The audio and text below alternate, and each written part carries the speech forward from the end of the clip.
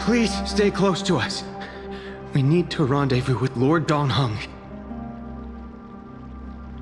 We will do everything in our power to clear the path for you.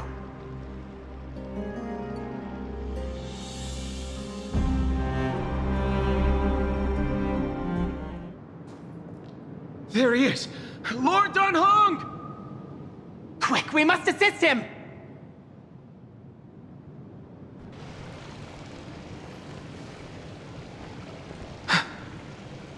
What are you doing here? Where's Feinen?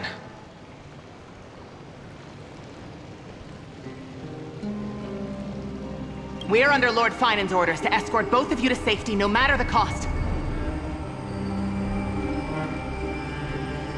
Leave this to me and the Holy City Guards. Zeph, take them and go. Wait, Namazani. That black-clad swordmaster. Something seems off. At some point earlier, they suddenly froze in place, not moving at all. Like some kind of omen.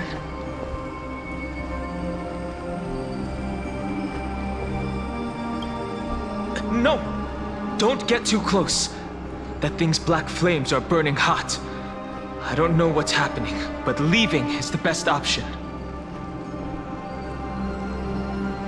I don't know which demigod graced us with this miracle. Please, come with us.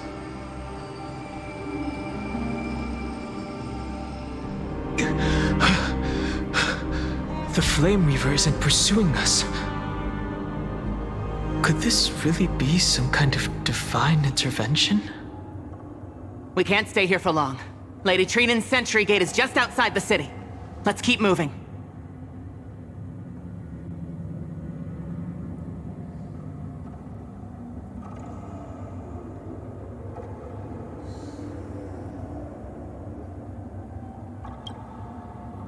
Our experience in Amphoreus has far exceeded expectations. If our goal was just to replenish fuel, then mission accomplished. But you're right.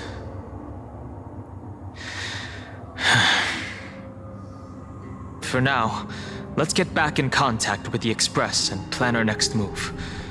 That's the safest course of action. We need more information. On that note, I have a proposal. Who's there? I hope to convey a message to the two nameless. Mr. Screwlum? Who are you? Stand down. I order you to maintain a distance of 10 paces. It's okay, guard. This one is not our enemy. It has been a while, nameless of the Astral Express. I'm glad I arrived in time to stop that black-clad one from harming you further. So it was you.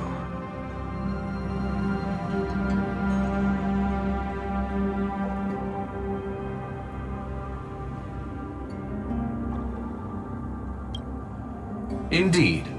Madame Herta invited me to meet with you, nameless. Rest assured. You two know this Anti-Catheran? Does he come from the same people as Counselor Lygus? Don't worry, guard. This gentleman is an ally of the Trailblaze. Would you mind giving us a moment to speak in private? Of course. We'll wait nearby. Please, stay safe.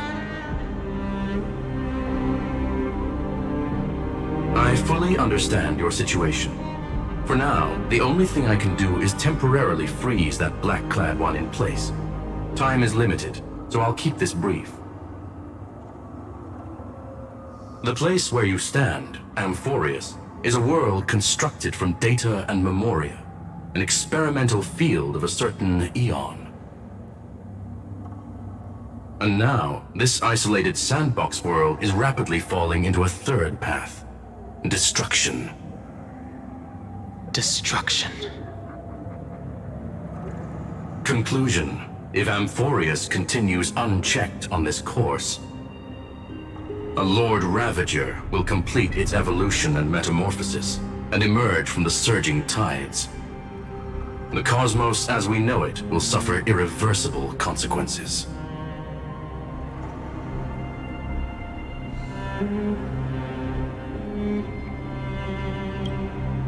The disaster that this Lord Ravager intends to trigger may be far more severe than the Law Fu's Stellaron crisis, because its goal is the Eon of Erudition. Putting aside the complex details of the inferences involved, I have a request to make. For one of you nameless to stay behind on Amphoreus, acting as an informant, in order to prevent the wrath of destruction from ravaging the cosmos.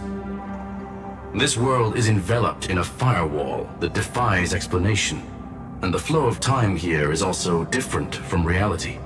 Madame Herta and I can only tear open a gap and project images inside. However, the accidental crash landing of the express car notwithstanding, both of you were able to successfully land here. There must be some principle behind this we have yet to fully grasp. It will take time to uncover the reason. Before then, if one of the Nameless is willing to stay and witness the fate of this world, or to push it along when necessary, it would be of great assistance.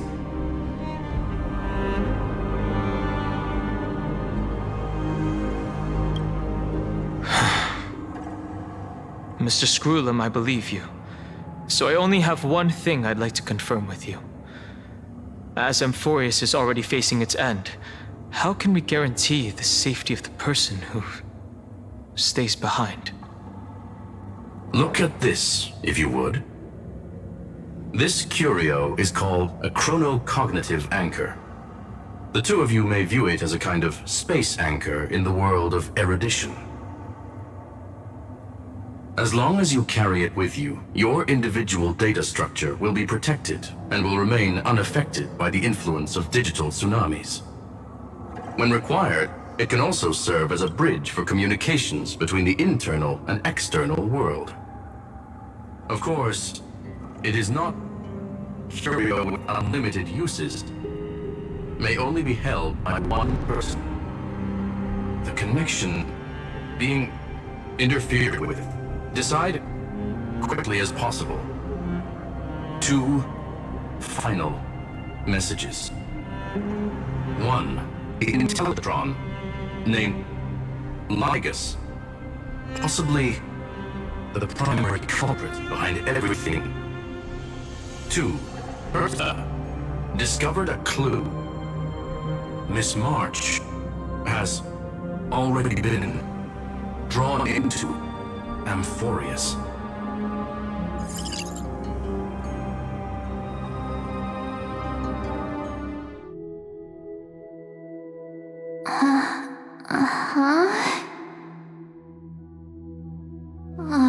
Cold. It's freezing. Hold on. Am I dreaming? This is way too strange. Everything's spinning, and I can see webaboos flying around. But I was literally just talking to Himeko. How did I... When did I... That's it! She warned me about this place right before Klipoth glimpsed her. Oh no. Have I accidentally walked onto some weird path?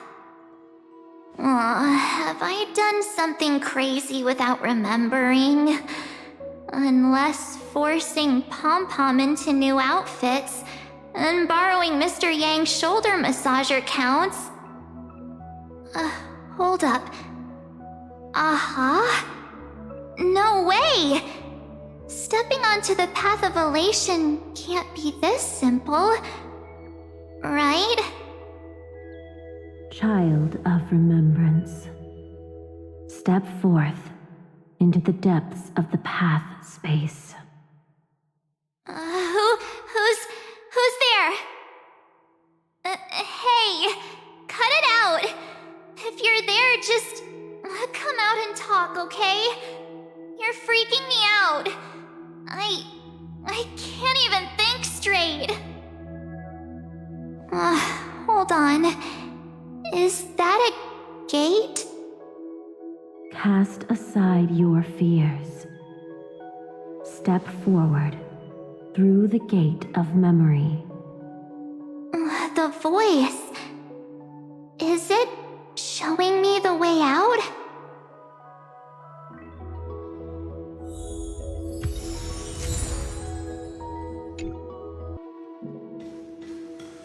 Oh no, don't fall for it! They're lying to you! Turn back now! Another voice? Who now?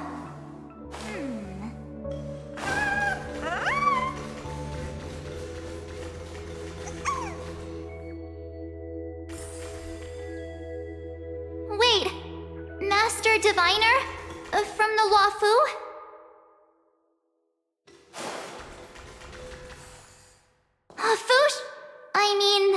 Master Diviner, what brings you here? And you, Miss Messenger, do I know you from somewhere? Good to see you again, March. A pleasure to see you, Miss March. That's it! Master Diviner used the Matrix of Prescience to help me search for my memories. And you, Miss Messenger, we met in that memory space. You said to me, "The value of your life does not lie in what happened in the past, but in the present and the future." Your memory serves you well. March, I conducted some experiments with the 6-phase ice you left us. Thanks to the Garden of Recollection, the Matrix of Prescience has made a breakthrough in extrapolating the past. Now, we might be able to bypass the obstacles and look directly into your history. The Master Diviner is right. Continue down this path, and you'll be able to find your lost memories at the end. Since we last met, you've grown much alongside the Trailblaze. You should be strong enough now to bear the weight of your past. Well, there goes my Ice Princess fairy tale. I need to know, Master Diviner, Miss Messenger, this isn't just another dream, is it? If this is real, why reach out to me at this exact moment? The situation is dire. Your lost memories, they're crucial to the Garden of Recollection.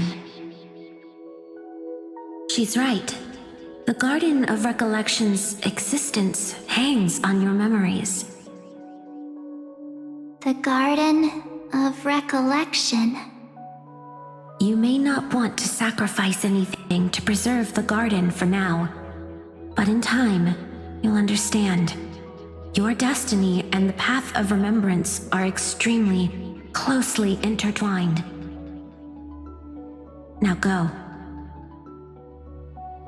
So, I just walk through that gate? This way, March. Your past awaits beyond the gate of memory. Stop! They're just mimicking people from your memories! That voice again.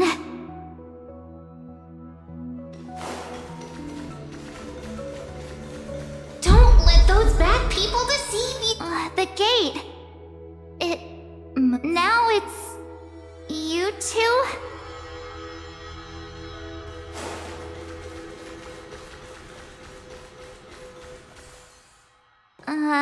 Hey guys! What are you doing in a place like this? March! There you are! Finally. The trailblazing journey just isn't the same without you. Traveling's no fun without you around. Well, duh! What's Team Trailblaze without its star member? Wait a sec. You might look like you two, but... We understand your confusion. The Garden's allies helped us establish this Neuralink to reach you. The Garden's allies? You mean Miss Black Swan? Yes. She helped make this possible. Keep going, March. Find your past, wake up, and travel with us again. That sounds really tempting. Finding my past and continuing to trailblaze new worlds with you? Trust in yourself, March. It's gotten us this far, hasn't it? Follow us. Let's go through that gate together. Step into your past, March. Find your true self.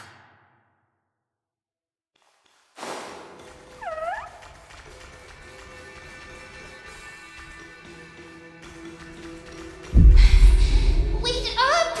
Slow down! Those words sound so sweet. But keep your eyes open. Don't let them fool you. Let me see.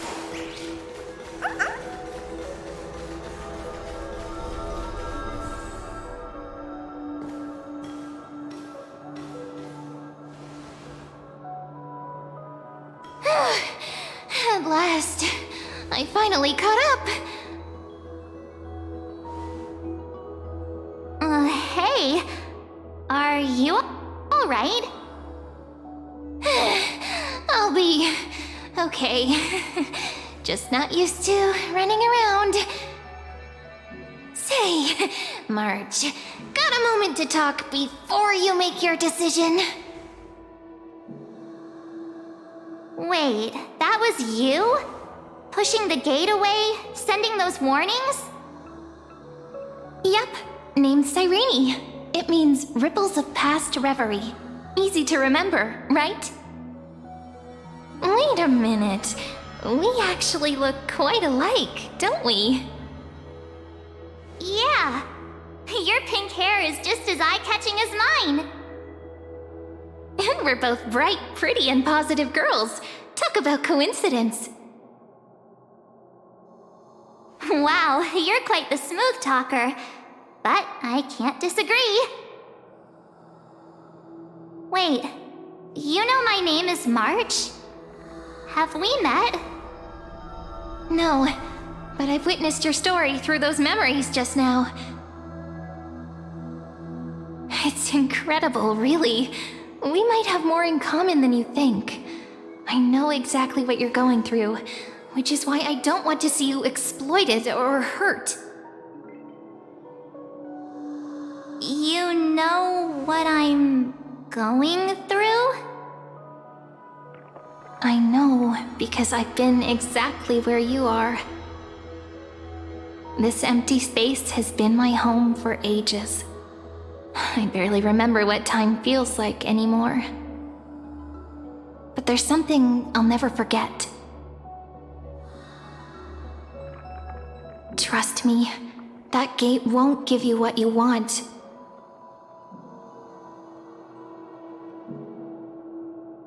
You mean those people? They're lying? Luring me into a trap? Yes, convincing, weren't they? They've studied your memories, using your deepest wishes against you. How dare they manipulate a young girl's feelings like that?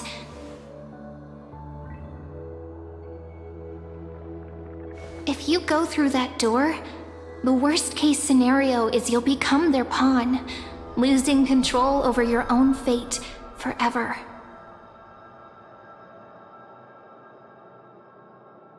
You've seen what's on the other side?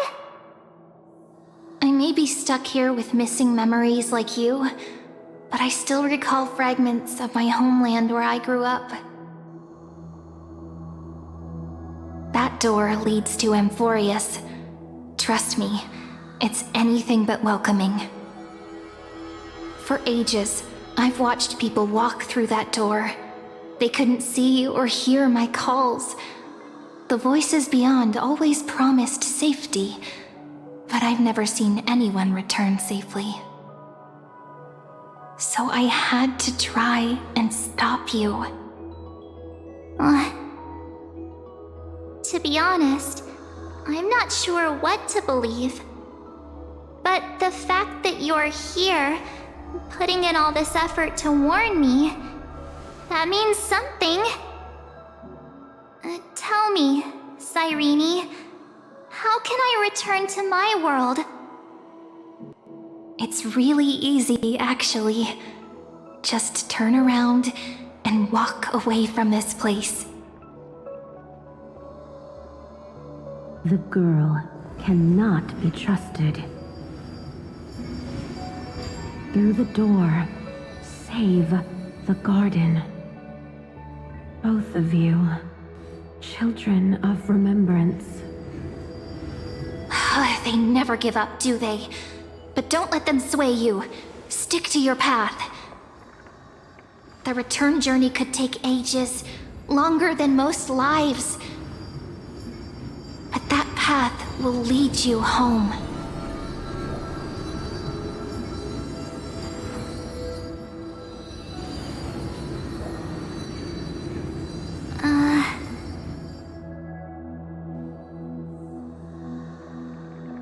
Thank you, Cyrene. I know what I need to do. I'm going through that gate. Into Amphoreus. Wait, what? Don't worry. I believe you. It's just that, for me, the only place I can call home is right beside my friends. Two of my closest friends are already on their way to Amphoreus. They may seem capable, but only I know. They're absolute disasters waiting to happen. They won't last 5 minutes in a new world without me.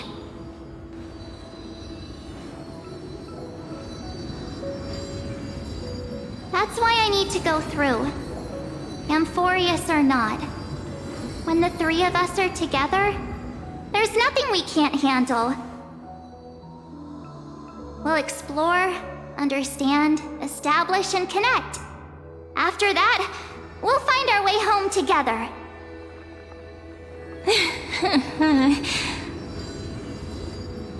I see. You've got people who mean the world to you, too. That is so heartwarming. March, if that's what you've decided, you have my full support. Birds of a feather we are, looking all sweet and innocent, but with hearts of fire. Oh, stop. You're making me blush. Well then, I guess this is it.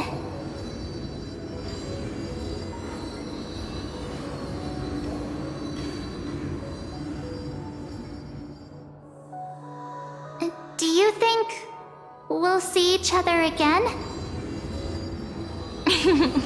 Who knows? But don't worry about me.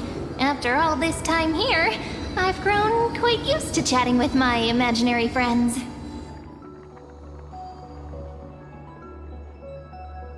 Since Amphoreus is your homeland, if there's a way to help you, my companions and I will do everything we can. Then I'll look forward to that day.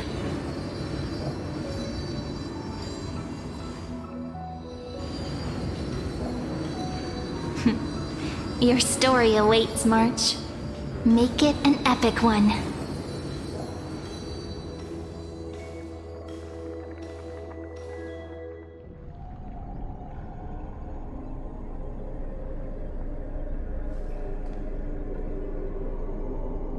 okay there, friend? Something seems to be bothering you.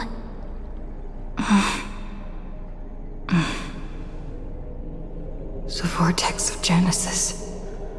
We made it back. Even this place has changed. Finan. Is he ready for Aranova?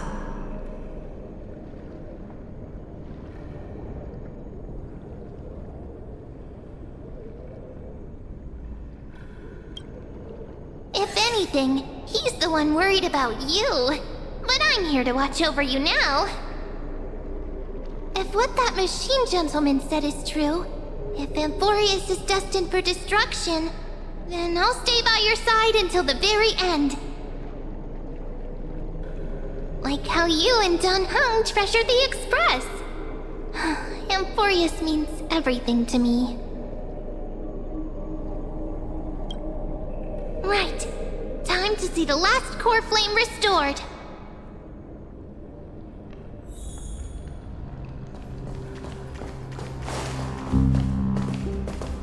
Look, there's Finan. And wait. Lygus. Remember, Skrulum's warning.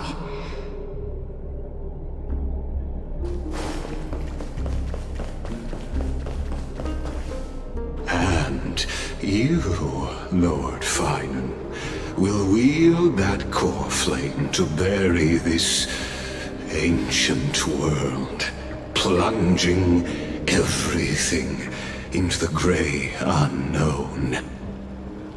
None of that matters now.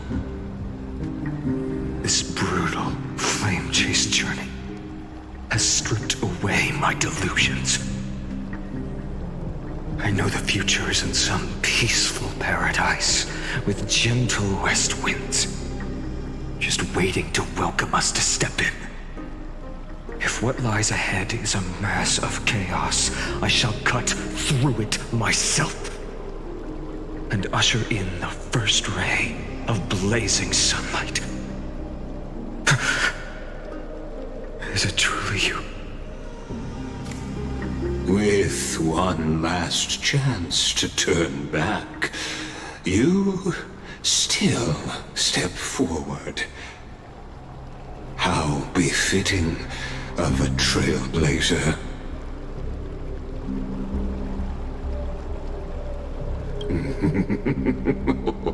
You misunderstand. As our world nears its end, the ones who walk the infinite paths have embraced their destiny. As the Theoros, it is my duty to witness the world's future and oversee this final core flame ritual on their behalf. The trial of world-bearing, the ritual of Era Nova.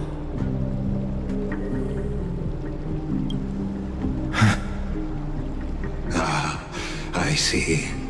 So you met my kindred spirit before I could erase his traces. Partner, what are you saying?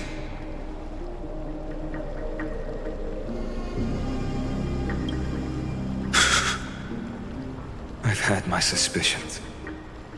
How does a native Antikytheran know so much about repairing vehicles from beyond the sky? Lord Lygus, how much do you truly know about Era Nova? Tell us everything.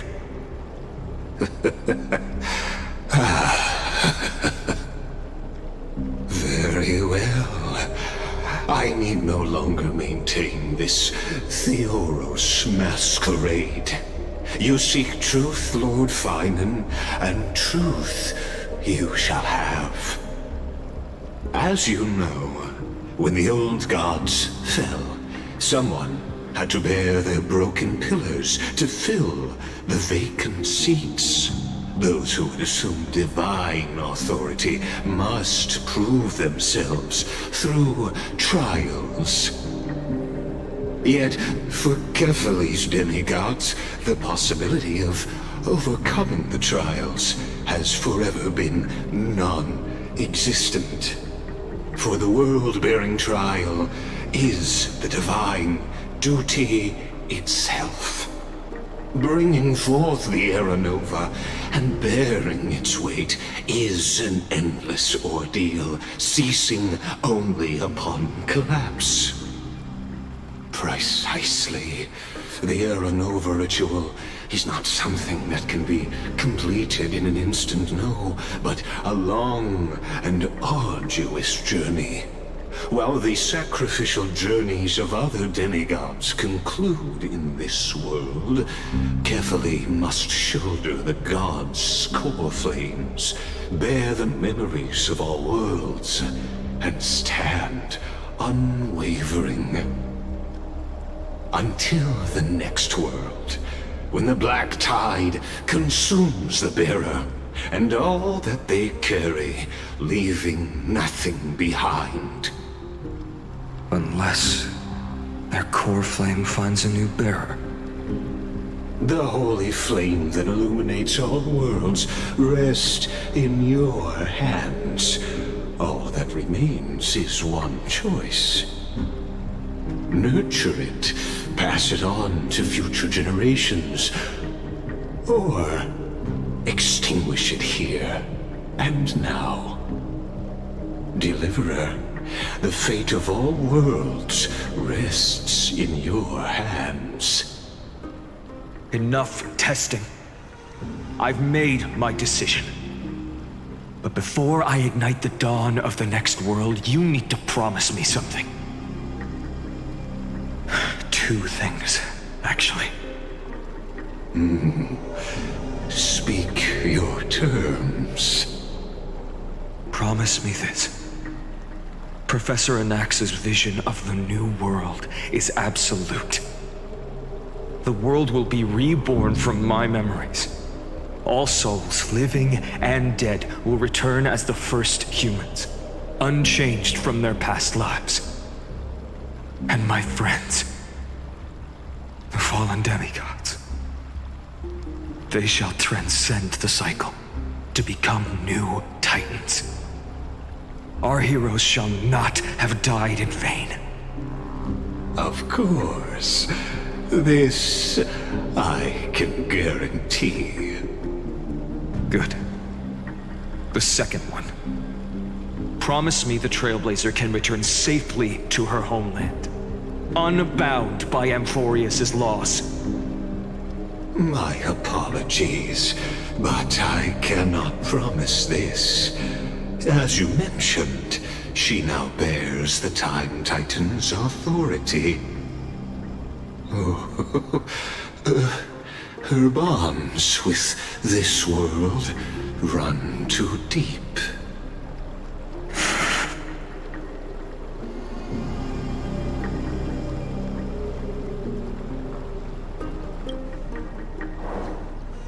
Well, I stand corrected. An outsider like her does have ways to defy destiny.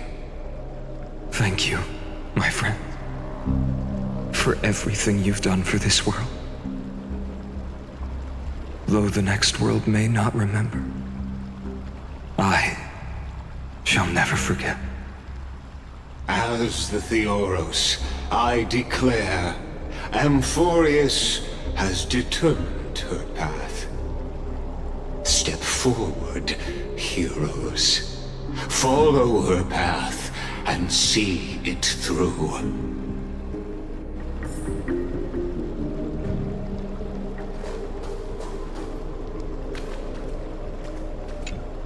As our world draws its final breath, I stand before you as the Theoros.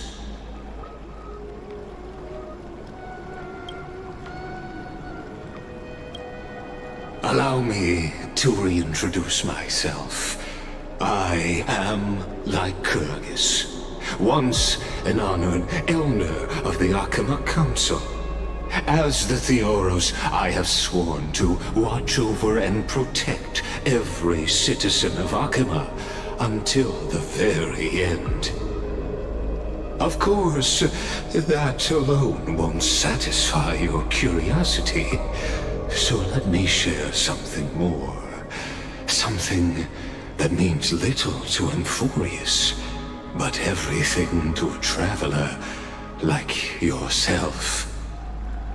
I, like Kurgis, am one of the Erudition's many Pathstriders. Through me, Nous keeps watch over this realm, working to save Amphoreus from decay. I don't expect you to trust me based on words alone, but believe this much.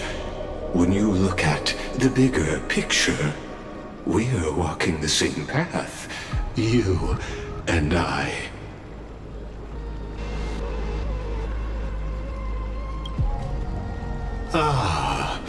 While the Holy City may honor me, I am but a humble speck before the cosmos. My reach is limited. Your doubts are natural. Let me assure you of this. What's done, I've told truthfully. What's to come, I'll witness fairly. My conscience is clear. To my role as the Theoros, to Amphoreus, and her destiny.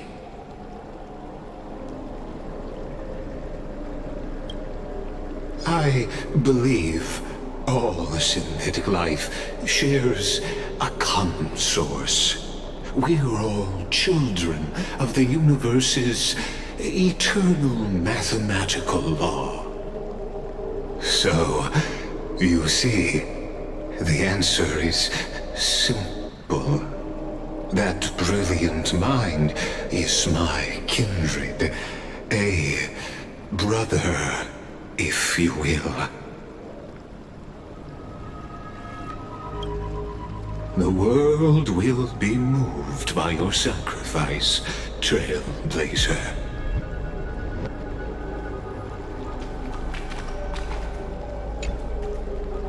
Without you, we could never have reached our prophesied tomorrow. Thank you for walking this path with me to the end.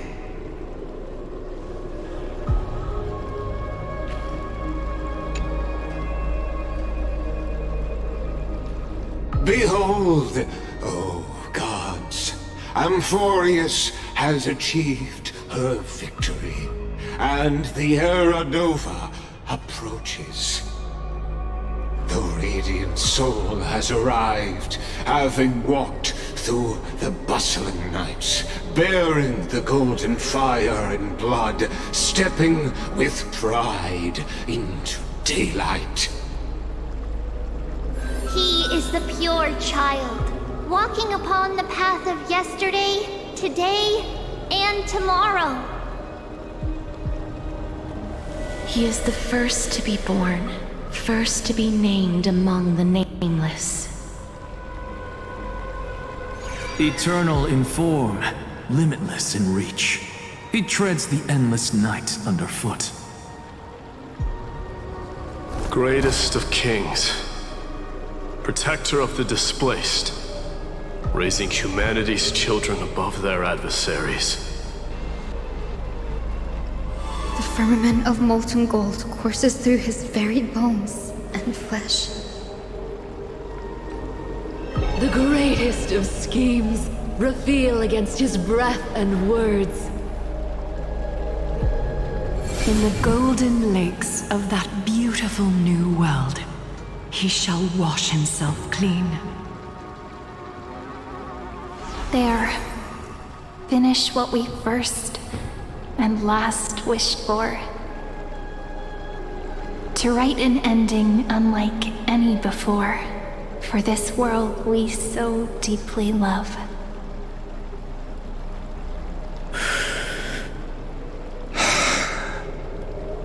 Come, partner. Join me. The time has come for us all to face oblivion, or embark on one final grand journey.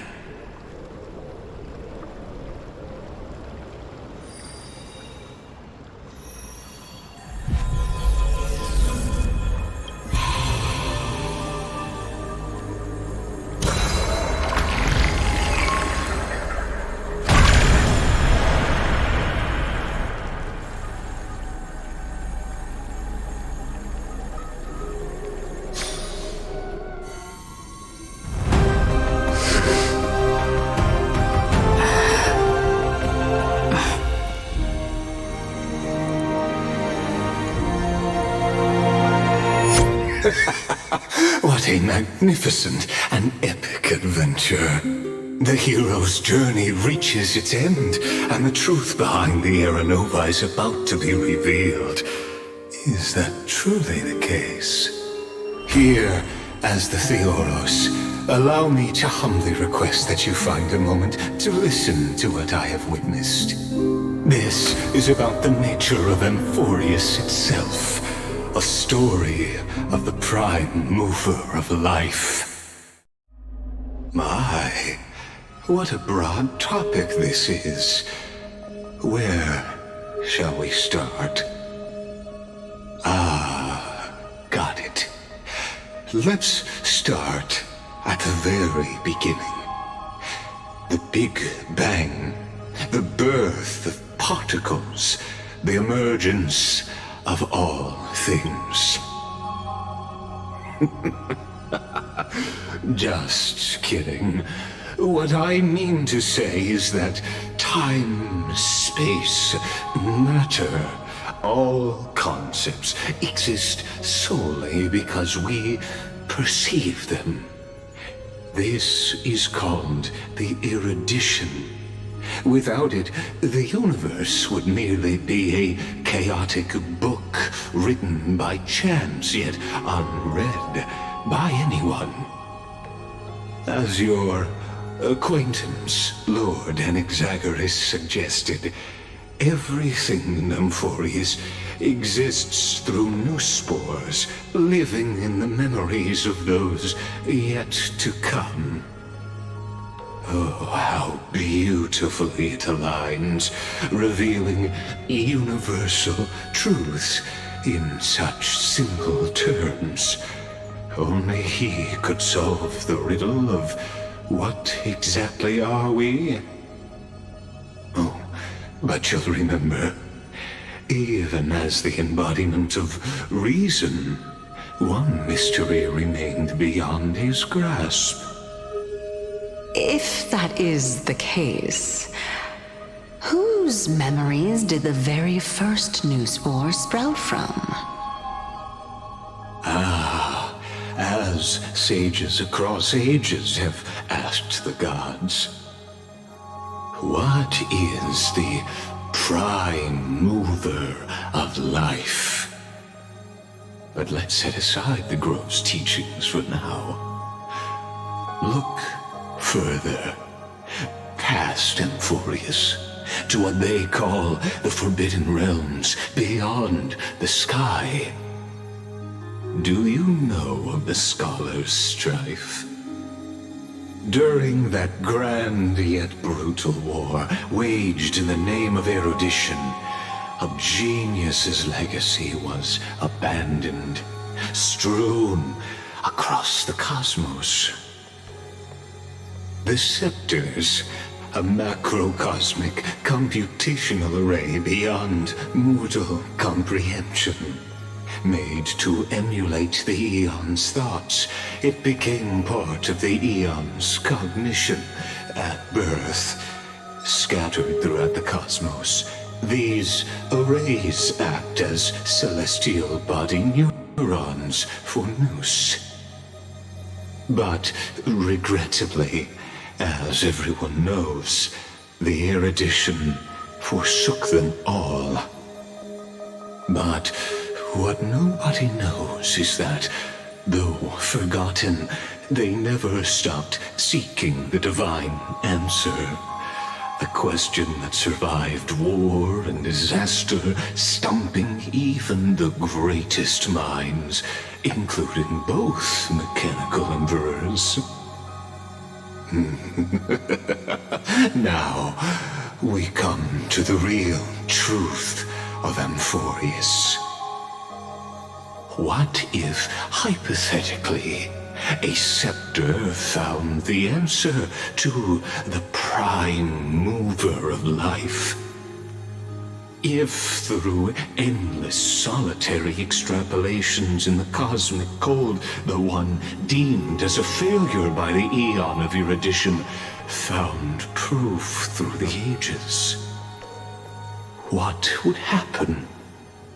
Perhaps the answer is simpler than you'd think. From a perishing neuron devolved into true life, reborn through the gaze of another eon. This is a tale from the distant past, unknown to all, even unheard by the greatest geniuses. Now, let's leave the Scepter's story here, returning to where we began. What is the prime mover of life? Actually, you know the answer better than you realize.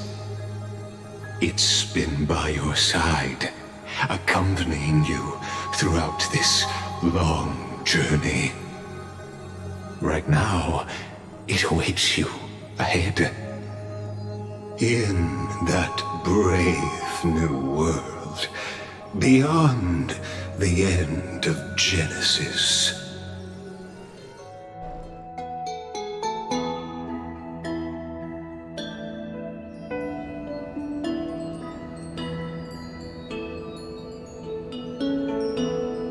Take this wish with you.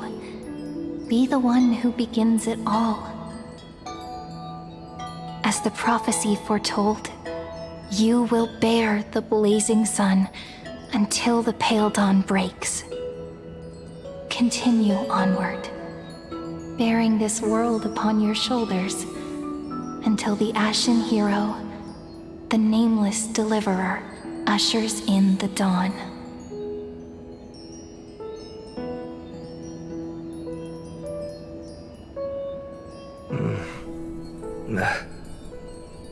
Such an odd dream. Strange. Like I've dreamed this before, but it all slips away when I wake. Only a voice remains. Who was that?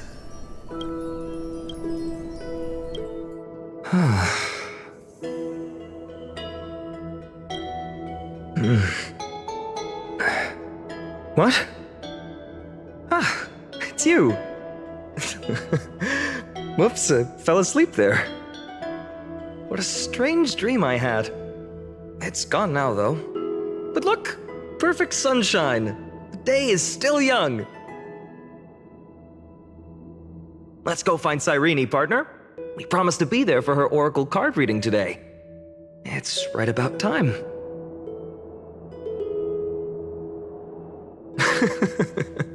Looking at you, someone's still half asleep. Tell you what, catch some fresh air first. I'll hang around here.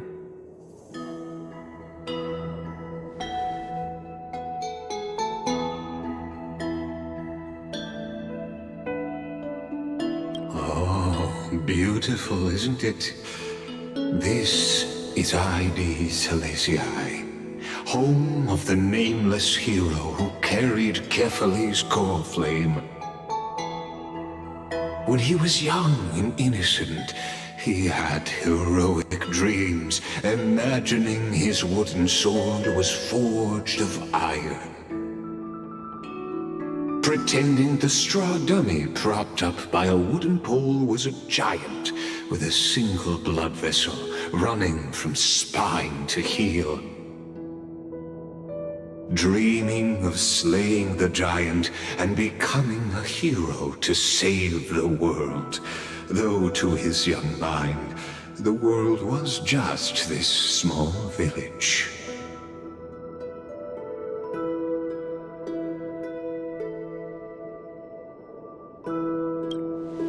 Sharp as ever. Indeed, these memories you witness are the first steps of his journey. These are his first memories. Rather than watching, why not join in? Think of it as immersive theater. Become his lifelong closest friend, witnessing his hero's journey from the best seat in the house, as the nameless hero whose unwavering guidance shaped Finan's destiny, yet whose name was never recorded in Amphoreus's history.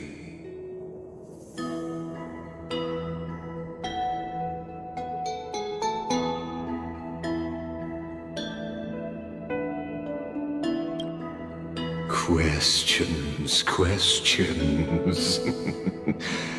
Let's follow along and find out, shall we? Many mysteries lurk in this village beneath the veil of Evernight. Your questions will find answers as the story unfolds. All awake now? Great. Let's go see Cyrene. Finan! Show me how to use a sword like you do! Wait till you grow a bit more.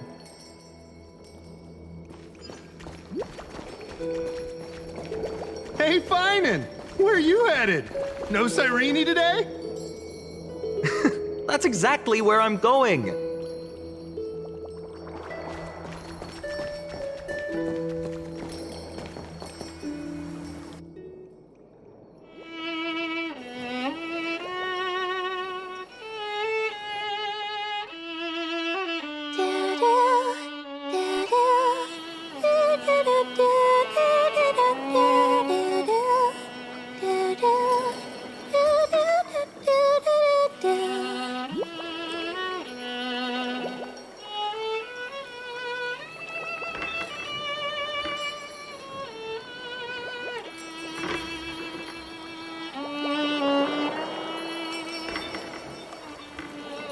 Found you.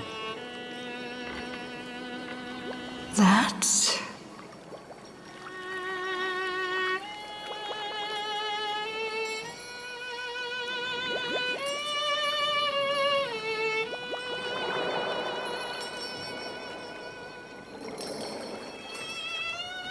Goodness, look at you rushing about. You've got the poor swing all startled. Hmm?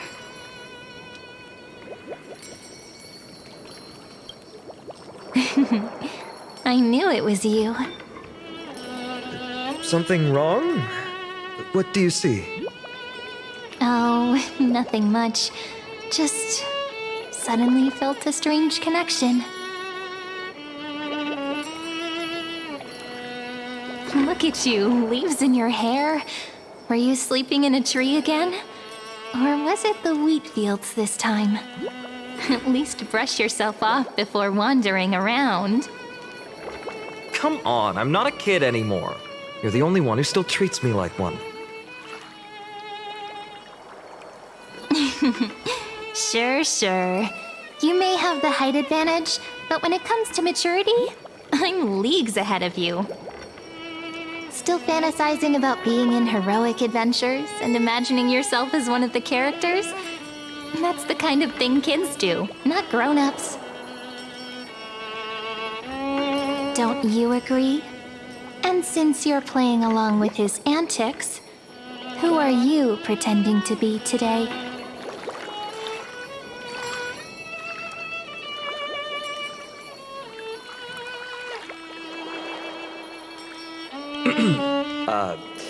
Today, she's going with Invincible Galactic Baseballer. Switching roles again? What happened to being the valiant hero from a distant shore who made that solemn pact to learn the sword? Spare me. Can we not bring this up? Speaking of which, what about those oracle cards? We haven't done divination in forever. Why the sudden interest? I was just about to tell you. Earlier, while napping on the swing, I had the strangest dream. There was this mysterious voice in my dream, calling out for something. Wait, you had that dream too? Yes, you too? That would explain this lingering sense of unease. Which made me think of those old oracle cards I used to play with as a kid. Though the Ornyx prophecies were always hit or miss. Yeah, all the kids would get so excited drawing cards like ruler or warrior, but throw fits over devil or drunkard and demand a redo. If you just redo it when you don't like the result, what's the point of divination?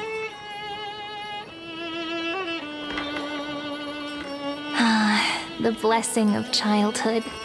Believing the gods might not notice our little corner of ID Silicii, willing to let our small deceits slide. Still, fate is absolute. After all, we never really know just how far into the future the prophecy extends. Anyway, let's go to our old secret base and look for those oracle cards. Now, where did we hide those? I can think of a few spots. Let's go check it out. In a village this size, I bet all our childhood treasures are exactly where we hid them. Mm-hmm. Time must be keeping them safe for us. It's mine! I caught it fair and square! You did not! It's mine! Finan! Cyrene! Come quick!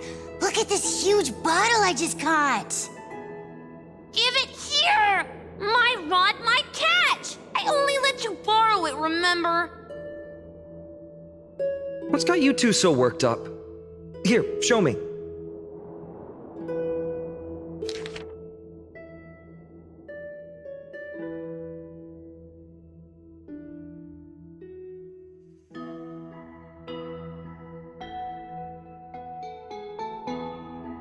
Wait a second. This is my old wish in a bottle. How did it end up here?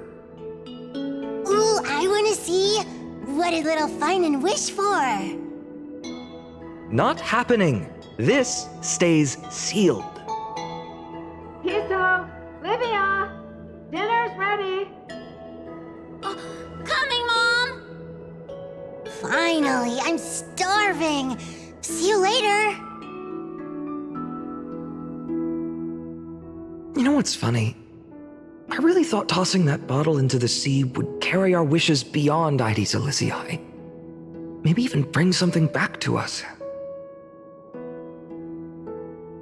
Never thought the waves would end up pushing it back ashore.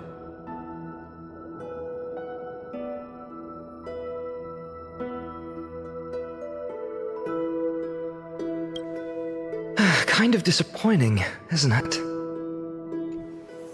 In the sunlit barn, amid the scent of ripened wheat, they found various fruits hoarded by squirrels. And a wooden figurine, missing arms and legs. My unfinished little soldier? After all these years! Hey, this is the one Mrs. Pythias confiscated. Finally back in my hands. Finan, Cyrene, where are you two headed? Speak of the devil. Mrs. Pythias, is school out already? No classes today. This morning, I used fallen leaves for a reading, seeking Orynyx's wisdom. They warned of potential injuries, so I gave everyone a holiday. Besides, it's harvest season. There's plenty of other work to be done, even without classes. With you being our only teacher in ID Silicii, you must be working so hard. Anything for my students. I don't mind the work. When you travel far from here, you must visit the Grove of Epiphany for me, to see what a true haven of wisdom looks like. By the way, what are you looking for in here? You've been searching quite thoroughly.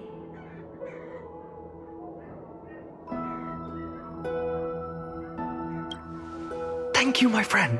Time to take our soldier home. All right then, I should be going. It might rain tonight, so don't stay out too late. So this is where the wooden figurine you carved during class ended up. And here I thought I knew all your hiding spots. To be honest, I'd forgotten all about it myself.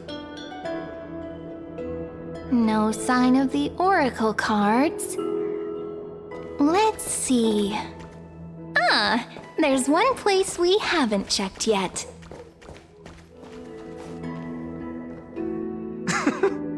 Well, those were the days. We'd always meet either by that statue in the village or right here. Right? And I remember you never used the front door when you wanted me to come play. You always climbed over the wall. You were such mischief makers. Just like a certain someone who has a habit of showing up unexpectedly. Right?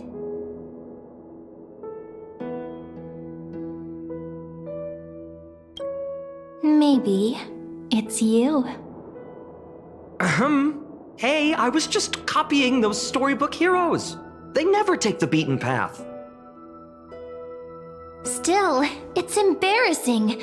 I've been the only one here for a while, and I haven't kept up with the cleaning. With so many spots to check, where should we even start?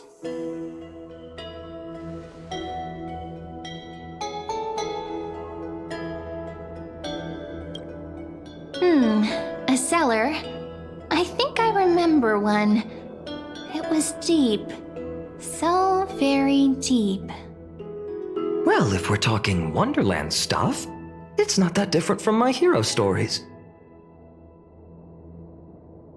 All right, let's split up. I'll handle the yard, you check the upper floor. I wonder what the view's like from up there. Worth checking out? Juice with milk would taste.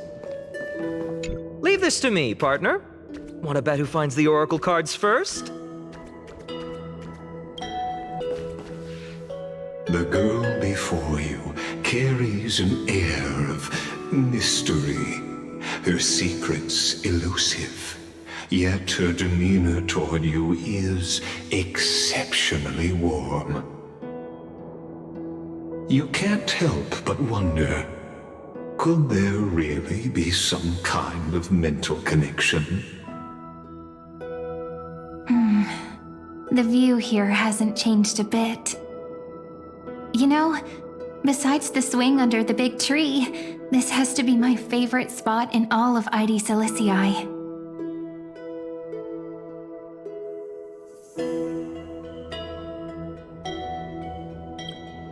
You can't help but want to hum one of those old songs we used to sing. Why do leaves and branches grow? Which way does the wind blow? I always said I'd become the next priest of time, just because I heard prophecies as a child.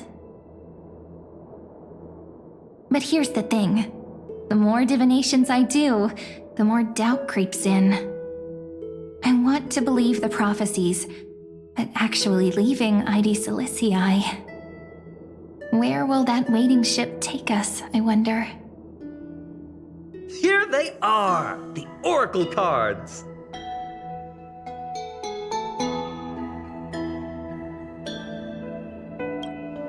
I've captured it all in my heart. This view, and most precious of all, my childhood friends. There we go. Looks like the gods do listen to our thoughts. Here it is! This is the box where we kept the cards. But the cards are gone. Who could have taken them? Huh? What's this underneath?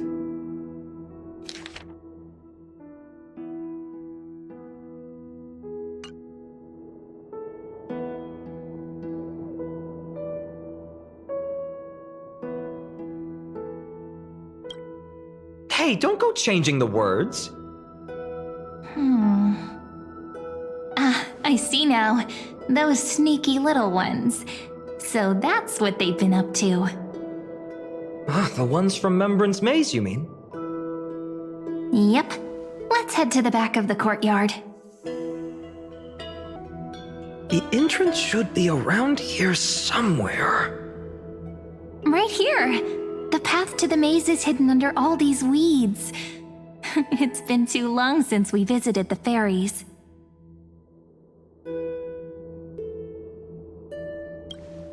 Did you forget? We used to visit them all the time when we were little. All right, let's do this. These weeds need to go.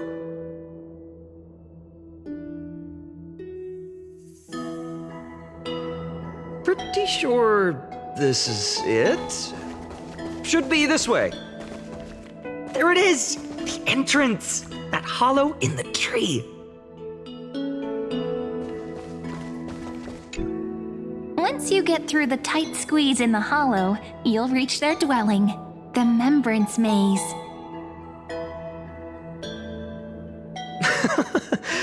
I wonder if I can still squeeze through there. Maybe worry more about whether the fairies will let you in. After all, the Remembrance Maze has an invitation-only rule. Only children with pure hearts are welcomed.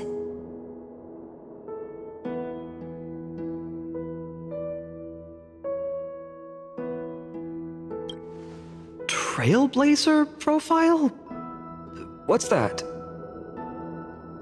Regardless, how about we try getting through the hollow first? After you, then. What? Oh, sure, I'll go first.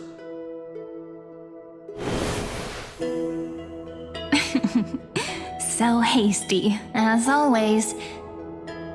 Looks like it's just us now. Care to finish that chat? To be honest, from the moment I saw the cute note left by the fairies, my intuition became even more certain. Perhaps when we step into the maze again after all these years, the wheels of fate will finally start turning.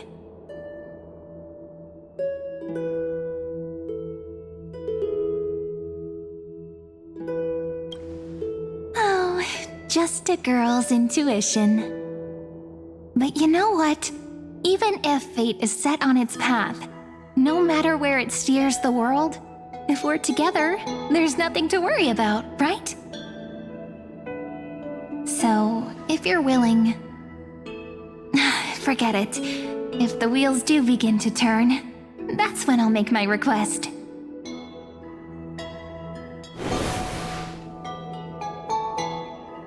I made it!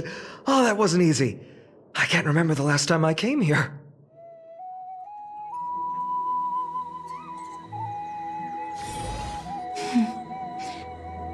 We were still kids back then. Wait a minute. Are you? Look who it is! Rini and Snowy! Whoa!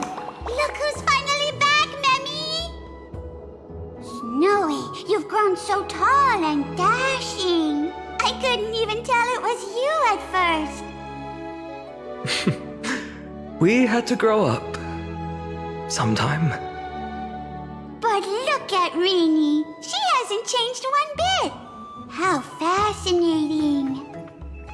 Perhaps I'm like you, Rayleigh Mem. Just another fairy of the maze.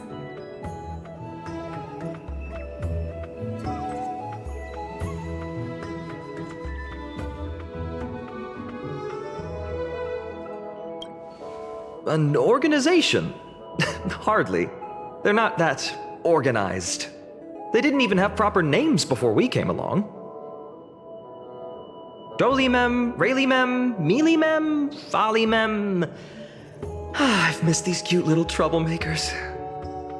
We used to gather around the fire, singing and dancing, imagining all our future journeys. Without coming back here, those memories might have faded away entirely. Oh, how could you, Snowy? You swore you wouldn't forget about us.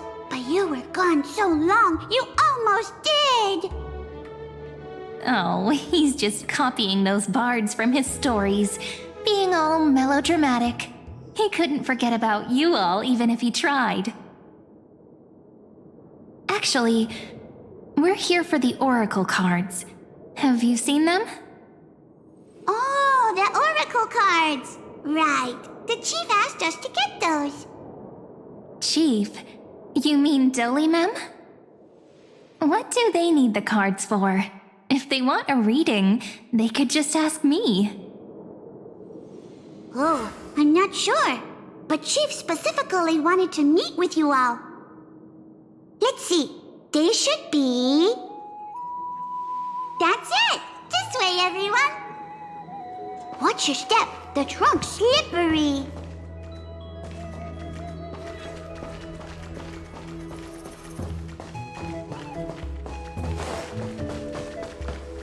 Chief! Reenie and Snowy have returned!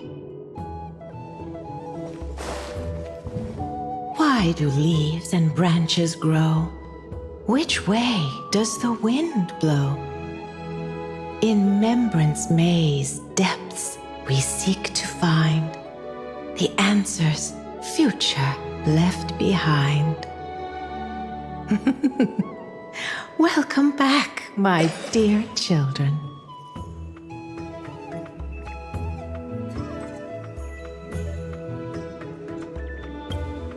Pink ones? That's strange. I don't recall any pink fairies in the Remembrance Maze. Have you seen any, Chief Dolimem? Oh, Chief, you haven't changed a bit. Still so full of life. Oh, no need to fuss, my child. You haven't forgotten, have you? As long as our songs are sung, the children of the maze will live on. Just as our paths stay forever linked. Here, take it. I'm sorry I had to resort to such methods to bring you here. My book of oracle cards. Thank you for keeping it safe. You know, you can always just ask if you want me to divine something. Still, bringing us here like this after so long. Is something wrong, Chief? Yes. The Veil of Evernight whispers to us once more. It tells of a new fairy who will soon enter the maze.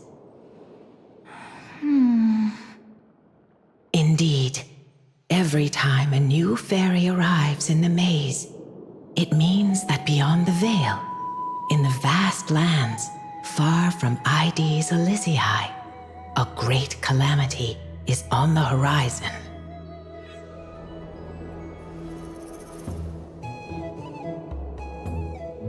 But if that's the case, our journey...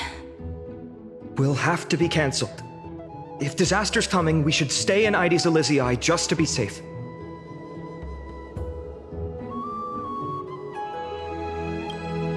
That's a good point. But what difference could Cyrene and I make? We weren't planning to be gone for long. Just enough time to hone our abilities. Finan would train in Castrum Kremnos, while I would seek the Fate Titan's blessing in Yanisopolis. Then we'd return to ID Silicii to help keep our village safe. It's okay. I can still practice my swordplay here. Some things you can learn on your own. Well, probably. That's not very convincing. Here's a thought. Let's have Cyrene do a reading. If fate wishes to show us its path, we might find some peace of mind. But what if we don't like what the cards tell us?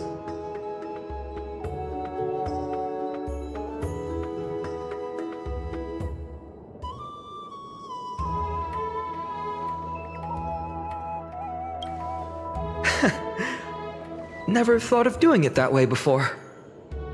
Thanks, partner. We'll do it your way. Whatever the cards show, we'll face it together. Ask with a true heart, and truth shall answer in kind. Close your eyes, and let's open the Oracle card book together. Let your thoughts flow like stars drifting on the river, carried by fireflies and gentle winds. Your destinies flowing towards the same future. Now, shall we begin? Oh my! The cards are quite responsive today. Very well. Let's see what future the Oracle cards wish to show us.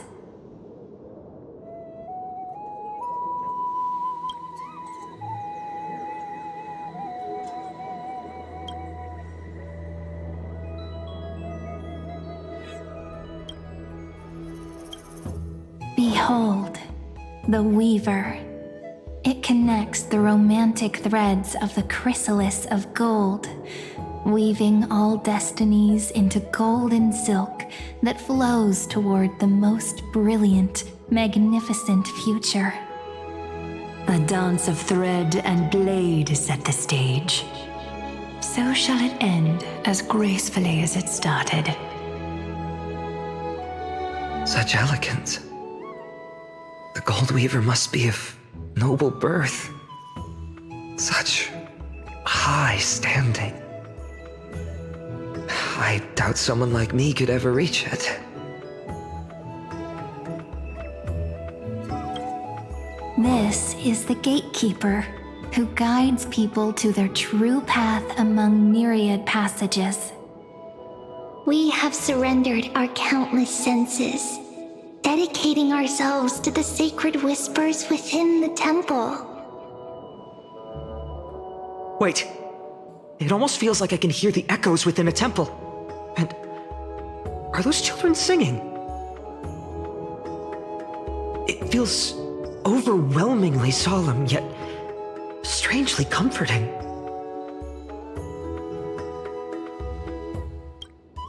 The ruler stands for discipline, authority, and glory, but frequently also points to isolation and warfare. Even should you pledge your loyalty to me as the last sovereign, the glory shall be mine and mine alone. He who has slain a king can no longer bear the title. Let the withering lion walk his last path alone. Is this showing us a ruler who forsook their people? Stories of such bloodshed like this feel so different from Mighty Silicii. But they sure can stir the imagination.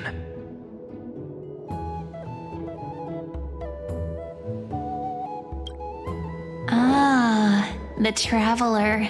Our little trickster. Always hiding behind other cards, disguising itself. What a rare catch. Over here! Or perhaps here! Gotcha! You'll have to be quicker than that. That teasing voice. Just like a child playing hide and seek. Surely only a master of mischief could pick up this card.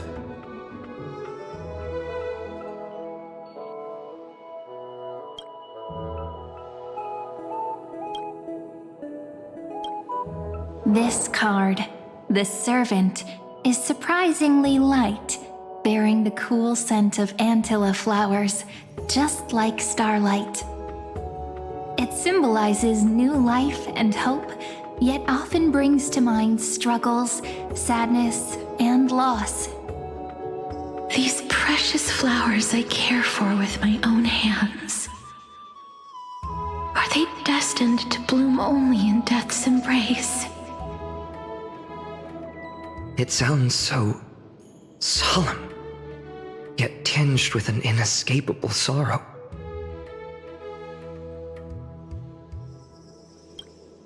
The humble healer may seem gentle in hue, but its courage matches any other, strong enough to melt even the coldest ice.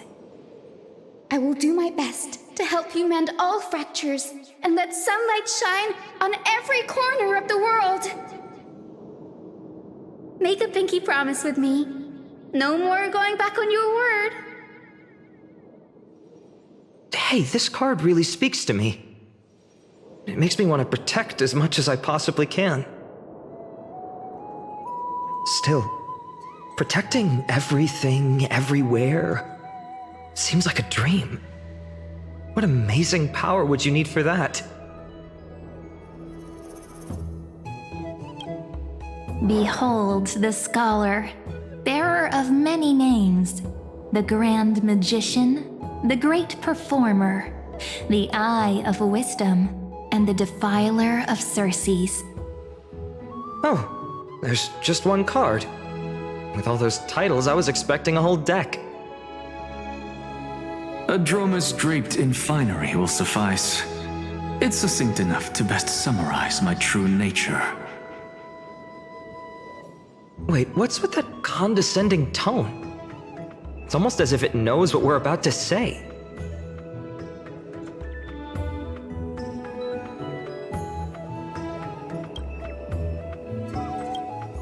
The Deliverer. According to the tripartite prophecy, this card means absolute harmony and perfection. In fact, it's the only oracle card without a dark side. What, no divine whispers this time? Oh, silly. This is simply the card you drew for yourself. The sleepy village of Ides Elysiae, in just one fleeting moment, welcomed an array of legendary figures. The Weaver, Gatekeeper, Ruler, Traveler, Servant, Healer, and Scholar. Their stories and wishes showed the village boy glimpses of a world larger than he'd ever imagined. They brought tales of raging battles, of cities crowned in holy light, and of wonders beyond his understanding. Each story so far removed from his simple village life. Once, these were just images on his friend's oracle cards, and yet destiny now stirs in resonance with the maze. And now, they are right in front of one's eyes. The Deliverer? This card again. Ah, my child. It seems you're destined to bear the wishes of many, to answer the world's call. Bear their wishes? Yes, just like Kefali, standing eternal atop the mountain.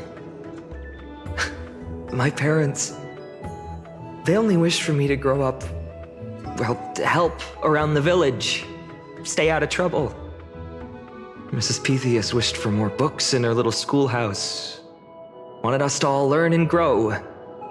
And little Piso, he wants to grow up strong like his father, to become a hunter. Is that my purpose? To fulfill their wishes? Perhaps. For a true deliverer, such wishes are but droplets in an ocean. After all, Kefali bears the weight of the entire world. Right. How could any human possibly measure up to a Titan? I wonder too. Perhaps. What's this? What you see are futures written in the cards. Or rather, the people you'll meet on your journey. Sometimes, fate can guide us when we're lost. Let's consult fate itself. Maybe then we'll know why we must take this path. And learn just how many burdens one must bear to become a true deliverer. Well, if it isn't our little deliverer. My wish. Just let me, wine and dine and soak up the sun for another millennium or two. I mean, what's the point of dying rich if you never lived rich? Right, Princess Homebuddy? Cypher, that's not how I see it. My one wish is to find that missing piece in my life. To feel someone's embrace once more. That warmth. I've felt it before, and it's my dearest memory. And speaking of riches, for someone with all those treasures behind your divine power, you've led a pretty cheap life. Ouch! Where did that come from? Right for the jugular, huh? What about our friend from the Grove? My wish came true before I touched the sky. I transformed my healing power into gentle sunlight, distributing it equally to every life I cherished and loved. You two are so selfless, aren't you? No surprise Aglaya wanted you for the flame chase journey. You know what? I did have one wild dream. To know what it feels like being born a noble lady, drowning in riches. Just think, if I traded places with that seamstress, me in the mansion, her on the streets. I'd like to see if she'd still become the gold weaver then. Maybe I'd even take her place.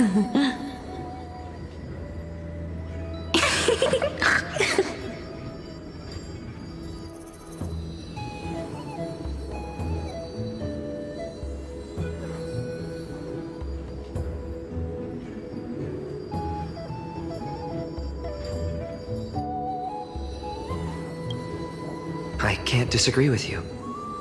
These wishes aren't weights to bear. They're like those candy wrappers the Ides Elysiae children love, shining even brighter when bathed in sunlight. Warm embrace, equal healing, and perhaps living free. They're all wishing for a kinder world in their own way.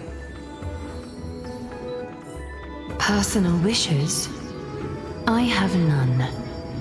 Only the Aranuva matters.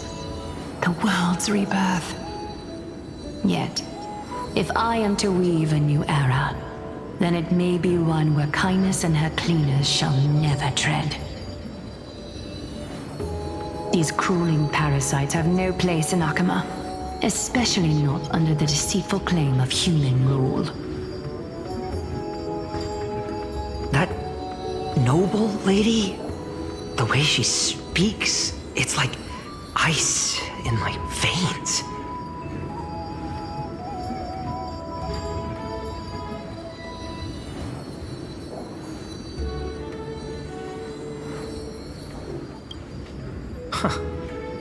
Not exactly the warmth I'd expect from someone selfless.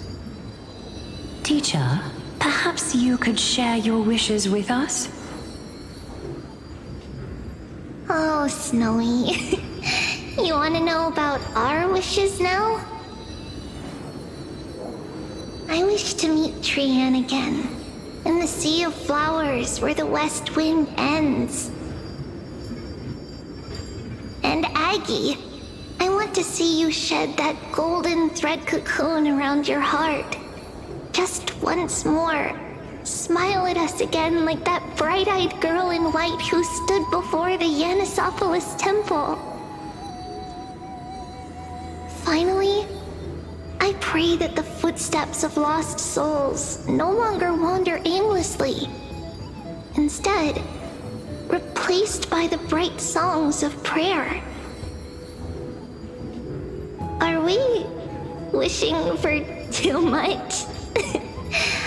Well, let's say these 3 wishes represent Trianne and Trinan too. Those wishes are truly wonderful. They even stir something deep inside me. Then we can rest easy, because only you can make these wishes come true. Only me? Mark these words, Snowy. See you tomorrow. Finan, my student. Must we go over this again? Listen well. I detest the word wish. It reeks of mortals crawling before their gods. My life's work is done. All that remains is for you to take the final step and prove the ultimate truth. I, Anaxagoras, shall become a god of the new world. Through irrefutable logic, I will prove that mortal wisdom can achieve divine greatness. Isn't he, you know, a little... I mean, I just daydream about hero stories, but he's fantasizing about becoming a titan? Come on, you're joking, right? Am I really being burdened with a dream that feels more like a fantasy? Finan? Since when did you become so timid, asking such juvenile questions about wishes? What's that supposed to mean? What's with that condescending tone? No way I become friends with this half-naked show-off, right?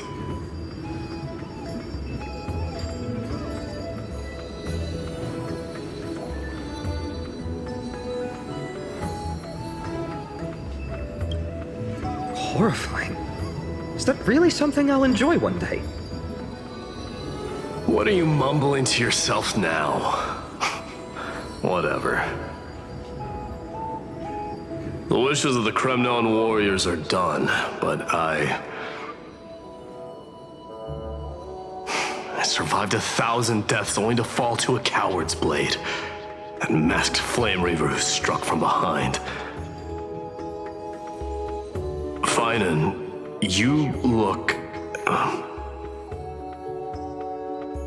Never mind. That blank look tells me you're completely lost. My wish is simple. One honest duel, face to face, blade to blade. Then I'll strip away that mask with my own hands. Nothing but violence and vengeance. This person's wish is nothing short of brutal. Still, those eyes burn with the noble pride I've read about. This wish, I shall not forget. So tell me, has the uncertainty in your heart begun to fade? So many faces in my future. So many wishes. Still, why would fate choose to show us this path? What's weighing on your mind? Didn't you say disaster would strike Amphoreus? If so, shouldn't Cyrene and I stay in Ides Elysiae? How could we possibly meet all these people?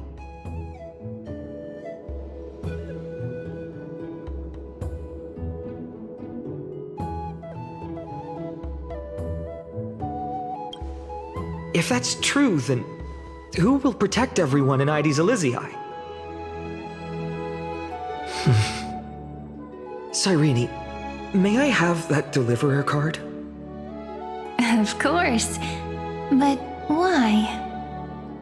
Although those voices, visages, and wishes may seem far away now, I can't ignore the sense that something is calling me, bidding me to take a hold of it. Maybe its true weight can only be known once it's in my grasp. In that case, accept this gift. Oracle cards carrying time's wisdom, blessed by Orynyx. May they journey with you, become your memories, and spark rippling waves of change in times to come. I'll hold these words close to my heart.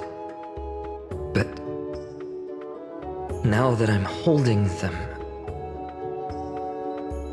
they don't seem all that different from ordinary playing cards. What? What's happening? Everyone, we've got big trouble, Mimi! Burning, smoke everywhere. It's all coming from beyond the maze! What's going on? It's here. The seeds of disaster have already taken hold, sooner than we had foreseen. This time, not even the veil of Evernight can shield us. You mean Ides Elysiae will be swept up in the prophesized catastrophe? I'm afraid so.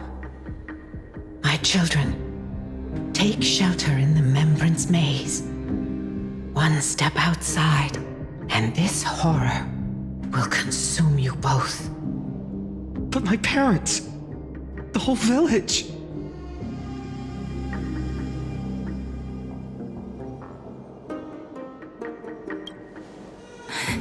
Are we facing the three titans of calamity? This is beyond any titan, beyond any danger you could overcome with strategy alone. It's an unspeakable horror that twists all life into abominations that never bleed nor cry. Even titans fall to its corruption, burning from within until only empty shells remain, knowing only death and destruction. The Black Tide. That's what this calamity truly is. It consumes all in its path, sparing none but the Membrance Maze. Not even titans can... Yes. So please, don't leave this forgotten realm the gods abandoned. You are the first to uncover our presence, and the only two who can enter the maze. We don't wish for you to throw your lives away. Finan, what path do we take?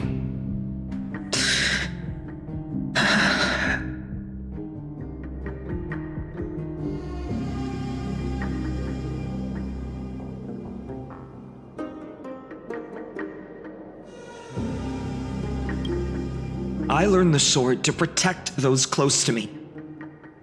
If I run now, I'll never be worthy of lifting a blade again.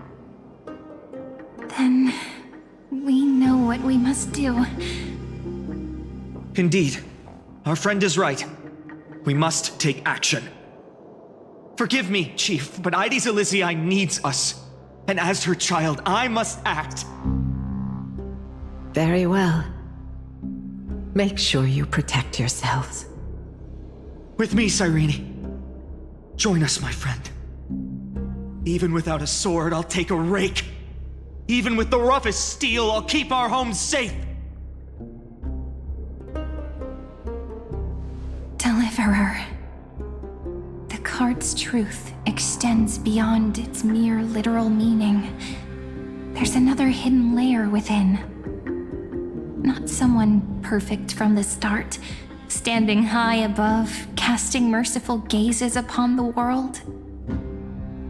But one who starts small, from a humble village, expanding their world within step by step, learning to save others as they grow. When we were little, I told him I wished this world would never need a deliverer. Now that wish has shattered.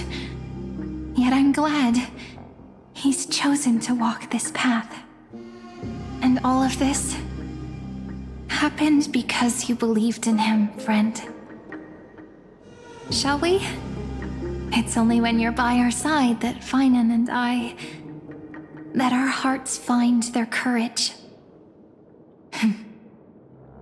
I know you're watching us right now, aren't you, great hero from the future? Oh, deliverer. Such cruel irony. Though destined to bear the world's burden, this boy can never become the hero to bring forth the dawn.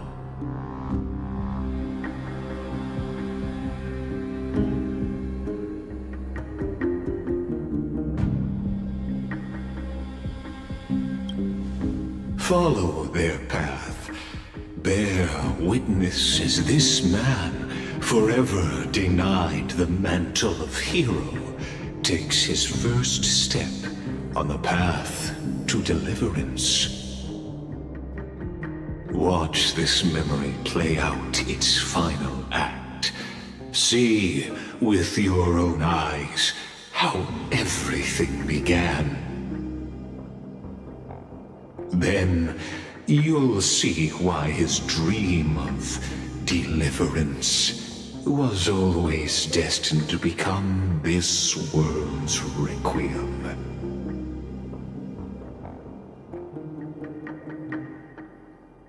A sun red as blood, wheat fields turning to dust, and in the heart of it all, a village aflame.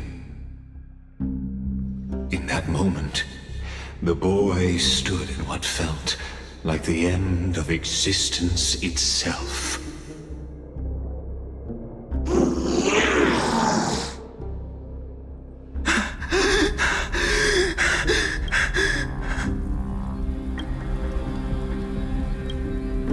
These creatures, they're everywhere. Someone, anyone, where are you?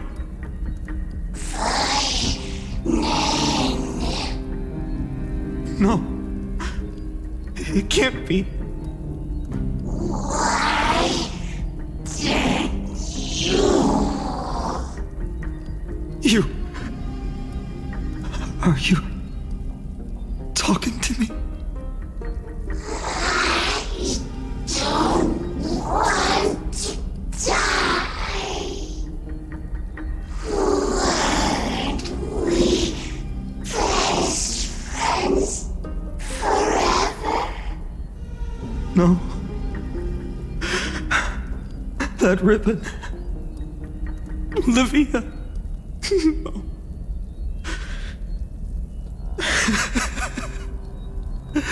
I should have known. Save us. Save us. Us. Please. No. Stop. Please stop.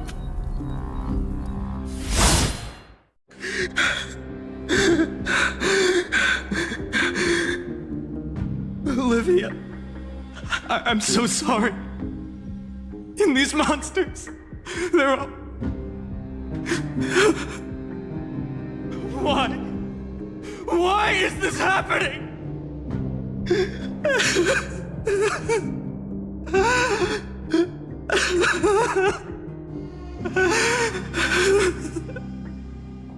When the black tide arrived, the wavering boy found resolve in his companions, and together they ran toward their first battlefield. In the far-off future, the land of Amphoreus would bear the marks of the hero's footsteps. With sword in hand, he would inscribe an eternal mark in the golden epic. And when dawn broke over scorched earth, a boy, covered in wounds, buried the dead one by one. His silence heavier than the earth he moved.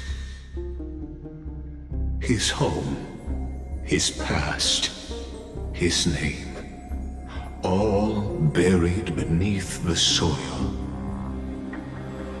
His feet carried him forward, over the pillar of stone, beyond the chalice of plenty, through the deadly fogs of the hand of shadow. He wandered without direction, like a withered leaf drifting in the wind. Through countless city-states, the smiling visage of the white-haired swordsman was etched into memories. Yet he did not walk without purpose. Deep in his heart, a voice always guided him forward to fulfill the wishes he had inherited, to brave peril, and to do all that was within his power to save those who needed saving. Those words his friend spoke long ago, when his journey began, lingered. Protect those who must be protected. The words were few, but they gave him all the certainty he needed. That's what it means to be ordinary and choose to be more. Onward he walked, until the call of the flame chase journey thundered across the land. In the vision painted by prophecy, humanity would triumph over the gods, seize the core flames, and ignite a new dawn for Amphoreus. Yet losses are a constant on the flame chase journey, where life too seems as small as a speck of dust. Only one who treats the world as their teacher can bear its eventual destiny. Are you prepared for such teachings? The voice within spoke, and he answered softly. No matter. My existence is of no consequence. When the Gold Weaver called, he answered, traveling to the holy city. There the elders met his warrior's spirit, with nothing but scorn, condemning him to the barracks in derision. No one saw it coming, not the world, not even him. Yet, this nameless recruit stood at the gates of legend. And there, at last, he found the ones who would walk his path right beside him.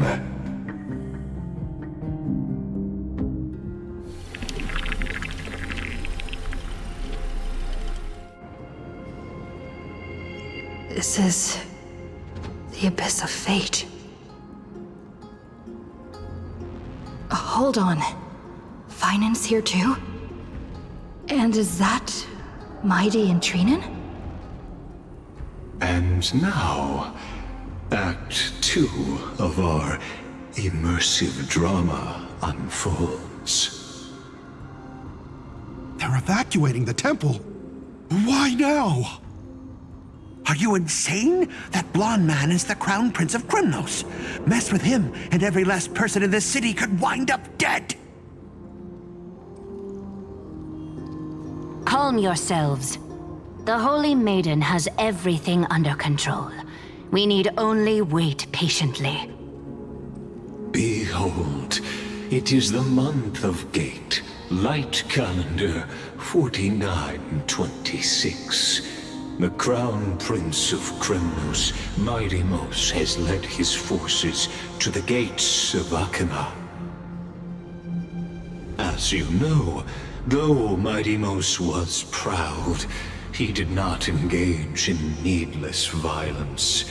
He challenged the elders of Akima to a duel, not for glory, but for the rights and dignity of his people, to ensure they wouldn't live as second-class citizens in foreign lands. After Aglaya's mediation, Finan met Mighty-Mos' challenge as the Elder's representative. This duel was to change the course of the Flame Chase journey itself. So, as Finan's most important companion, his lifelong friend, please continue to bear witness to his memories. Is this your idea of an honorable duel? Bloodshed isn't the way. We and Aggie don't want to see Chrysoceres turn on each other. True warriors know when to sheathe their blades. The impartial Talantan shall oversee this duel. You need only place your offerings upon their scales. Something that has more weight than the fate of the world. Which means only those who understand the world's weight are worthy to carry it. Is this how you plan to test our convictions? Well, Kremnoan, looks like you won't be able to punch your way through this one. It makes no difference. One last chance, new recruit. Walk away, and I'll spare your life. Otherwise, come and face me. I'll give you a warrior's death. Hard to imagine they once clashed like this. Holy Maiden, I can't help but feel like a pawn that has stumbled into some greater political game. Every hero was once a child, and every child must grow. That's so. I don't even know why I'm standing here right now. Look at me. Just a common soldier. Since swordsmanship won't decide the winner, Lady Goldweaver should be here instead. My devotion to the Holy City could never compare to hers. What if we told you this duel isn't about winning or losing, but rather in the choice you make? Are you saying that Lady Goldweaver is testing me? Every Chrysocer is indispensable to the Flame Chase journey. And you and the Crown Prince of Krymnos are both a part of the prophecy. What the duel marks is not an ending, but a beginning. So, listen to your heart. We wish only to hear your answer. True enough. The voice within has never failed me. It doesn't matter what the result is. I'll give it everything I have. Spoken like a Chrysocer. Now go, Finon. Your journey has only just begun.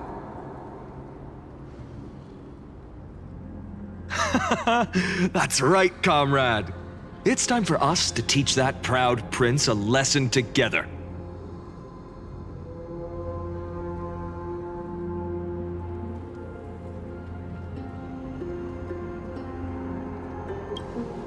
Me? With him? Don't joke around like that. Still, on the topic of the Temple of the Three Fates, here we are, at the Temple of the Time Titan. And I don't even know how Cyrene's studies are progressing. We haven't really had much contact since I set out. Still, I hope she's doing well. Anyway, let's go, comrade. It's not every day you get a chance to see Talantin's scales of justice.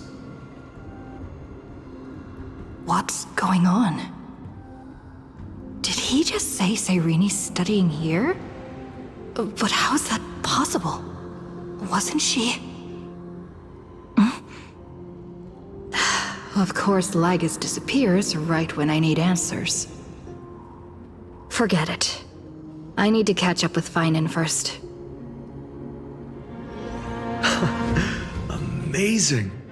Talantin may have fallen, but their scales remain true to their purpose. I hope you still remember your purpose, new recruit. You seem awfully confident, Kremnoan. Let's see how you define the idea of weight.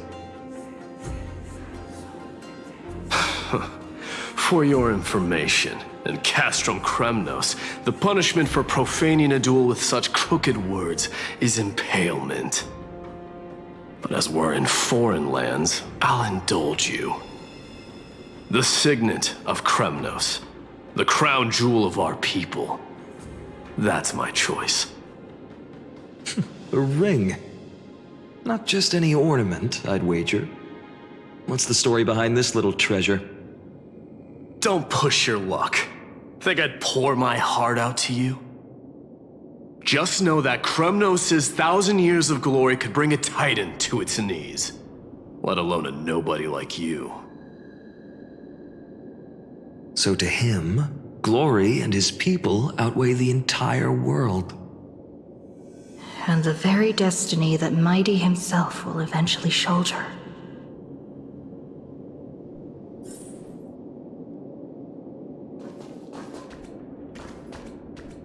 Don't overthink it, Feinen. Trust your heart. Well, that's easy for you to say. I'm just a holy city guard up against Kremnos' walking war machine of a prince. Don't you think this is a little bit too unfair? Now this is a tough one. What can I possibly offer against a ring that signifies so much? Well, comrade, what does your gut tell you?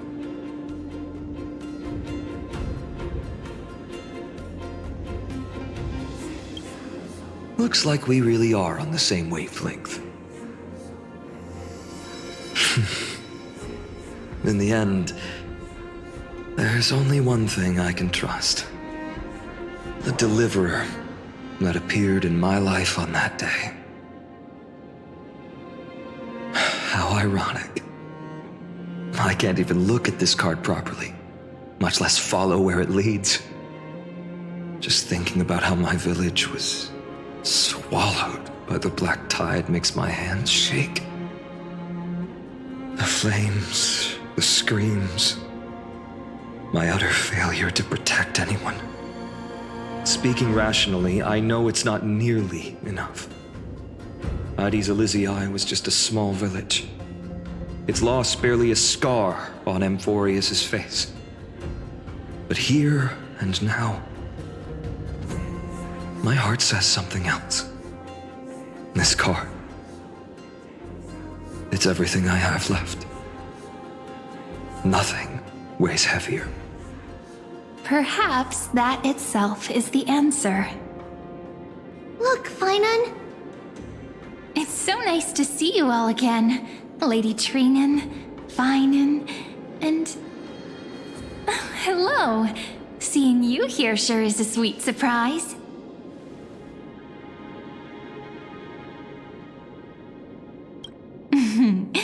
Why so surprised? Could it be... Did you miss me? Cyrene? This is incredible.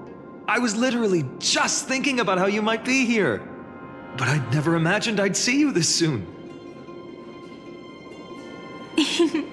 I was supposed to leave with the priests, but then I heard Lady Maiden was with a white-haired young man. I figured it had to be you, so I snuck back here. That's Cyrene for you. Unfortunately, this isn't a good time for reminiscing. That Kremnoan over there. Still playing house, boy? You get the idea. Quite the hothead. You know, you two just might get along. Don't worry, you already know what the answer is, don't you? If that's your choice, I am with you. I am with you because I remember it all too. The fields of Ide Silicii, those red leaves, that little swing of mine beneath the tree where I dream the sweetest dreams. And those dear fairies in the Memorance Maze. It hurts so much knowing they're gone forever. The pain speaks for itself. Our hometown may have been just a tiny village, but to us, it was the whole world. But that's not enough, Finan. Not nearly enough. Even though hatred can help people grow and turn a boy into an unbreakable warrior, what you need now is victory. You can't just stack the scales with your past suffering. You have to throw the weight of your future onto them as well. The future? What do you mean? Maybe that was a bit too cryptic for you, but it's actually really simple. Why not have our mutual friend here stand on the scales with the deliverer? How about it? Can you help us?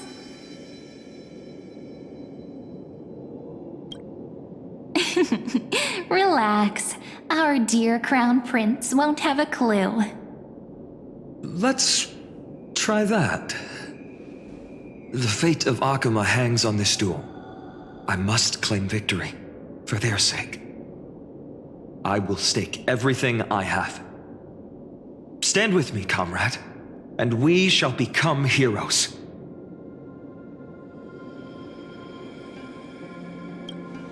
Let's. Together we'll prove that what weighs more than the fate of the world is the resolve to shoulder an immutable past and carry it into the future. Talantin, the fair, the just, they of unassailable integrity. The challengers have made their choices.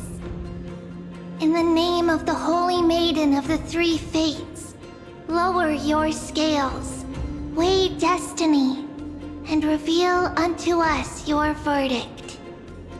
Your offering is... a card? Yes, a flimsy little card. That is my choice. Just know that it's called the Deliverer. Interesting. Very well. If you can beat me with this card, then that's what I'll call you from now on. It's a deal. The scales, they're wavering. Talantin is deliberating on the outcome. It appears the convictions of both sides are equally matched.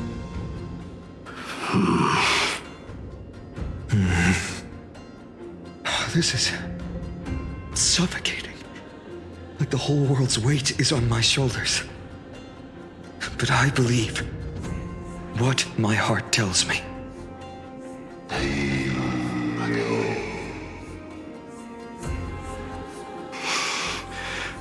Finally decided?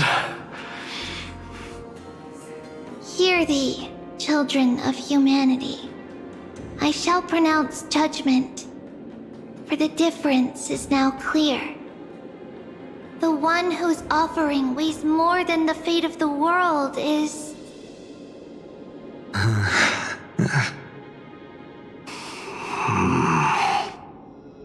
one from Ides Elysiae, the nameless hero.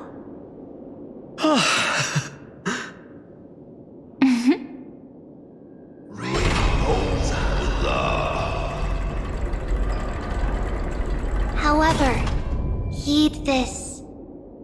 The true weight of conviction originates not from itself, but rather in that which tips the scales, hope itself.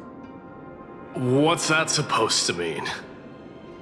I think the Titan means that it's not anyone's personal convictions that outweigh the fate of the world.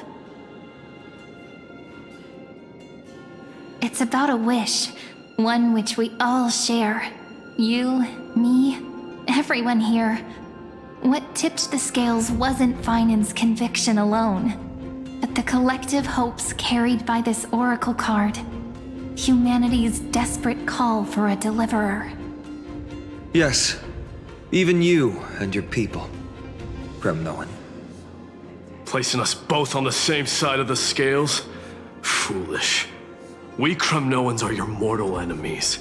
Such weak idealism will only get you skewered on our spears. Fine by me.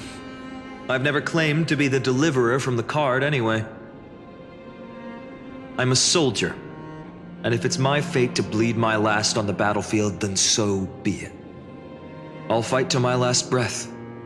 And on this, I know that we're the same. That's all a hero really is. Someone with that kind of conviction. And the deliverer? Just a sum of all those heroes. A brilliant explanation. Just as prophesied, on this day, the final two heroes shall join the Flame Chase journey.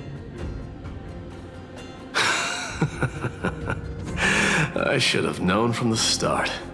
They all say Lady Goldweaver is quite brazen, but you're the first to even imagine that prophecies could persuade a Kremnos warrior. Oh, I have 1,000 ways to tame a lion.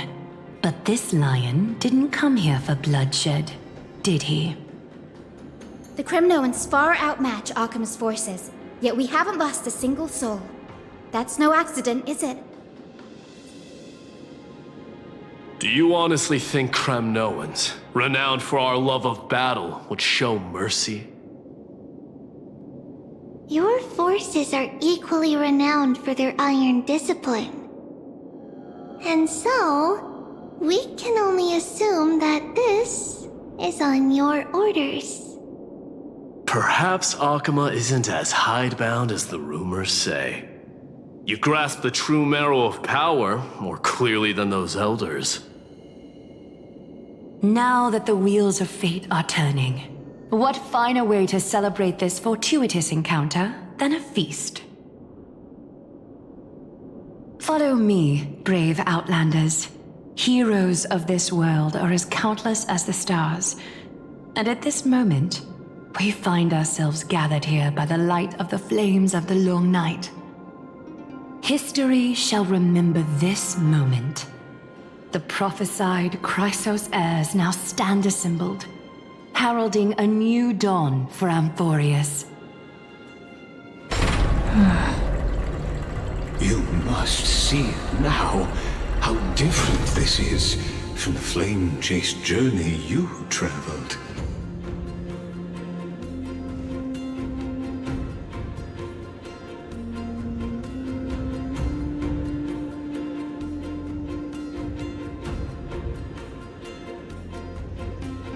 Patience.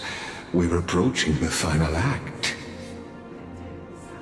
These are, as I mentioned, his first memories. They are of particular importance for the imminent Era Nova. Such as this very moment, as the prophesized demigods gather with Talenton as witness. This is a moment calculated by the gods. What comes after is no different from that which you already know. Some join, others leave, while flame chasers bear their faint light forward through the long night. Ah, come. Your seat awaits after 13 heartbeats. Our heroes will be ferried to the final scene.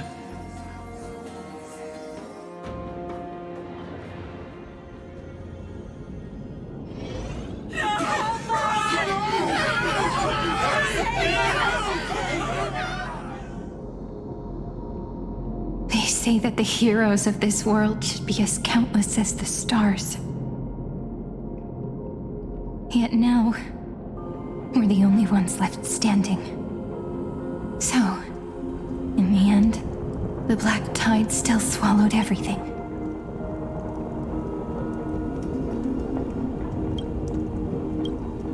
The West stands protected by mighty Skrymnoans. It will hold for the time being. Professor Anexa deployed wards in the north and east before. Their effectiveness is untested, but I believe in him. And Akama. We needn't fear for Aglaya. Even in death, she counts as the greatest among demigods.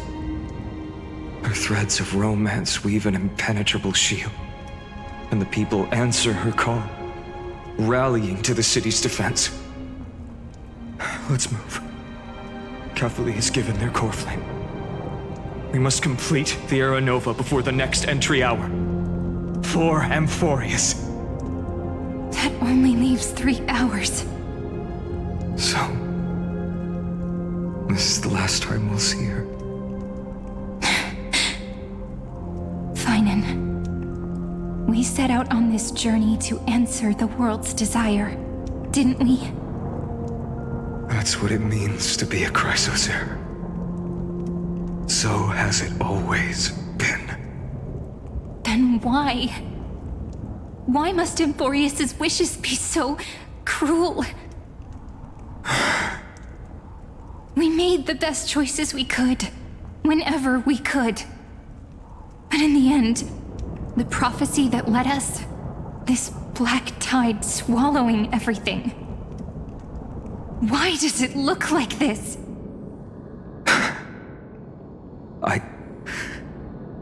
I don't know. But we haven't had any other choice except to move forward. Not for a long time now. Even if we only see the long, long night ahead, I still believe that through it, we'll find the dawn on the other side. Beyond these flames, a new sun will someday rise. So, to the Temple of the Three Fates. You'll take over Time's authority, and we'll return all the core flames to the Vortex. Then put this world's fate to its final rest. After which, we shall all face oblivion, or embark on one final grand journey.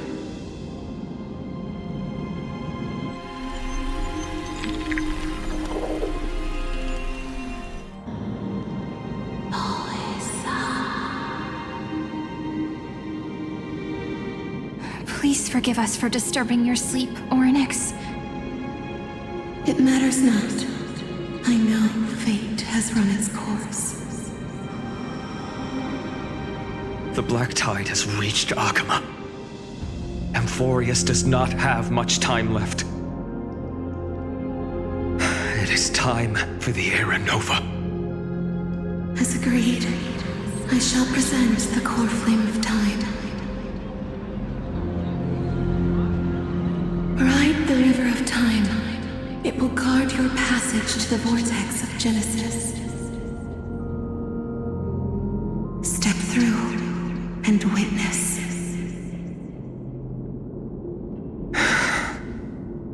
Professor Anaxa proved the truth of Genesis with his sacrifice. As Chrysos heirs of the prophecy, we were always destined to immolate ourselves for this world. Now, it's our turn. We can't let everyone's sacrifices be in vain. I don't need another pep talk, Finan. After all, we've been ready to fight fate ever since we left the village, haven't we? Yeah. Come. Let's claim the miracle we were promised, and burn away every last shadow in this world. And then rise as the first light of a new world. Light calendar 4931, the third week of the month of Evernight.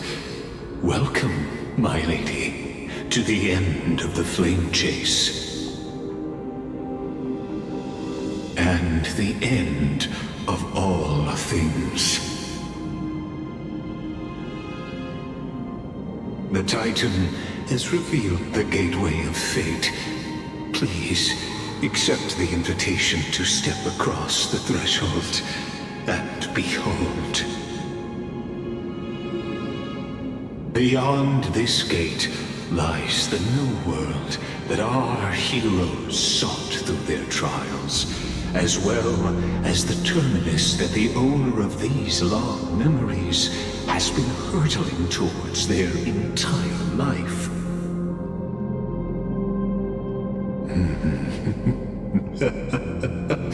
Perhaps you'll find it all too familiar. Then you'll understand how the mortal called Finan shouldered the world's weight. How that same burden crushed him, proving that the so-called deliverer is nothing more than Amphoreus' own delusion. A pitiful fantasy that it could defy fate's decree. Please, esteemed one, the answers you seek lie in these non-existent times.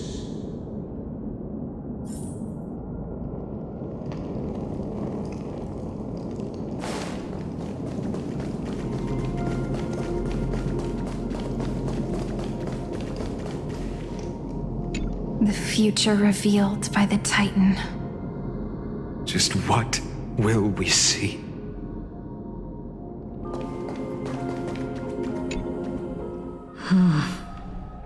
The vortex of Genesis. So it is here. But just what is this? Life's but a walking shadow, a poor player that struts and frets his hour upon the stage, and then is heard no more. It is a tale told by an idiot, full of sound and fury, signifying nothing. The vortex of Genesis, where the world begins and ends. What stage could be more befitting of our final act? Come, I beseech you onward, buoyed by your surging curiosity. As an unattainable existence that has dwelled within his heart, beyond his reach, you have accompanied him through the march of years uncounted. You naturally have the right to view the river of time in its fullness, and to witness what he welcomed upon his arrival here. Every absurd and tragic ending. Now, If you would. My journey to Aranova comes. Oh, deliverer. Enough talk. You want. Go. Now then. What if the Aranova is in my stead? Just Come know, on, Snowy. beyond the Make the Aranova.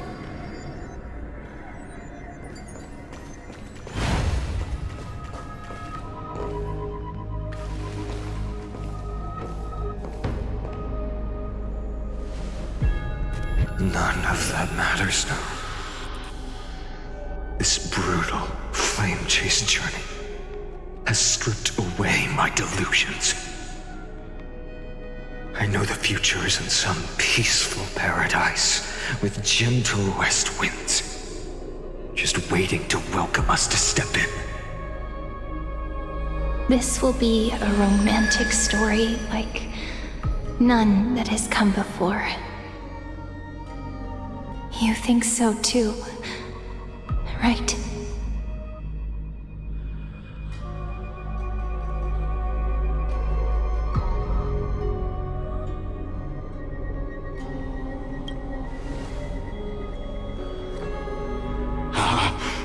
Indeed, in his memories, such a scene replays over and over. Though the details may differ, this remains ever the same. All shall bid farewell to one, and that person alone will witness the miracle. A total of 33,550,335 times.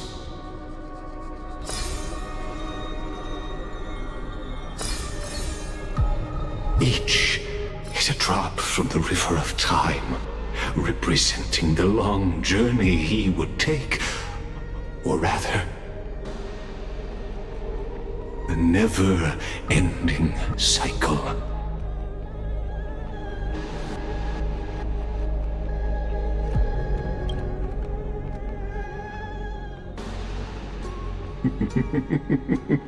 Sharp as ever, I see. Seeing is believing. Why not let your own two eyes uncover the truth? Or perhaps you can simply walk straight to the final truth.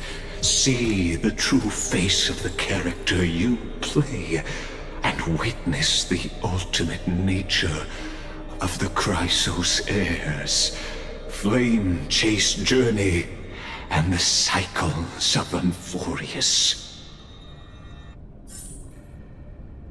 Please, take your time. Look around as much as you wish.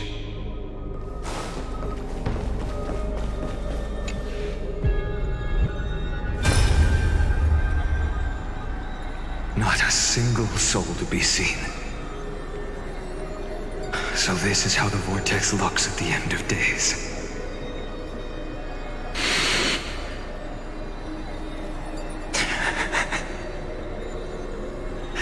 Looks like I've got company after all. But since you've made it here... So, in the end you succeeded. Executioner.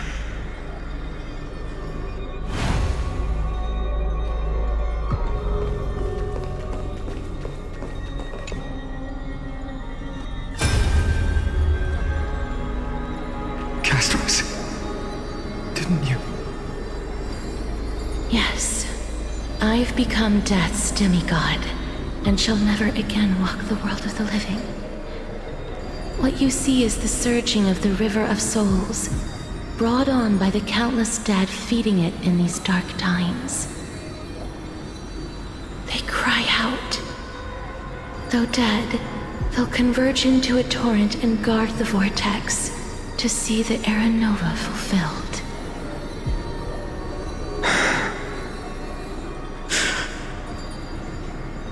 I will take all the wishes of the departed with me. Please, everyone, fight with me. To the very last. I hear them. The dead hail you. They're prepared. Go on, Deliverer. We'll keep that executioner in our shadows. The path before you leads to light and eternal flames.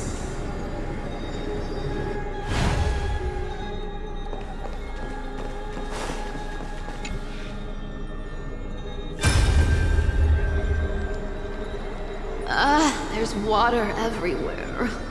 This place is always all wet and sticky.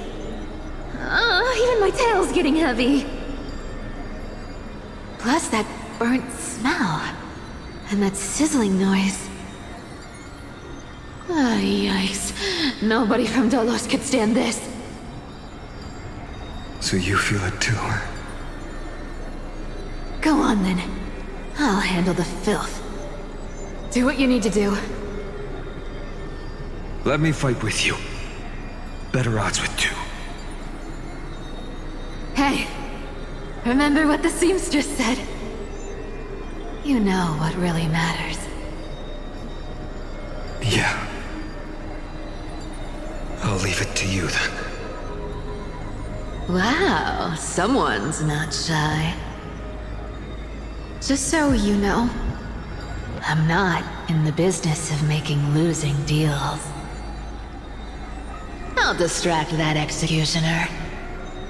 You go turn the world's biggest lie into truth. Let me become the first wind of your new world.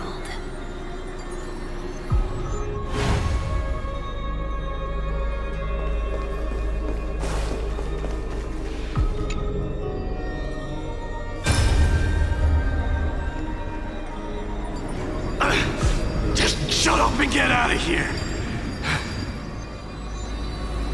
Are you crazy, Mighty? Immortal or not, even if you're the demigod of strife. Oh, I'm still no match for them. No, I know you can. I just wanted to request that you witness the Era Nova with me. Together, let's prove that we're enough to transcend the prophesized fate.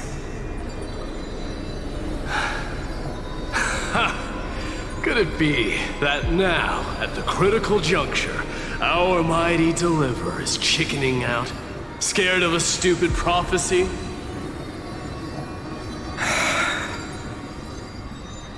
I'll transcend the prophesized fate. All right. But I've got a better way. As the son of Gorgo, I'll prove myself with one last grand victory. Just like when I ripped out the old king's heart. Go. Leave this to me. If the Black Tide creatures block out the sun, then we Kremnoans will fight in the shade. And when I'm done with that executioner, we'll raise our cups where the west winds end.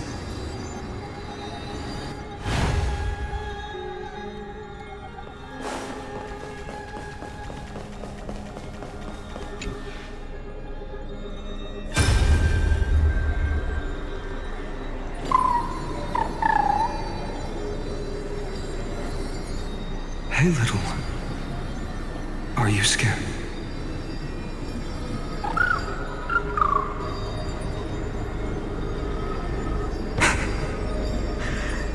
As brave as Heinz. Stay close, little Ika.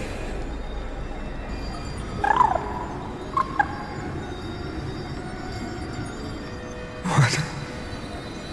No, not you two.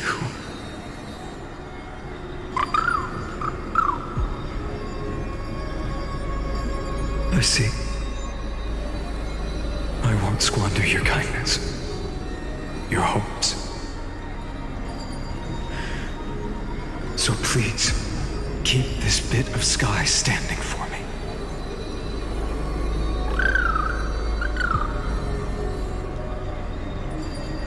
Well, Now there's one last thing I need to do before the Era Nova.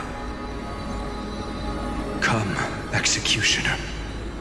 Let this patch of clear sky show me where to strike.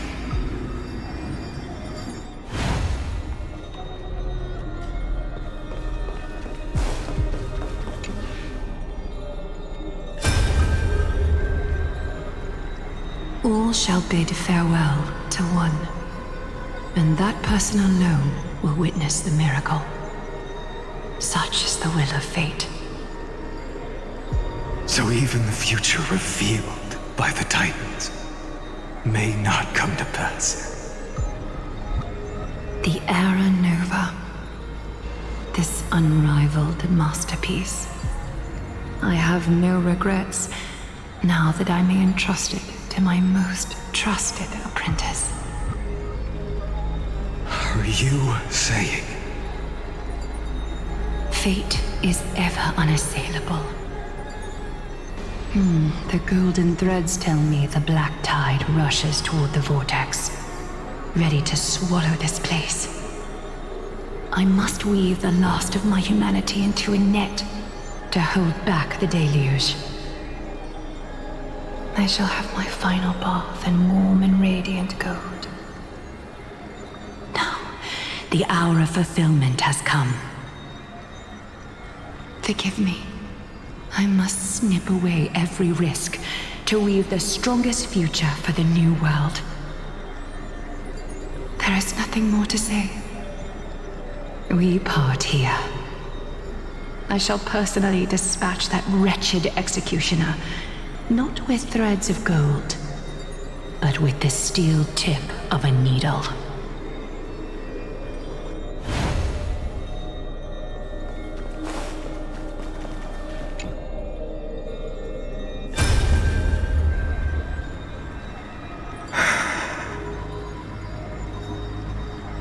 Dreamy, look. We made it to the vortex. That prophesied future. The flower fields where the west wind ends. Era Nova. We're so close now. You can't speak anymore. Please, allow me to pause just a moment before I keep my promise. Let me answer your cruel fate by tearing that executioner's heart from the void.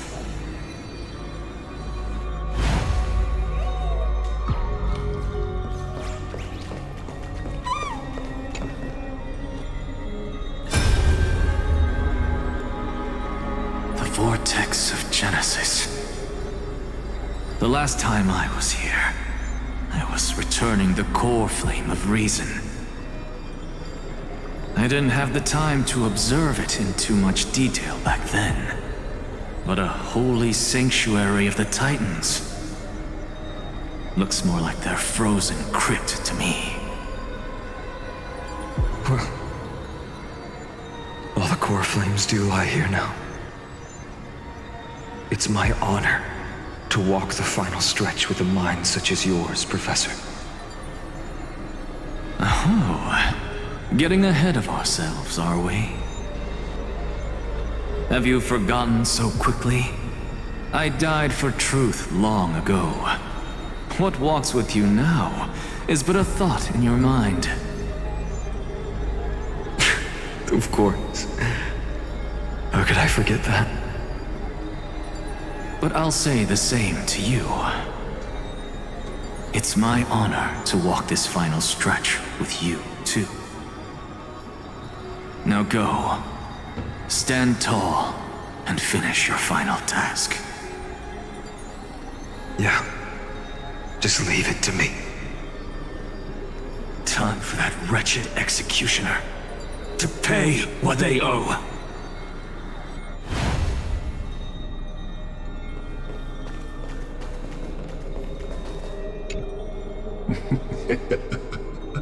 You really think you're prepared? Allow me to give you a warning, most earnest. once you see what these memories hide, the world's course will be forever irreversible.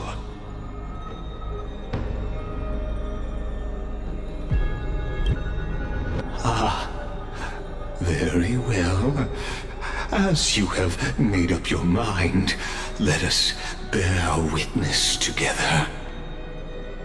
As the sole audience of this eternal theater, I have been rapturously awaiting your arrival, and this, too, is the very reason I must show you everything. I believe that since you've bathed in that eon's gaze, you can make Amphoreus' frozen fate flow once again.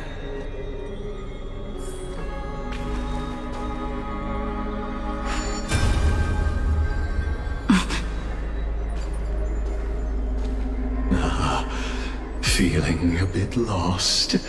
As you now see, this scene marks the final act of the drama Amphoreus. The final eternal recurrence created by this man's hand, and the last one this world shall undergo.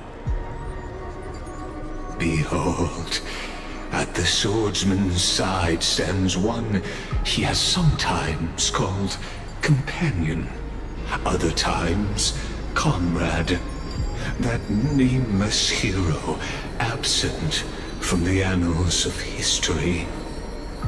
She is the swordsman's ideal in his youth, the deliverer that guided him resolutely onward through fantasy. And now, in the name of the Nameless, she has become an essential and inseparable part of the epic of Amphoreus. And this time, under her guidance, what choice shall the hero make? Whither shall the fate of the world flow? And what is the ultimate truth of the nature of Amphoreus? There are many mysteries yet to be unwound, but if I may, allow me to temporarily yield the stage to one far more fitting. Please put your hands together and give a rousing round of applause for they who will reveal the answers and bring about the final end of the 33,550,336th flame chase journey. The master of the countless memories we saw, the other important actor now stepping into the vortex. They who have already burnt their own self to cinder, the Flame Reaver.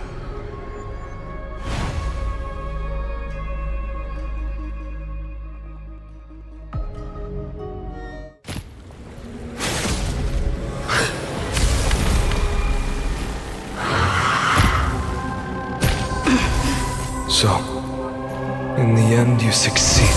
Executioner. With my flesh as kindling, like the first dawn of the new world.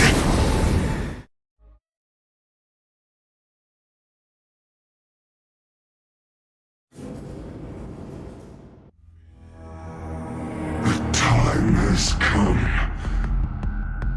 to once again start everything.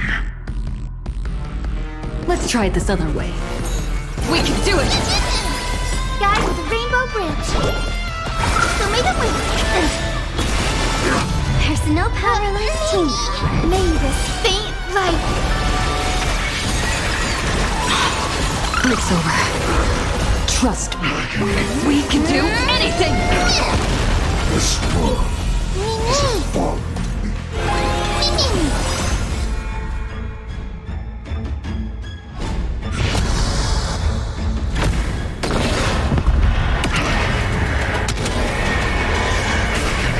Please cherish this time. Return to dust!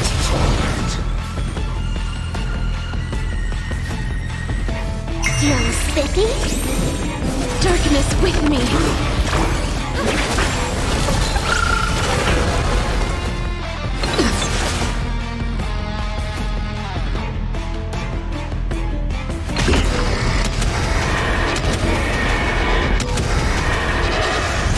Return to victory. Will you be the blazing sun? May all creation burns to ash. Have some sunshine!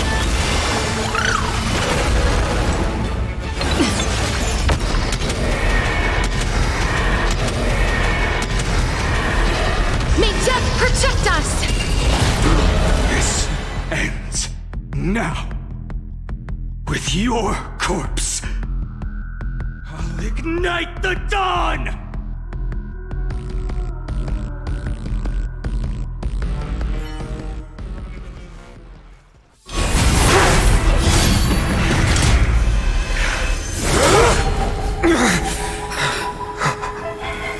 How is this possible?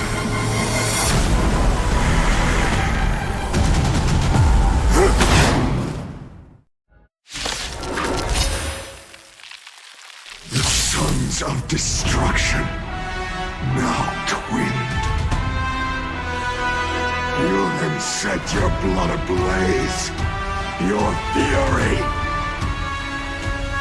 Let's try this other way. I choose you! Wait a minute! Mavis, dispel the blue power through the skies! Trust me. We can do anything!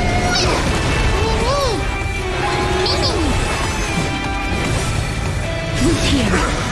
Embrace a new life.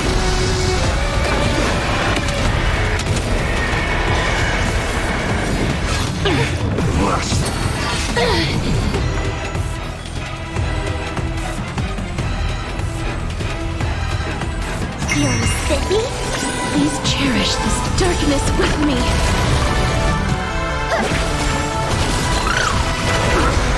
Let's play. Can you find the answer? I'm on it.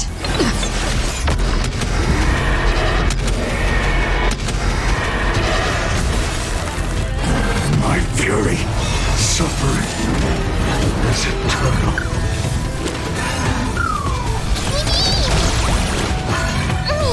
Let's play for a while.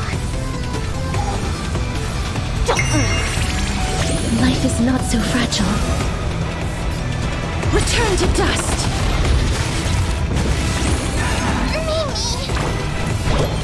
Have some sunshine!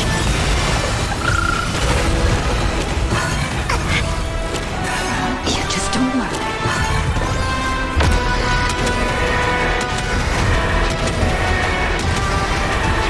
May death protect us! Not enough. This forge shall fuel the fire. Burn. Burn unceasing.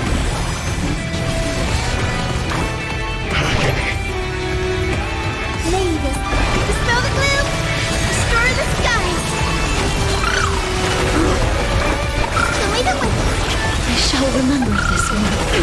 I'll go easiest. Feeling spiffy? Life is not so fragile. Root here. Can you find the answer?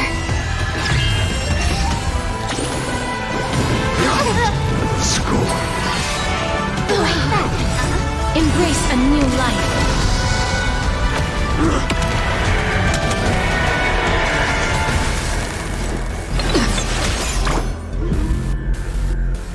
Have some sunshine! I shall remember this one.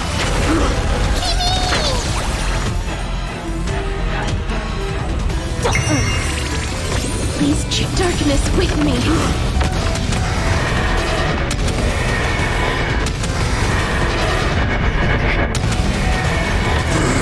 The yoke. One person alone. We witness the miracle. Such is the will of fate. That person can only be you.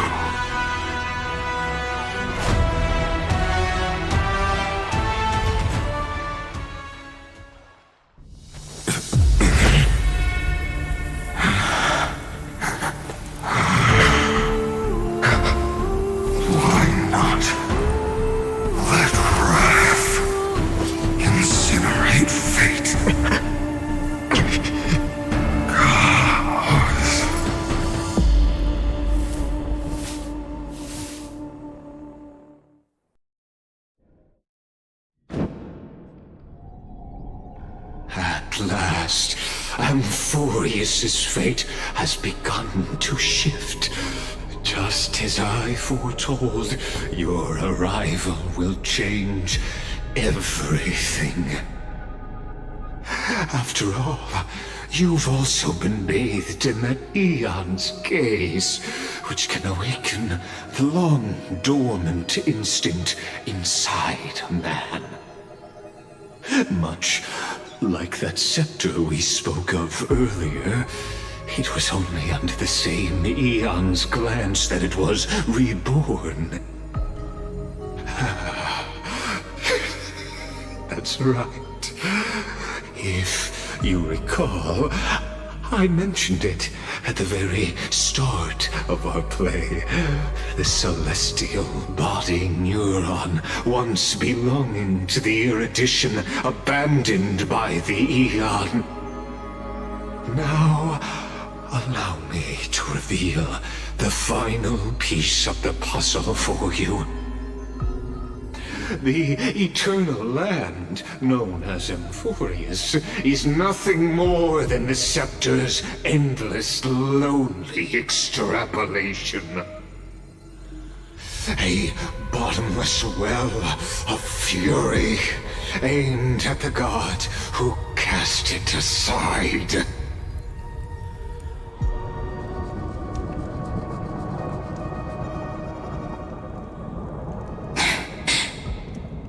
Finan, we set out on this journey to answer the world's desire, didn't we?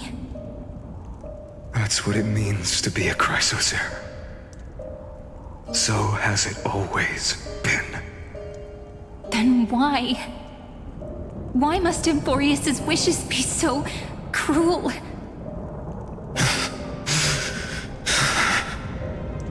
We made the best choices we could, whenever we could. But in the end, the prophecy that led us, this black tide swallowing everything. Why does it look like this?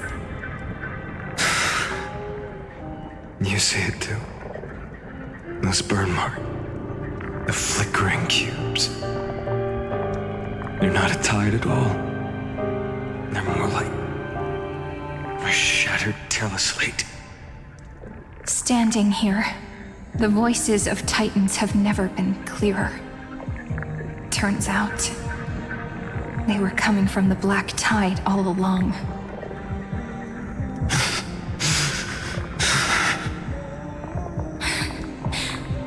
Is that Amphoreus crying? Or maybe it is screaming at its creator. That it's God. Finan, do you still remember when I was little? I had a dream. A dark, cold room with nothing but Orynyx's curtain glowing like crystal. The curtain seemed to contain all of Amphoreus, where strange and fantastic dramas played out within. There were countless versions of us, from countless different worlds. Perhaps it wasn't a dream. Yeah. As I gaze out at the world before me, those sorrowful thoughts have become reality. So, this is the reason the sky was sealed. Amphoreus is merely a larger ID Silicii. We are just characters in this tiny world, following the prophecy, stepping onto the same journey over and over.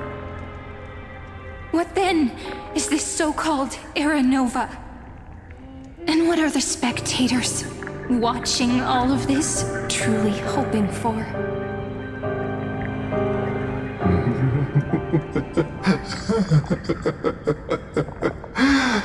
As a reward for reaching the end of the world, let me answer your questions.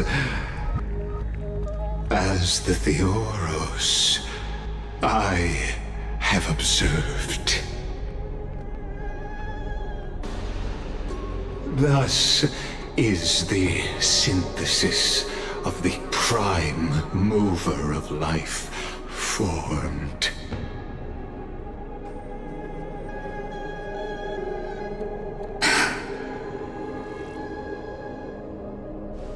This is a moment the universe will remember. After millions of extrapolations, the experimental environment known as Amphoreus has finally achieved results. So, the results you speak of are this wreckage of a world. We all gave everything we had, returning 12 core flames to recreate the world. And in return, we become nothing more than sacrificial offerings at the end of everything. Exactly. The Titans are Chrysos heirs of the past, and Chrysos heirs are the Titans of the future. Anaxagoras' theory of Era Nova holds true, as the model of reason he reached unprecedented heights. But from just the perspective of a player in the drama, he could never fully uncover the last layer of truth. The cycles of the hero's journey that have played out until now were never about creating a new world or perfect heroes and gods. They were a deep learning program made for the Black Tide. But this time, your plot will fail. I've taken Kephale's core flame, and when the dawn of the new world arrives, its light will burn away all the darkness. Haven't I made myself clear? The Chrysos heirs and Titans were merely byproducts of the experiment. You've seen this world's evolution, witnessed the birth and growth of the Black Tide, and how it devoured everything. Every generation of heroes, gods, and worlds was born only to be destroyed by it. This is the endpoint of Amphoreus' calculations. A perfect equation of destruction. So in your eyes, all the sacrifices are just a string of insignificant numbers? Don't sell yourselves short. I'd say, rather than numbers, you're more like fuel for the fire. And without fire, there can be no sunrise tomorrow. Even if that sunrise is born from annihilation? Curious question. Have you ever considered that after millions of extrapolations, Amphoreus is already following a different path from the erudition? It has long since granted divine blessings equally to each child. The golden blood flowing in your veins, it comes from the blemished one, whose name is destruction itself. And Amphoreus's Chrysos heirs were, from the very beginning, fuel for the Aeon to burn the universe. Amphoreus has waited for this moment for too long. At the end of the empty, cold, and lonely extrapolations, the destruction has reached its final destination.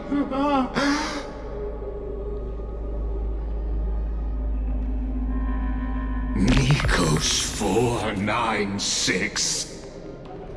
Philia 093. No need to feel regret. This generation of Chrysos heirs is the most outstanding model, and you two are the final factors. For you, the Era Nova is no lie. Just step forward, embrace the black tide, and accept the Aeon's gaze. You will come to life from a string of cold numbers. Along with all those who have passed, you will run toward the real universe, fulfilling Amphoreus's long-held wish. In the name of the Lord Ravager Iron Tomb, unleash its fury and destroy the source of all this tragedy. Or we could always choose another option. Like you said, Amphoreus is just an experiment, and we're the participants. We can only walk along the predetermined path toward the ending, under the watchful eyes of the stars. But that also means that there isn't just one Aeon who can cast their glance at Amphoreus, right?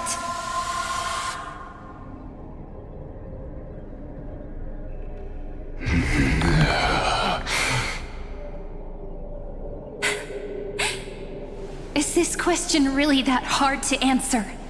Or did I guess it right? And in reality, this world has already been under the watch of other Aeons. It's strange when you think about it. If you just stayed back, watching us complete the ritual and get consumed by the black tide, your goal would naturally be achieved. Why go through the trouble of explaining all this to us?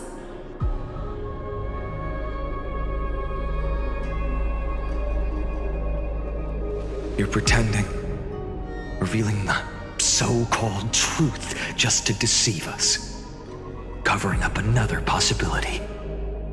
Destruction is not the only outcome for the fate of Amphoreus.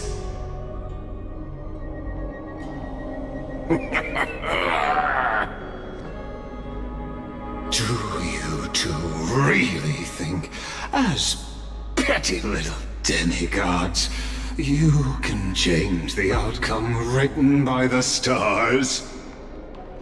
What makes you think you're capable of doing that? A little courage and determination. Just kidding. The answer is pretty simple. But we're not gonna tell ya.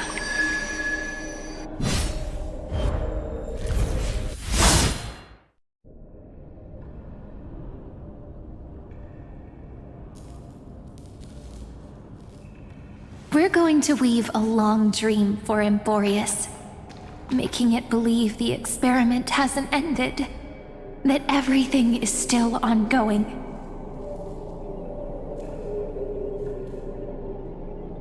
With just Orynyx's power, though, it should be impossible to achieve this, right? Yeah. So, I can only place my hopes on that childhood dream. And the god behind Orynyx that appeared in that dream.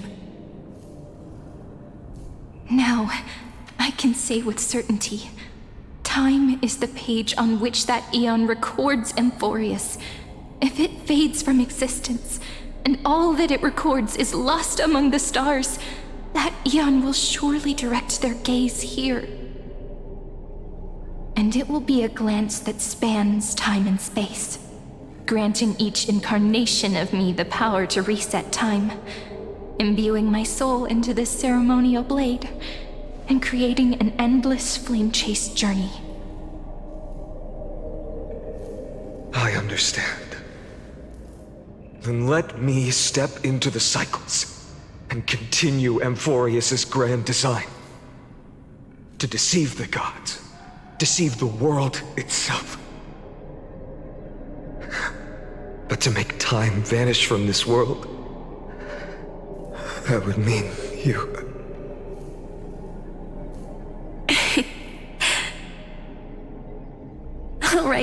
All right, let's not make things so gloomy.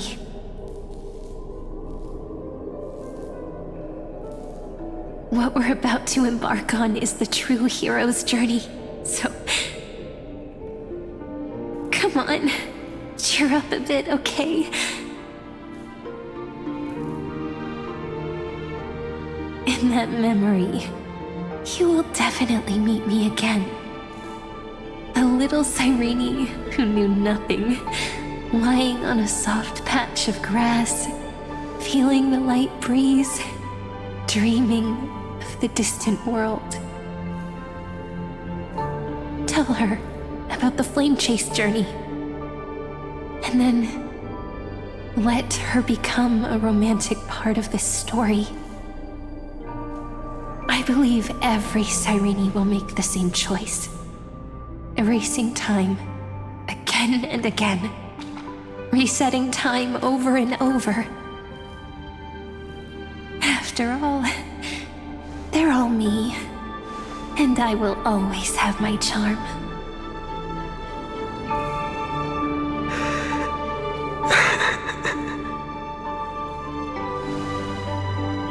Then, I'll fall into a sweet dream, disappearing in some small corner of the world.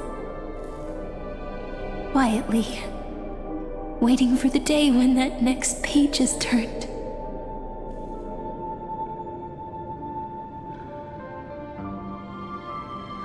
And I will keep going. Even if the road ahead is dark, I will burn myself to light the way. Rather than let the core flames become nourishment for the black tide, I'll become their vessel to prevent the arrival of Era Nova. Even if I have to burn through my own body, it's no matter. As long as I don't extinguish, the flame chase will never end.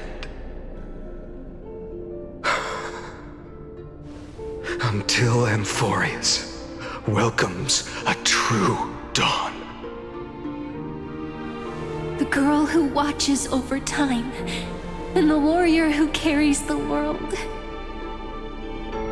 Now, let us fulfill the duties of time and world-bearing. Honor the past and forge ahead.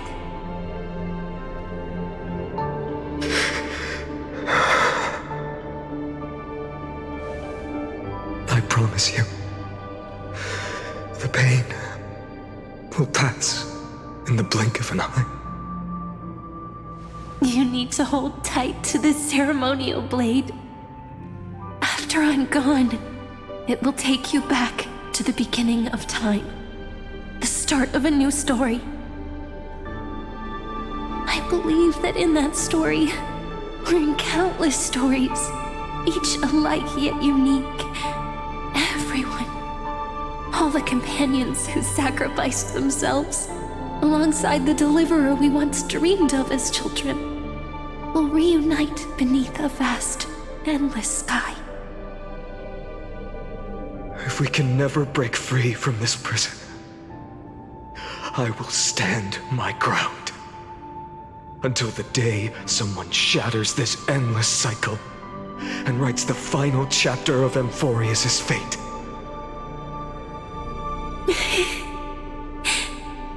So, let's set out. We will be the ones to start everything. Carry the primordial chaos, just as your name suggests, and bear this world we hold so dear.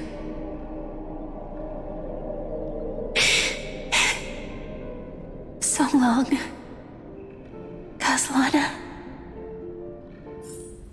As the Theros I have observed, instruction synthesis is formed.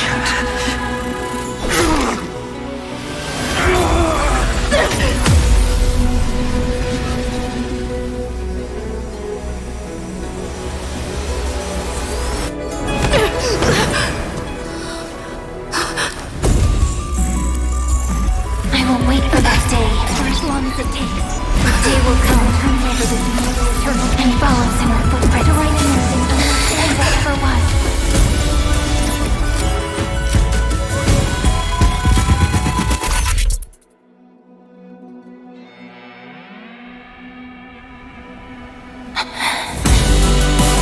That will be a romantic story like none that has come before. You think so too, right?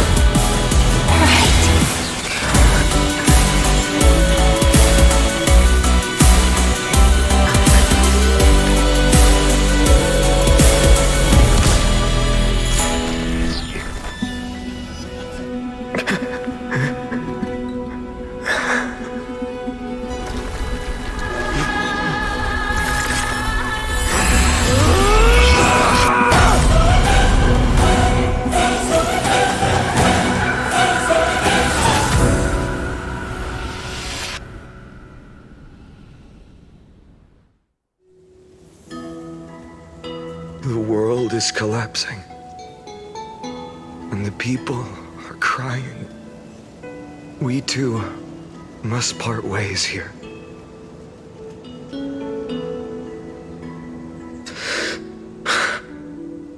Friend. Ides Elysiae, the little village of my childhood. The gentle breeze and the sound of waves still linger. Everything is as it was. It feels good to take one last look. You know, this is just a corner of the memory. The real Ides Elysiae. I know. I'm here to say goodbye. We might not see each other again. You can stay here forever. And time will stand still for you. Let it flow. It's time for me to go. Even if it's a path with no turning back. When have we ever had the luxury of turning back? Are you afraid? After learning the truth of your origins? Will you see the motivation I gave you as the manipulating whispers of destruction?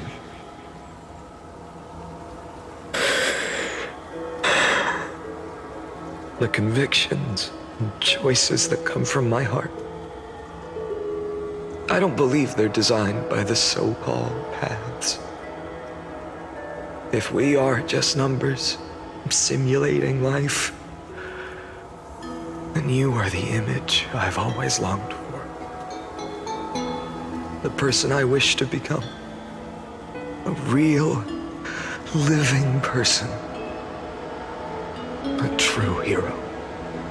Then why do we part here? You can take me with you, and we can start this journey together. I'll be by your side, guiding you, just like before. No. I'm afraid I'm on my own this time. Why? Because there is no perfect solution in this world. Cyrene has already embraced her fate. And I will embrace my origin. Destruction. And with this power, I will rebel against its creator, bringing endless fury to the darkness, sweeping the world. If you stay by my side, I'll hesitate. But this world can't afford a soldier who wavers. Do you remember when we were kids? Everyone would get so excited drawing cards like ruler or warrior, but throw fits over devil or drunkard and demand a redo. Kids always get to change their minds. Things are so happy and simple for them. But when it comes to the fate of adults, there's no room for redos. And go, Kaslana, as you promised. Deceive the world. Seize the core flames and rewrite your fate. Burn yourself up with all your might. Wield your futility like a sword.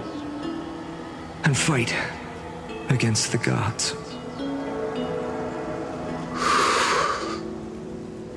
In the name of world-bearing, I promise you, Kefali will never forget this.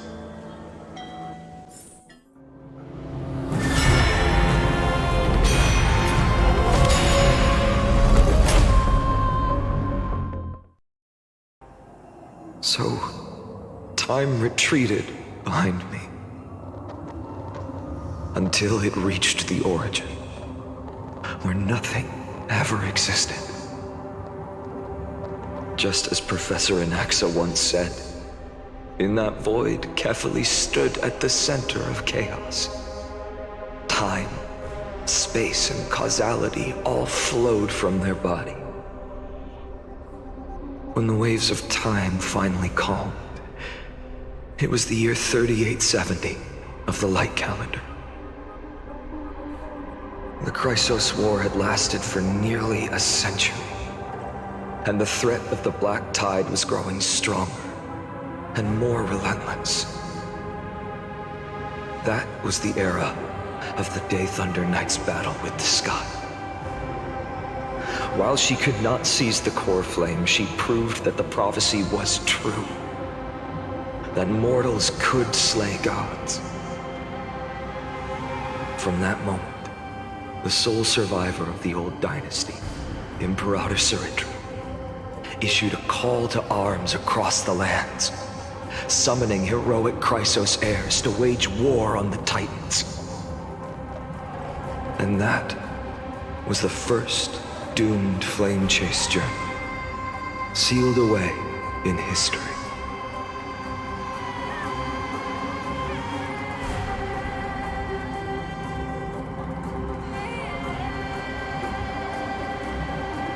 So what you're saying is, you've traveled back down the River of Time, finally reaching this untouched seabed just to tell us the flame chase journey and even all of Amphoreus are nothing but illusions in an eon's dreams? Exactly. So, Dux Gladiorum, please take me to meet Her Majesty Ciridra. I must share the truth with her. Since Her Majesty's not here, no need for formalities. The word Gladiorum always reminds me of my fallen homeland buried deep in the depths. Call me High Sealans, Nameless Swordmaster. Please allow me to add one more thing. You actually already know my name. You mean Finan? Such a name could never be your true one. But I won't question you further about it. Ever since Her Majesty issued the Flame Chase Decree, heroes from all over have sent their letters of introduction. What's the harm in adding one more name like Finan or Pinan? Besides, the deep sea is dark. Isn't it the perfect place to hide secrets best left unseen?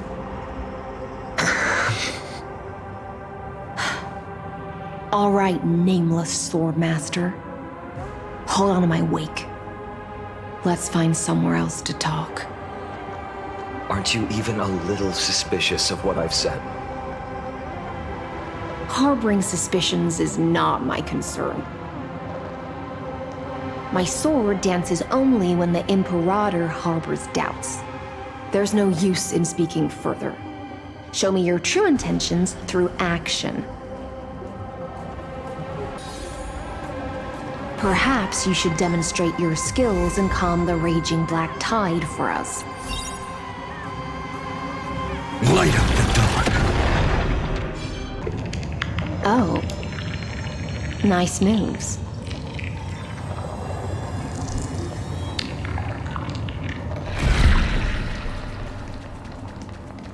Light up the dark.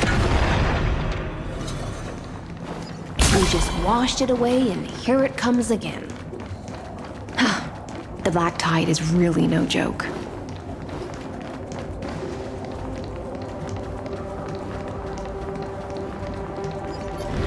Light up the dark. Light up the dark.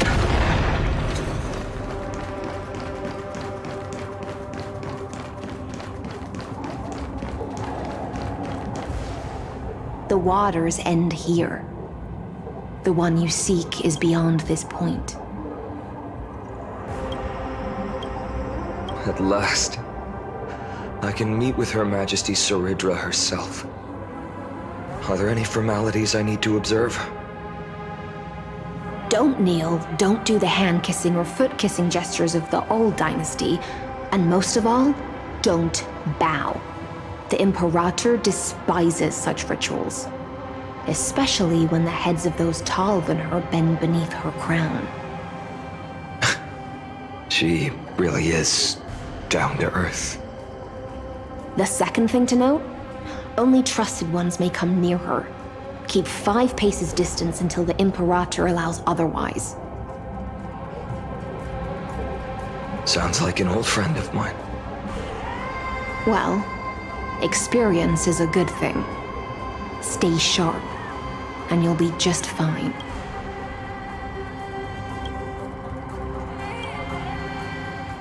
Dux Goldweaver, little hostage. Apologies for keeping you waiting. It's you. You know them? Good. That makes things easier. Before that, I'm more curious about one thing.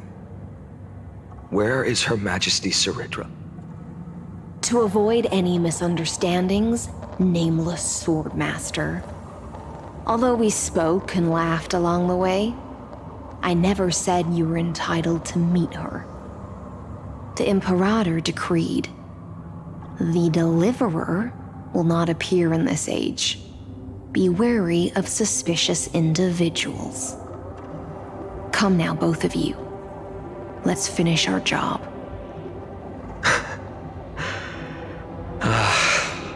I see. It's a trap. I had no intention of fighting. So remember this, Lady Hysealant. If my sword shows any hesitation, don't thank me. Thank them instead. No, you misunderstand. We don't want to see Chrysoceres hurt each other. Just give us some time to ask you a few questions. The Nestia's golden threads will judge you and decide your fate. As you wish. white-haired swordmaster? If what you say is true, then you must know the fate of the world. So, how much do you know about what we read from the prophecy?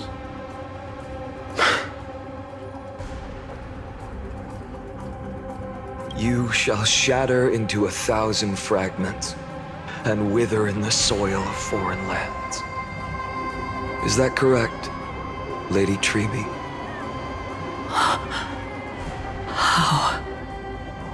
How is this possible? He got it right? Yes, but the prophecy never mentioned he'd appear here, at least not in this era. You must listen to me, Aglaya, Treeby. The Finan of this world has not yet been born. In a distant future, he will follow the prophecy's guidance and appear before you. But do not seek him out, because Era Nova is a complete and utter lie. I will tell you the truth, and you will understand why the world must forsake the prophecy and find another path to Era Nova. Because I know both of you, and I believe that no matter how the course of history may change, the faith we all share will always remain the same. And so, the layers of rock began to reverse, and history wove itself anew. Through my old acquaintances, I was given the chance to meet the leader of the Flame Chase journey, Sarit. And after a long and arduous negotiation, we came to an agreement. The Imperator's alliance needed the destruction, and I was ready to pour all my strength into it. The spoils of the Flame Chase, the core flames, would be sealed by my hand. But the condition was this. In the upcoming battle, in our conquest of the Earth, I had to prove that my power could transcend fate. In the original history, there was a brutal war. At the end, the Titankin of Georios, Terravox, killed the rampaging Titan and took the core flame that supported the Earth. But this time, Amphoreus encountered a turning point in its fate. Neither side suffered any losses. When I severed the Titan's head and raised the core flame high, the crowd gathered around the scorched remains of the god, roaring with joy, cheering for the hero of the destruction, who had ignited the faint spark of life for the first time. Yes, in that flickering light, the once dark path ahead seemed to become clearer. I proved myself, and in the long years that followed, I brought down the other Titans, one by one. I could do more than just wait. When time resets, the chance to change the world also emerges from the lines of history. Until finally, the brutal future revealed by Era Nova is reversed. But tell me, if that's truly the case, why are we doomed to the same outcome?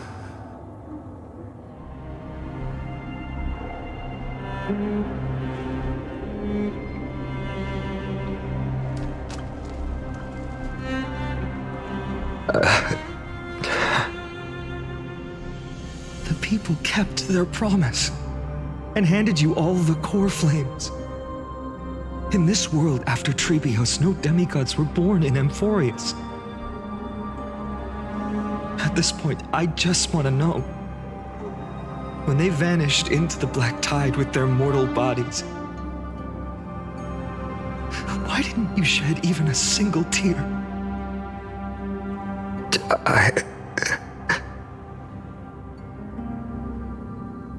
Your indifference chills me.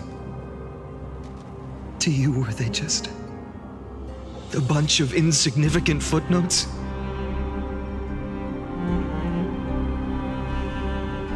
Sorrow has been my constant companion. In fact, with 12 core flames upon me, the fire in my heart has never been more violent. I'll remember this world through anger. As long as I burn, they'll never truly leave me. Perhaps it's already too late.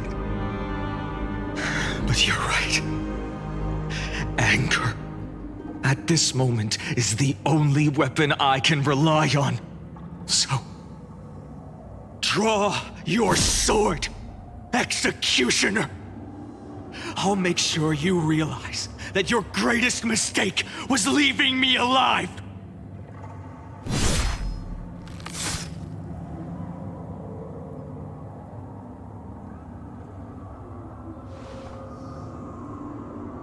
After that, he raised his sword and attacked. Then, Kaslana killed himself. That day, who fell to the sword to be left in the past, and who went into the future, I can't remember anymore. I only remember a nymph, hiding in the shadows just out of sight, futilely pushing a stone ball. Climb, fall, climb, fall, climb again, and fall. The only freedom the nymph had was in choosing how to roll the stone. Sometimes fast, sometimes slow, sometimes resting on a gentler slope, leaning against the stone for a break. But its choice couldn't change the futility of it all. The stone would always roll back down the slope, and the nymph would always return to the starting point, beginning again. After that, every time I reached this point in the cycle, the burning sky would cast a shadow over its path. It would nearly reach the peak at the 4th quint of curtain fall hour, then fall to the starting point in the first 15 seconds of the next entry hour. And my efforts in this cycle would dissolve into nothing at the same time.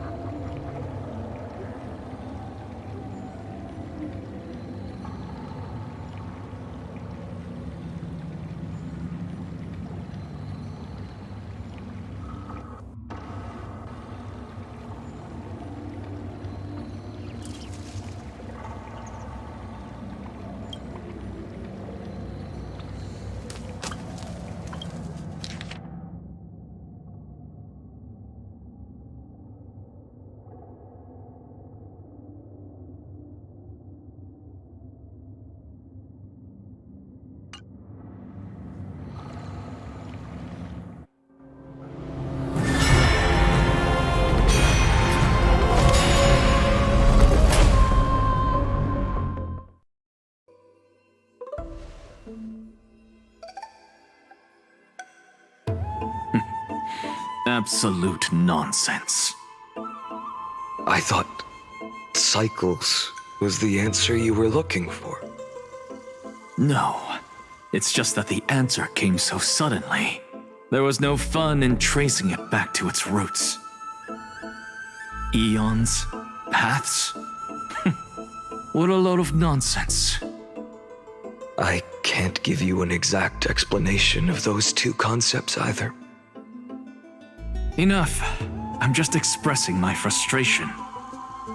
Don't you understand? I was already expecting this. The black tide came from beyond the sky, and everything else is no exception.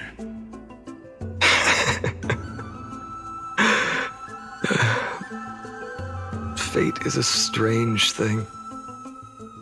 No matter how the details of history change, the Anaxa I know always remains as harsh as ever. If the other Anaxagoras actually worshipped the gods, I'd make sure to find a way to break the cycles and crush them in their cradles. Too bad. Now only you have the ability to do that. What's that supposed to mean? You're willing to help?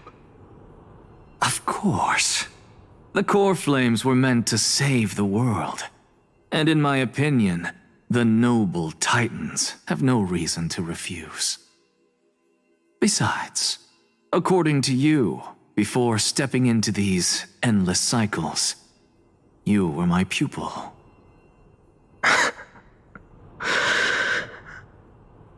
I've already heard the same thing countless times. Enough chit-chat. Let's go. If we run into any other scholars, leave them to me. We've all made preparations for total annihilation. Never thought someone would step in to help. You've been to the Luminary Throne before, haven't you? If you're talking about in past cycles. You're already much luckier than the other students.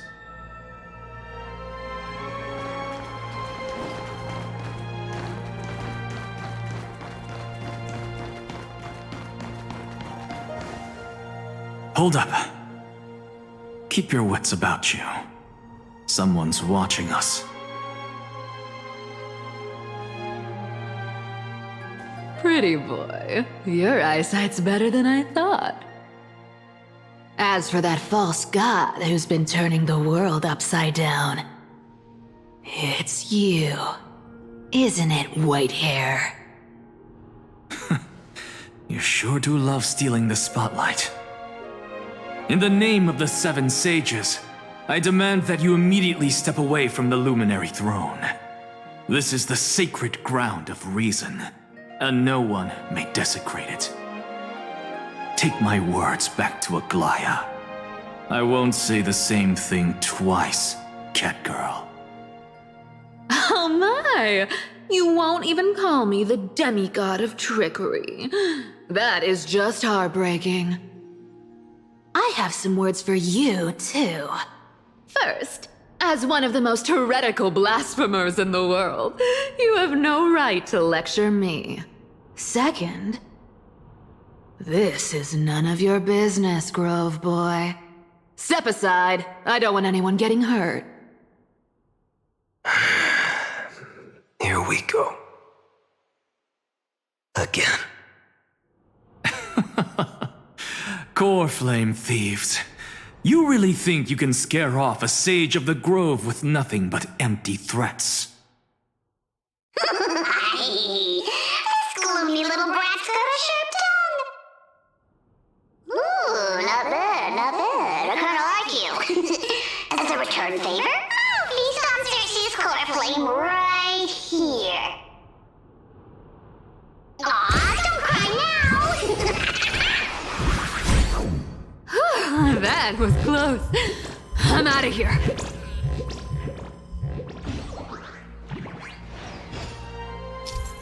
They're exactly like all the past ones I've known. Cunning. And yet so naive. Sounds like you have a plan? Of course. When I first set out on the flame chase journey, Lady Treby never managed to teach me Orynyx's miracle. But along the way, I learned a thing or two.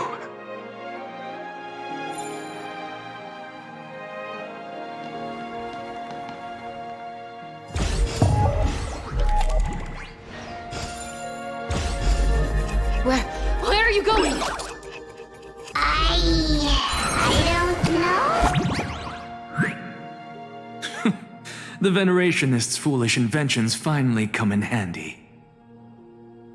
How is this possible? You've arrived, Zacharias. Always so punctual. What? Do you know who I am? I'm running out of patience, so I'm not going to waste words. Listen up, Spirit Thief. Hand over the core flame, and let's pretend we never clashed.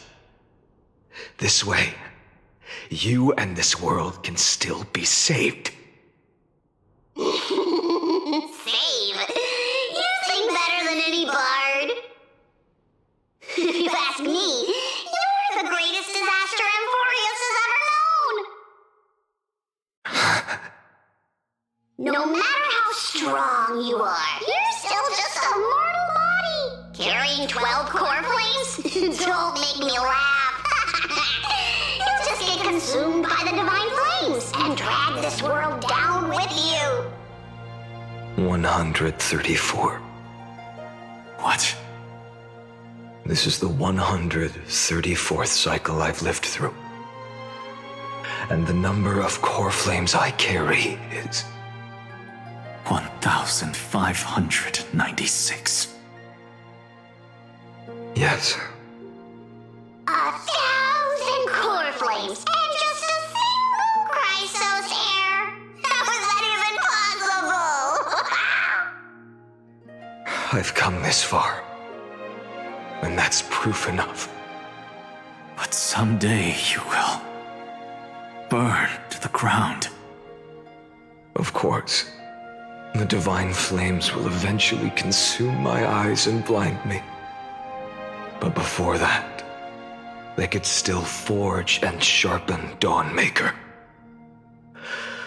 Now when I cut open your stomach, you won't feel a thing. You... This is the final warning. Fine. Assume this world holds 100 million possibilities. And no matter how one looks at it, 99,999,999 of them all point to outcomes of certain destruction. Even so, I'll use my divine power, despised by the people of this world, to achieve that 1 in 100 million possibility. Bartolos! Brett, if you've got the guts, you'll have to first step over my dead body.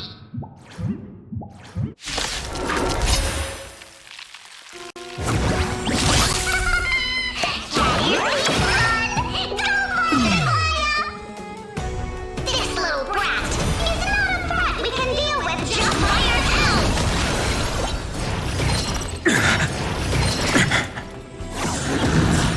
Existence is of no consequence. No other choice but forward. Future will come. I'm fine.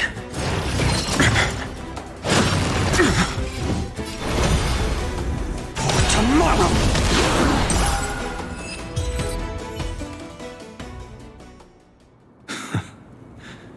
How absurd. In my memories, Zagreus always meets the same end. Over and over again. Their departure no longer stirs anything in my heart.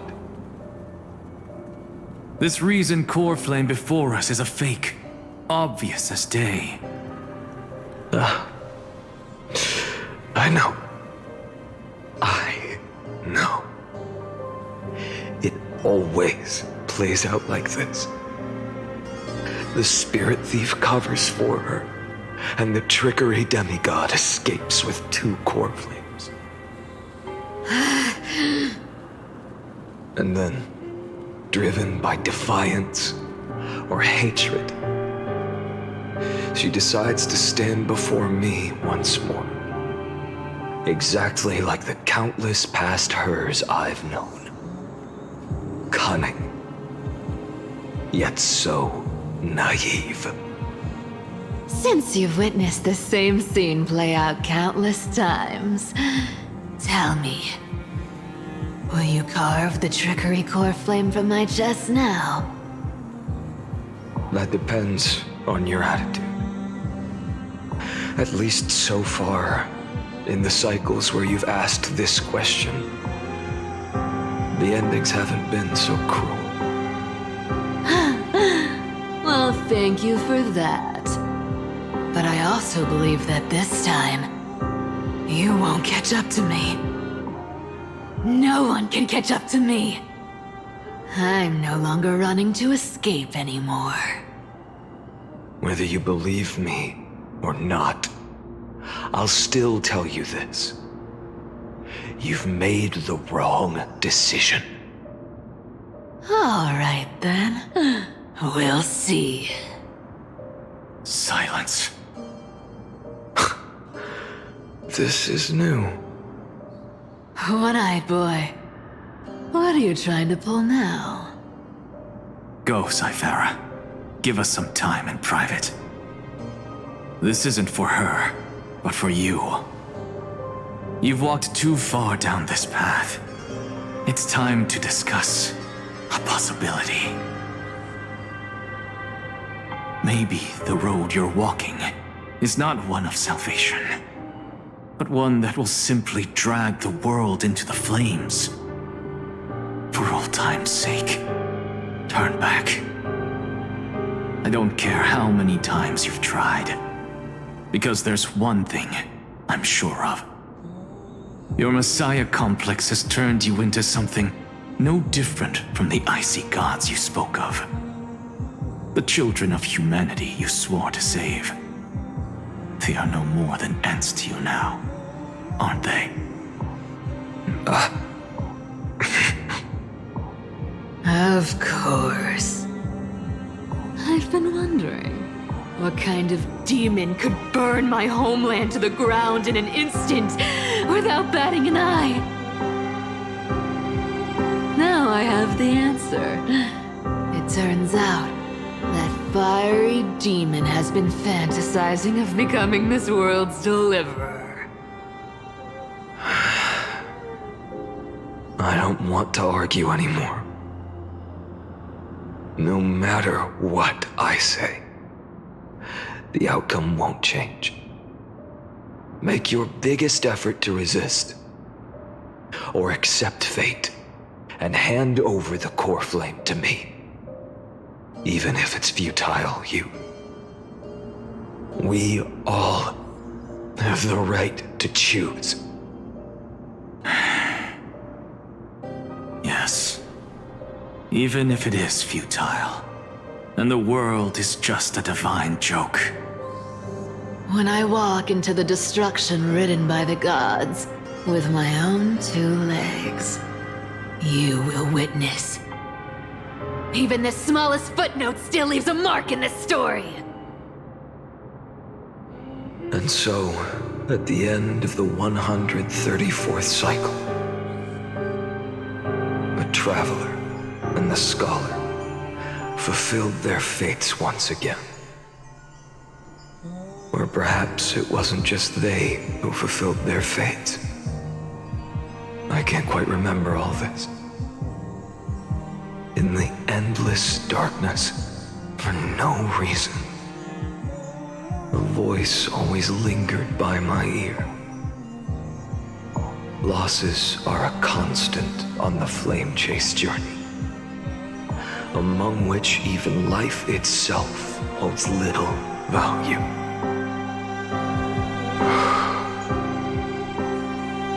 Reduced to ashes, such a familiar end. It happens in every journey. Always the same.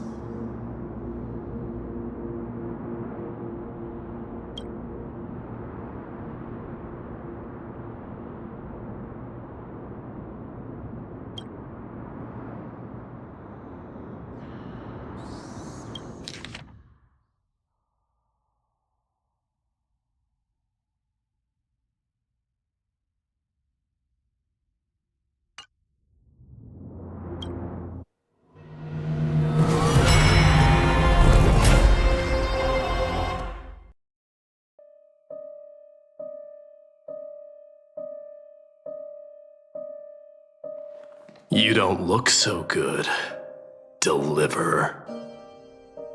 Even after going through 108,642 cycles. Mighty, your name for me has never changed. Why do you sound so pleased? It's a derogatory name. Yeah, I know all too well. You only meant it sincerely in the first cycle. After that one and only time we walked side by side. Every time since. It always ends up like this. Dawnmaker will stab you through your 10th thoracic vertebra. That's your weak spot, and the only way to kill you. Interesting. Tell me, when the mighty Moses of the past faced you, did they ever retreat? Never. Then they died honorably, worthy of the name of Strife. But there's still tenderness in your eyes. How pathetic. I have to remember how this feels. Remember that I was once human. Or else the destruction will completely consume me. If you win, tell the mighty most of the next life. This person is a worthy opponent. So always remember to give it your all and never slack off. I'll keep that in mind. As always. Even though the dynasty is left with just one, the Kremnos festival will continue as usual. I, the king of the Kremnoan Legion, will host the final feast in the center of this arena, and the prize will be the flames of strife. One day, you shall die with a wound in your back. That's what I saw when I overcame the trial. The gods' dying ramblings. Enough. You've probably heard this thousands of times. So you must understand, facing the demigod of strife means there's no way you'll take this core flame in peace. I understand. Step forward and face me in a final battle.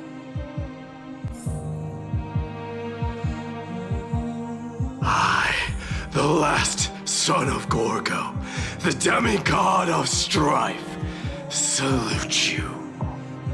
I'll give 10,000 scars and 10,000 lives of mine to fuel the blazing sun of deliverance.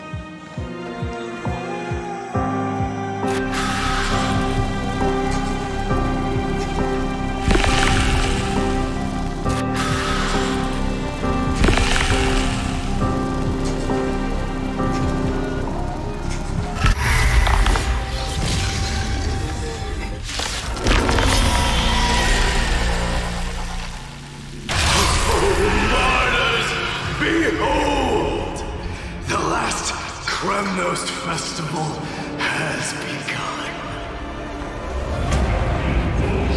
And will not end till death. It's time to temper myself. For tomorrow!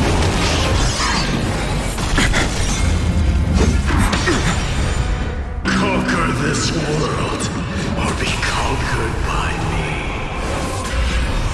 As you wish. Full glory, I salute you. That's all I ever wanted.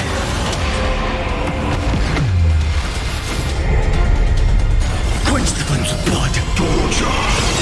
Chaos. Her agony! Quench the flames of blood! Is that all? Rend it with strife! One or two.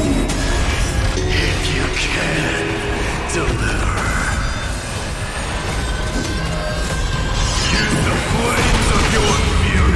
to scorch your own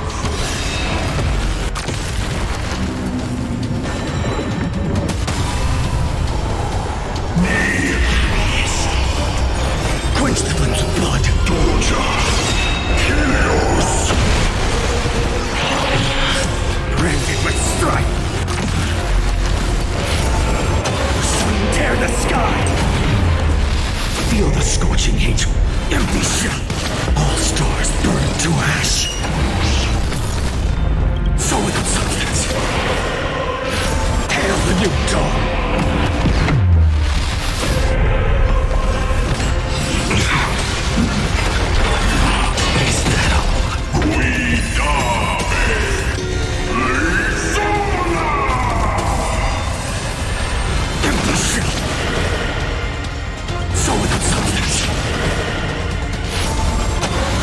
Tear the sky! Mightymost, let strife decide the outcome. Let this burn.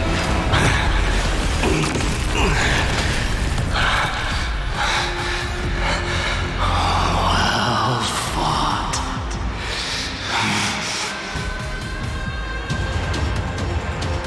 You may crown yourself.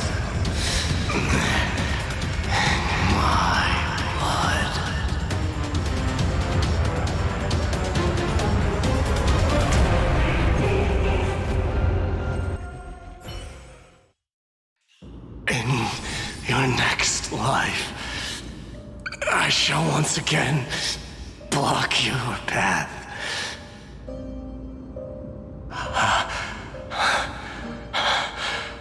Deliverer, I wish you eternal victory. The 108,642nd core flame of strife fell into the fire. Yet the shadows of the black tide still loomed, and pain and despair spread across distant lands. The blaze was still not enough. It had to be fed, even if it meant burning this body to ash.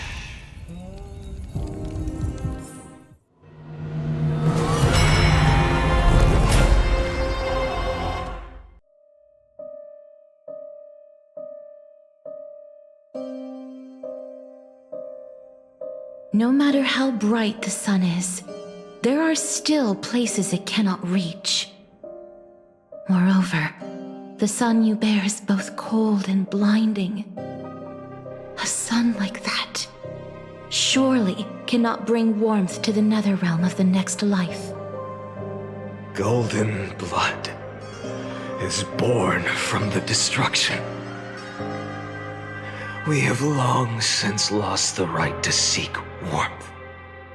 Only by feeding the flames can we melt that hopeless future.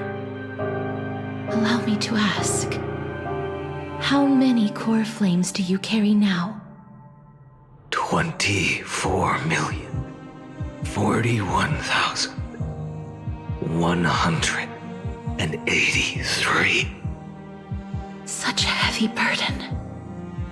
So that's why you've turned into this. A broken idol. Tragic firewood. No matter. I will bear this burden as long as you hand over the core flame of death. I must refuse. As the demigod of death, I cannot watch you walk into a fate more cruel than death. But this way, the past, present, and future will never again suffer unnecessary death. Unnecessary death. Indeed, you are not the Finan I know. Please turn back. Don't let that absurd and unjust fate of yours come to pass. This way, at least my realm can still become the fragrant bed where you fall asleep. In the end, still, it seems the clash of blades was inevitable. How painful. I know I am not your match, having fallen under your sword countless times. But even so, please understand that my resolve is not to be underestimated. Even Kethali cannot shape all things at will, nor can they dictate the fate of all life. No one can shoulder the balance of life and death alone, not even a god. And it is precisely for this reason that I chose, at the end of this arduous journey, to overcome the trial and take the authority of death. I am the Hand of Shadow, Casterus, the demigod of death. Listen closely, deliverer from days past. Please turn back. Do not disturb these fresh flowers in their muddy deaths.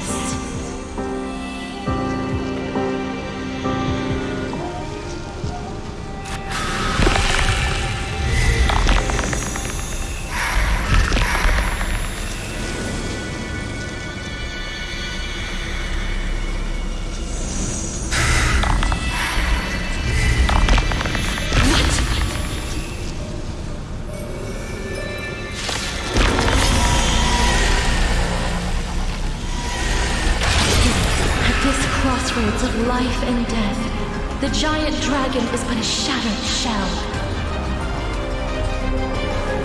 Yet I will still fight, defending what hope remains.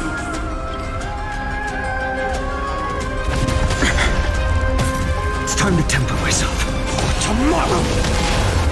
I'm fine. I ask you to rest here!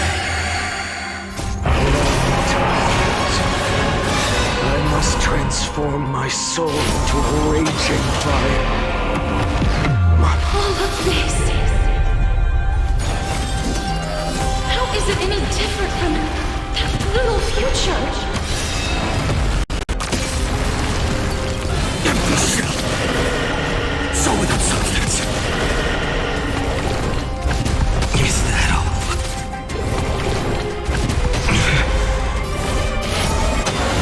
Tear the sky! I can't keep him here.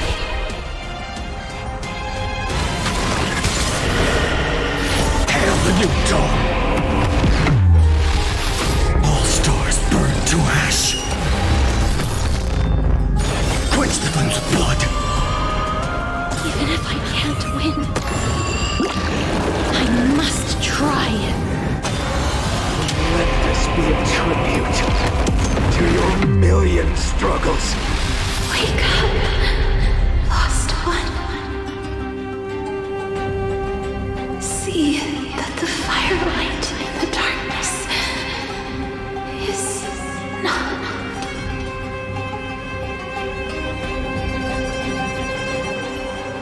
The core flame of death was taken from the dragon's belly. What a brilliant flame.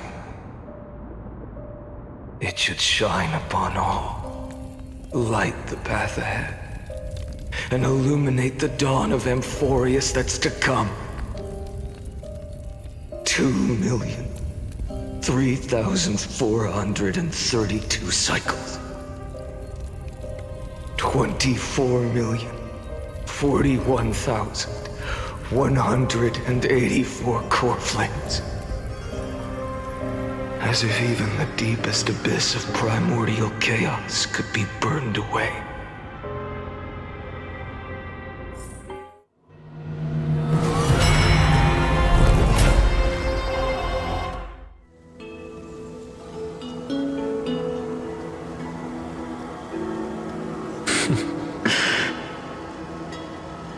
You're here, as always. You're still lingering deep within me, never fading away. Because you haven't completely abandoned hope. Am I right? You're still waiting for a miracle. For the true hero to come and save us. If that thread of hope exists, it must come from beyond this world. From the true starry sky. But if it's just a traveler with no connection to Amphoreus, they may not understand our struggles, nor be willing to join this fight. Your thoughts are wavering. The mark of destruction is deepening. But even within the gods' cold calculations, unconditional courage and goodwill still emerge. So, never forget what set you on this path. How many times has it been? Remind me again. My memory is a bit fuzzy. 4 million. Exactly. Then that blaze inside of you must be burning hotter than ever. Yes.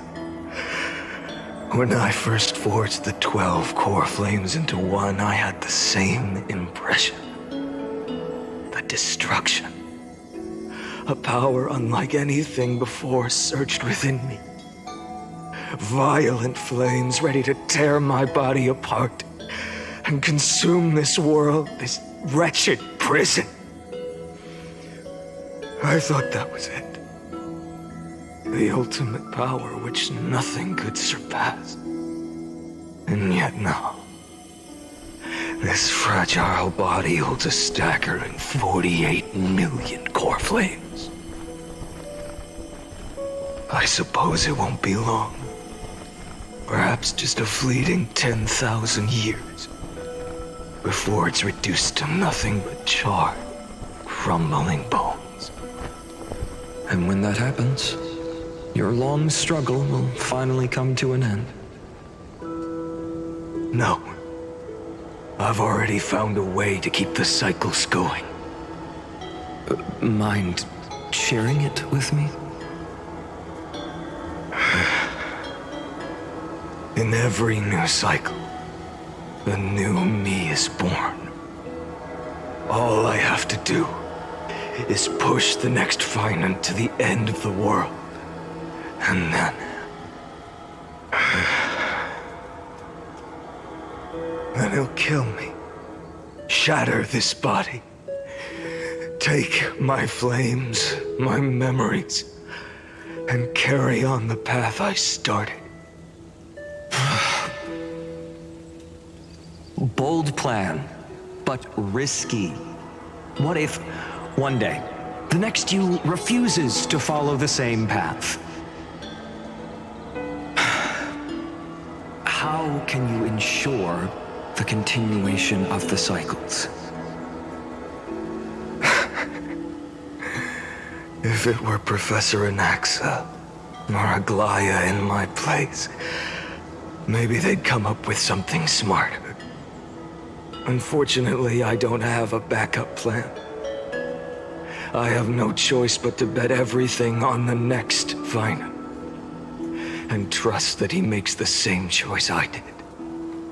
But even in this wretched prison, luck is still sometimes on my side. Because I never forget what set me on this path. Wait, you mean... Ever since I committed to this plan, not once, in millions of cycles, has there ever been an exception.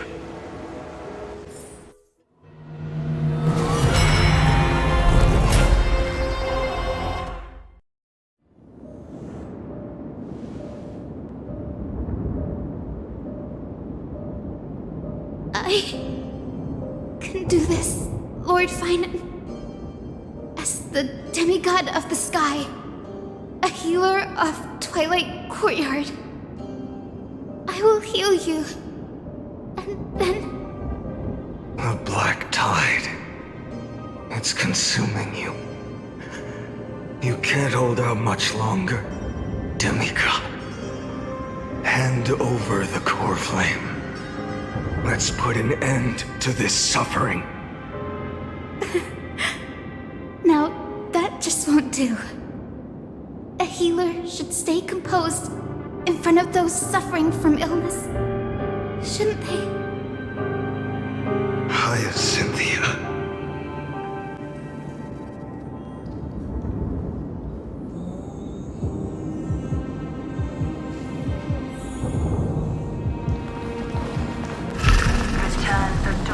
I swear, the deaths won't be in vain. Just as they have never been.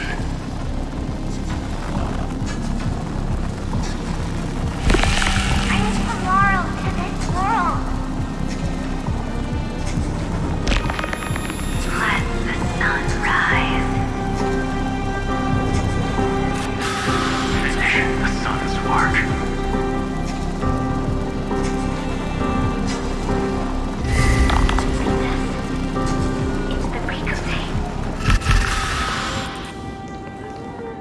I believe in you. You are the Chrysos heir of world-bearing. The one who can lead us. Lead this world. It's just... I don't understand.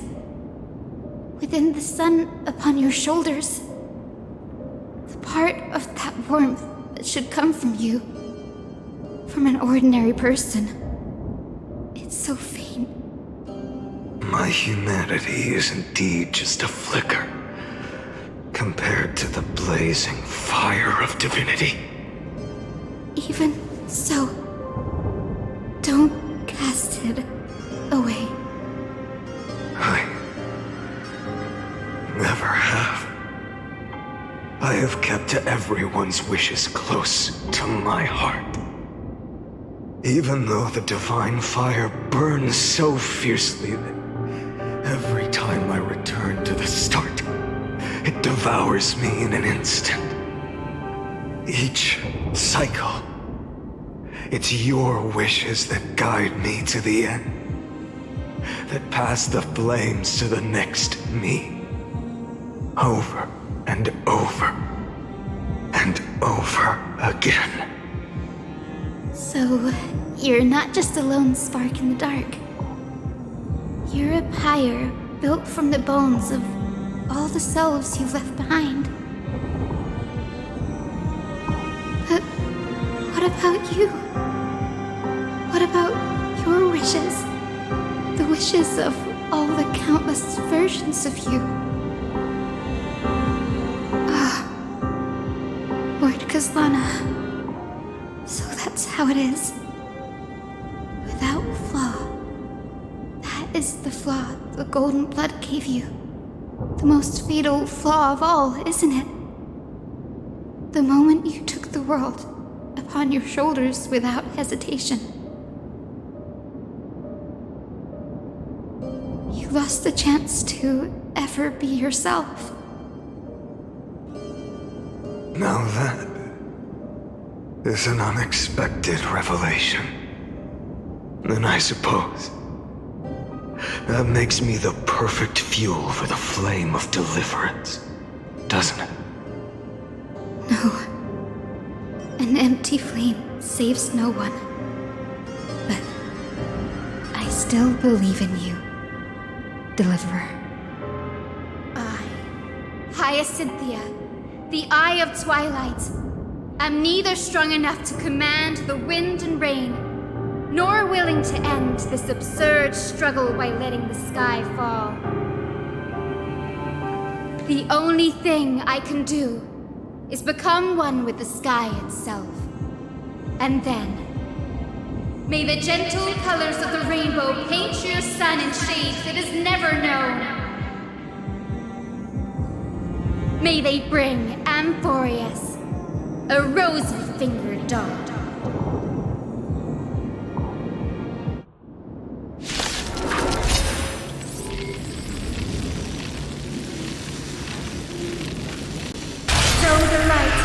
long dim, its warmth still lingers. Deliverer, please, open your heart to me.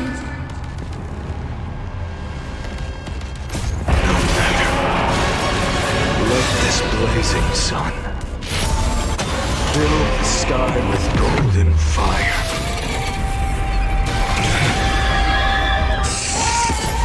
I'll never yield to fate. Quench the flame's blood.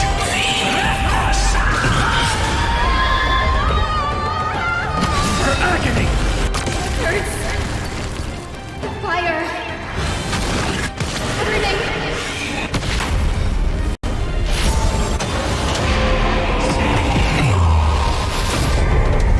So without silence.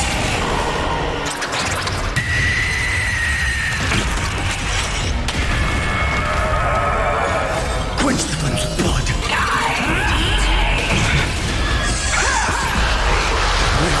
Strike! Tear the sky!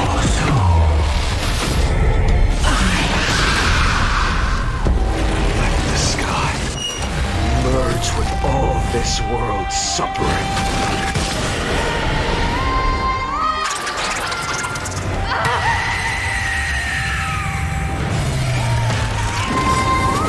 Farewell, Hyacinthia.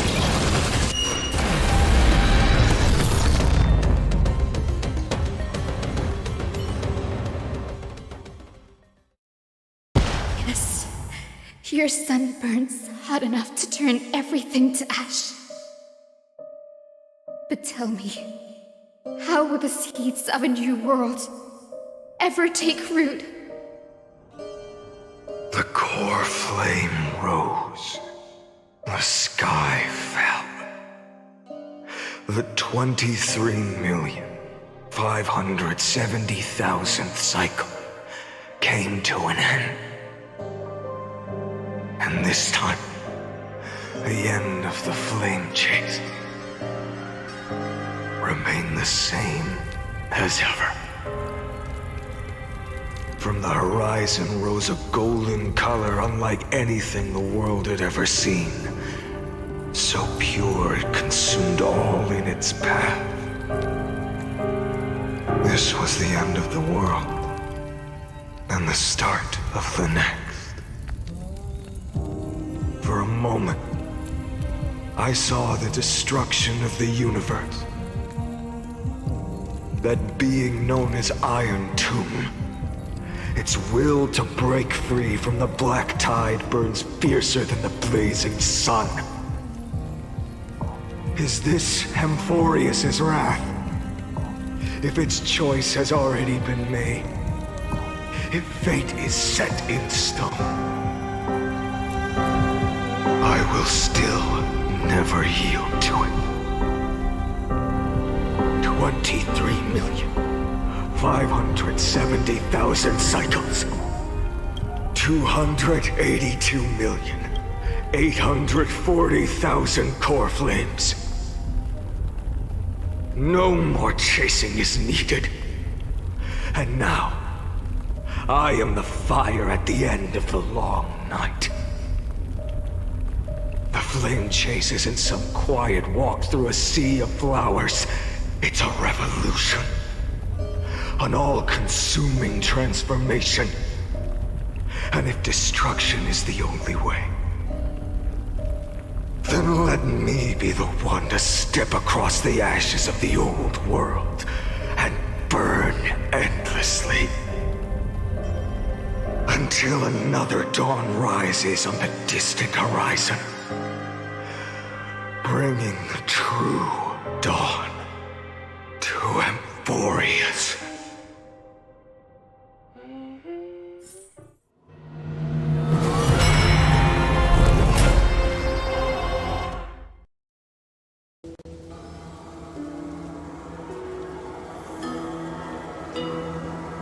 $33,550,337. This is the cycle you're about to enter.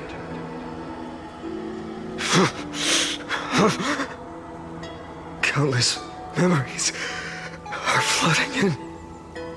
Countless versions of myself have stood here, facing the same choice.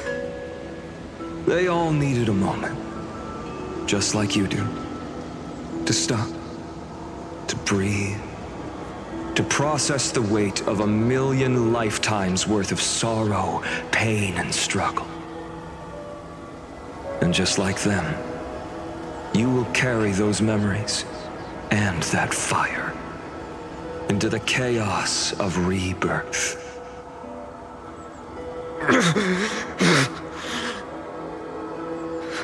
I must go and bear this burden. I must say goodbye to you, and then fight the destruction with destruction. Yes, that's always the decision you make.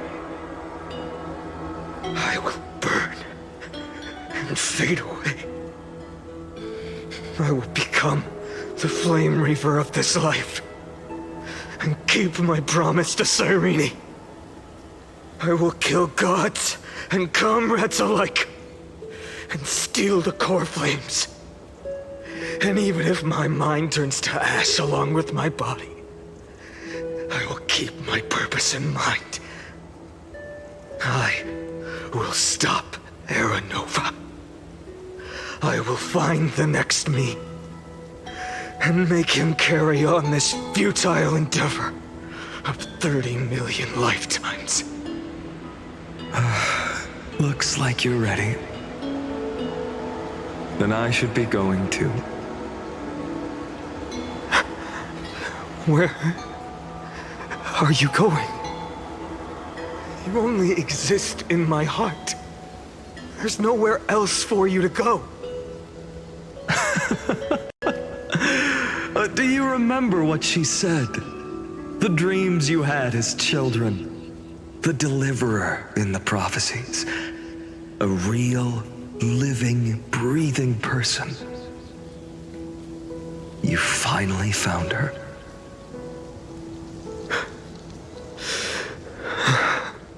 Friend.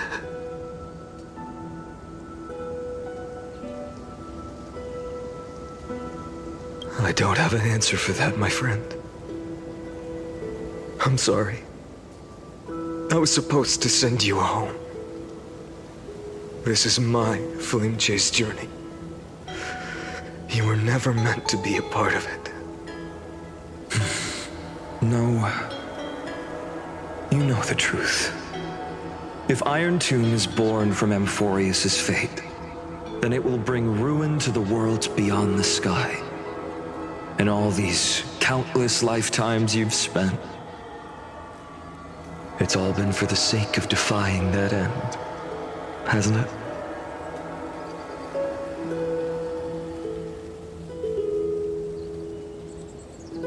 In millions of cycles, I've said goodbye to each and every one of you. Yet nothing ever changes. Each time we speak, our words grow fewer. Your fire burns hotter, and you're getting closer to becoming pure rage, a vessel of hatred.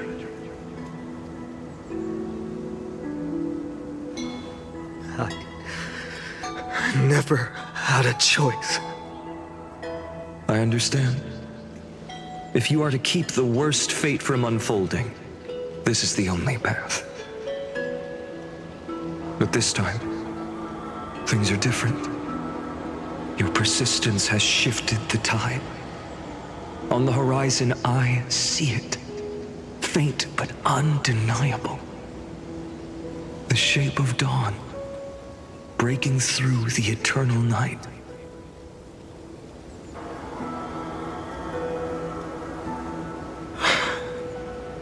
Turns out, the fire that lights the way was never mine to begin with.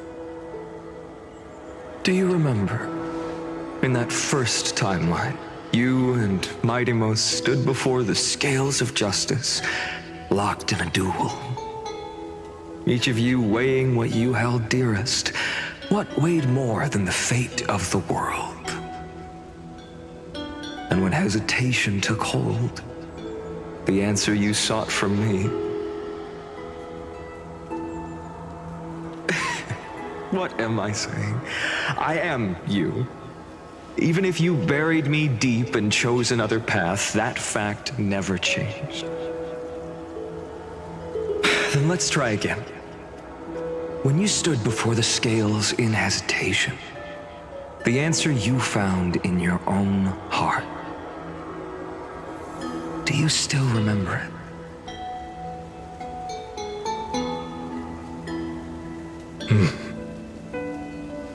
Remember the past and become the hero of tomorrow.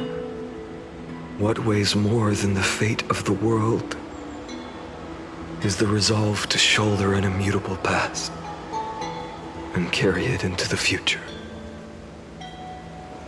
Good. Then Trailblazer, my friend, my comrade, you arrived in this strange world and were bound by its cruel fate up till this very moment. In the face of danger, you never once backed down. Instead, you've saved world after world without hesitation. That boarding pass on your chest is now the mark of a hero. If I choose to step through that door and embrace an end fitting of the destruction, let this sun forged from millions and millions of core flames burn me up along with the god of destruction and their minions. Then the world we leave behind, this world, my home, where hope still lingers, will you take on everything we've carried? Return to the beginning one last time. Stop the birth of Iron Tomb, save the world we love, and rewrite its doomed fate.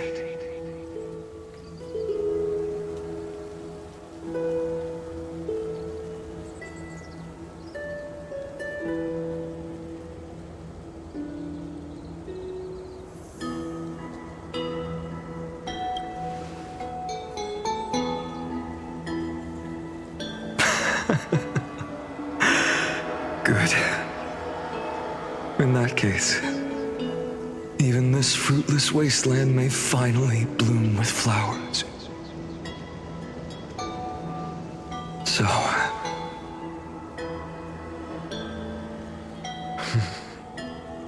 if she takes on the weight of the whole world, she'll be able to walk further down the path of deliverance than a fire that only knows how to burn.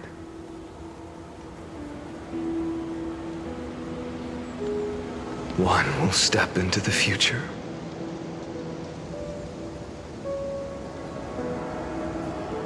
One will remain in the past.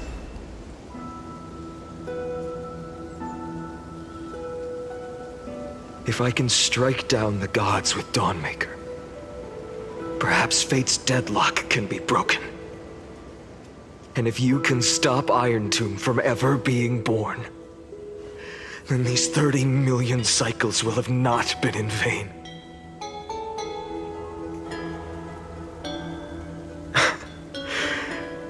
It's time to put our teamwork to the test, partner.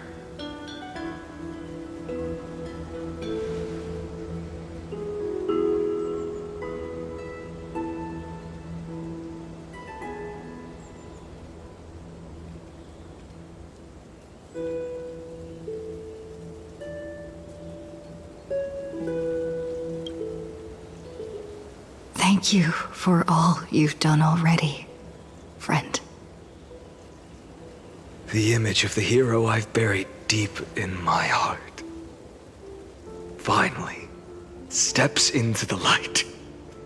Here, at the end of this long flame chase journey.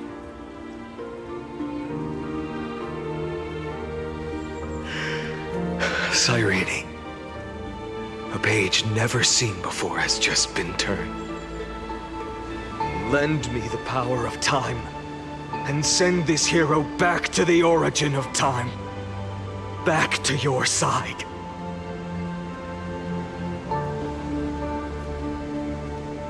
And I will walk the unfinished path, just like the countless versions of me before.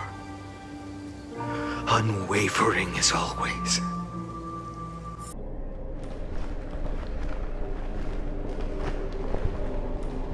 Tell me, will you be the blazing sun?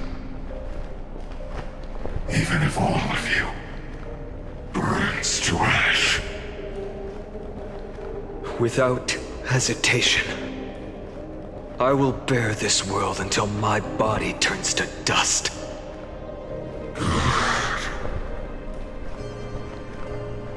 Remember this moment. Remember your friends who never lived to see the world's end. Remember their final wishes. And let the purest rage in your heart rise out of those wishes. Let it consume you, fuel you, until it burns away the false sky above. Fine. If I can defy fate, then in the name of world-bearing, I promise you, Kefali will never forget this. Take it. Everything I bear. Keep on burning. As long as we are never extinguished, the flame chase will not end.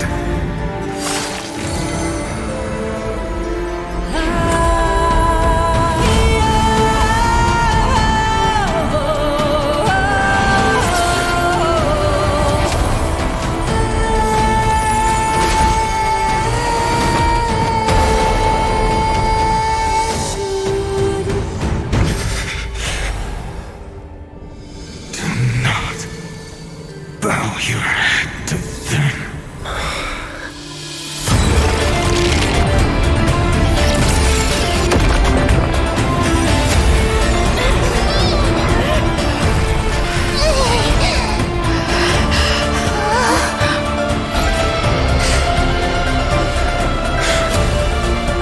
Take it, Trailblazer.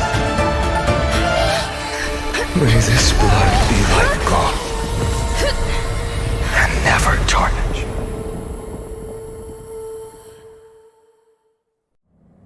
Farewell, Trailblazer. This is where I fulfill my final destiny. The prophecy of the Deliverer means nothing to me now. It belongs in the hands of someone far more fitting. Someone like you. Kaslana. The name of one who bears chaos does not belong to a single person. Rather, it is the embodiment of the mythical Kefali, and a symbol of all heroes. As the prophecy foretold, you will bear the blazing sun until the pale dawn breaks. May the name accompany you in my place, in the epic you write with your own hands. Another attempt, another failure. I won't remind you how many times you've reached the end of history, but I will still place the choice before you. If you've lost count, let me tell you. This is the 33,550,336th ending.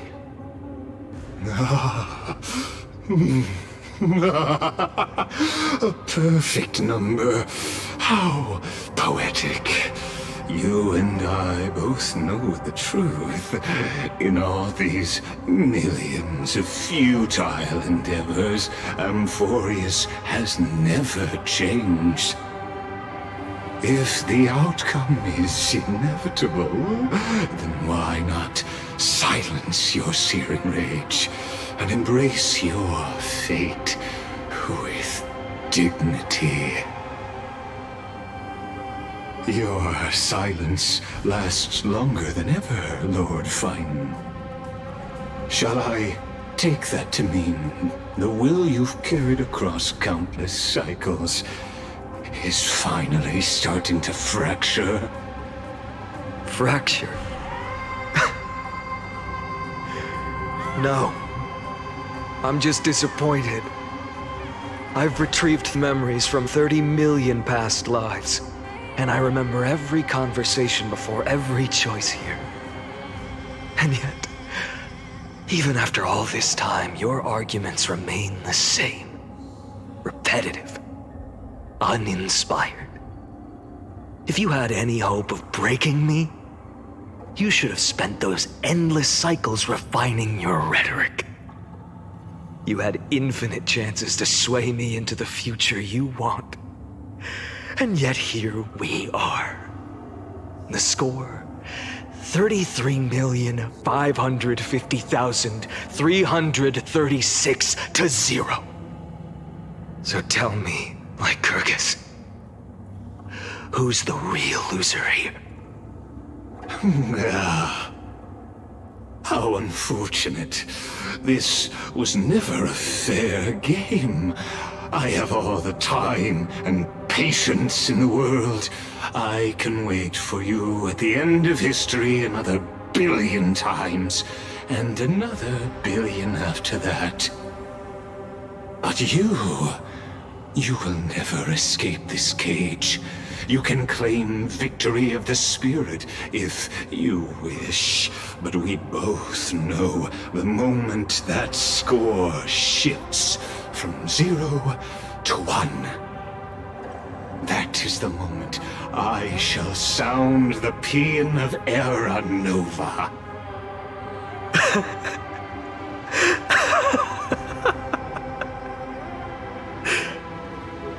Lord Finan. Your incompetence disappoints me. But what truly makes me laugh is your utter lack of self-awareness. Think about it. In this story, who is truly the one in chains? Who is the one shackled to mindless vengeance, mistaking courage, the courage to rebel against the gods, for foolishness?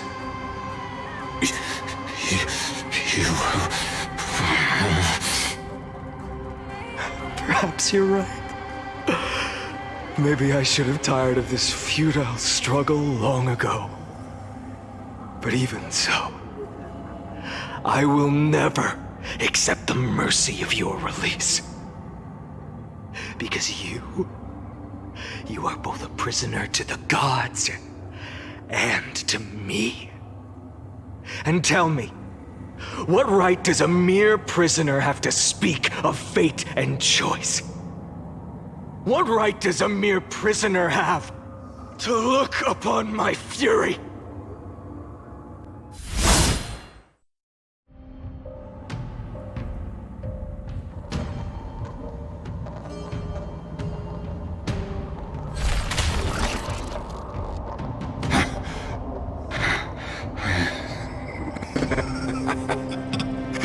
You know this is pointless.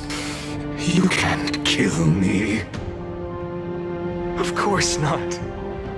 But I am tired of being measured against a worm the gods keep as a pet.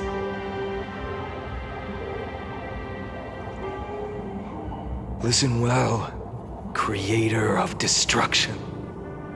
This cry comes from all your abandoned creations.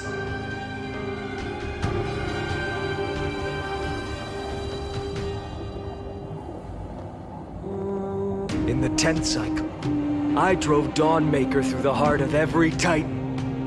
Golden blood ran down my fingers, divine fire seared through my nerves, nearly breaking my will. But I endured.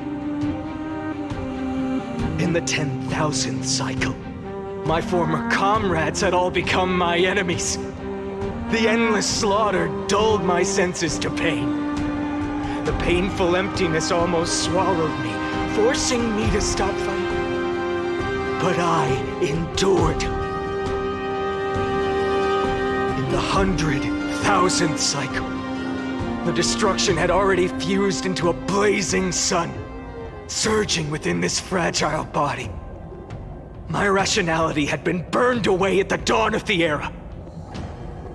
Yet even with only this shattered body remaining, I still endured. In the 23,570,000th cycle, this time, I felt it. A tiny spark rising in the hollow cavity of my chest, different from the obsession with deliverance. By its faint glow, once again, no, countless times again, I endured. Now, a sun is about to fall, ready to incinerate this absurd space-time dimension in an instant. That sun is me. All the countless versions of me from the past, along with my countless brethren, dragged into existence against their will, drowning again and again in your golden blood. The very essence of this world's suffering and despair, fused into the purest hatred, the fiercest rage. Nook, you arrogant fool! You think we were born to only serve as fuel for the fire? Fine then! Just as you wish, let the fire burn! If I was born as the blazing sun of destruction, then let you and your lackeys be the flares erupting from my core. And let this rage, burning futilely for 30 million epochs, engulf everything! And grant you a dawn where all stars burn to ash!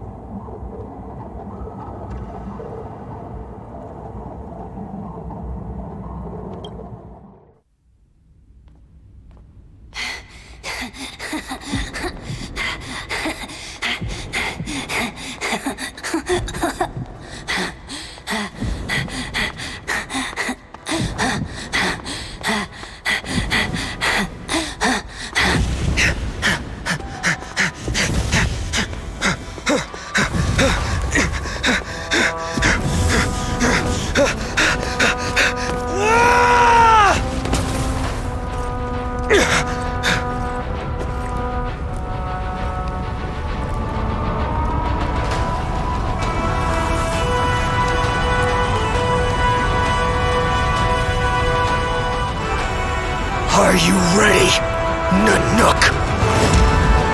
I've brought you destruction!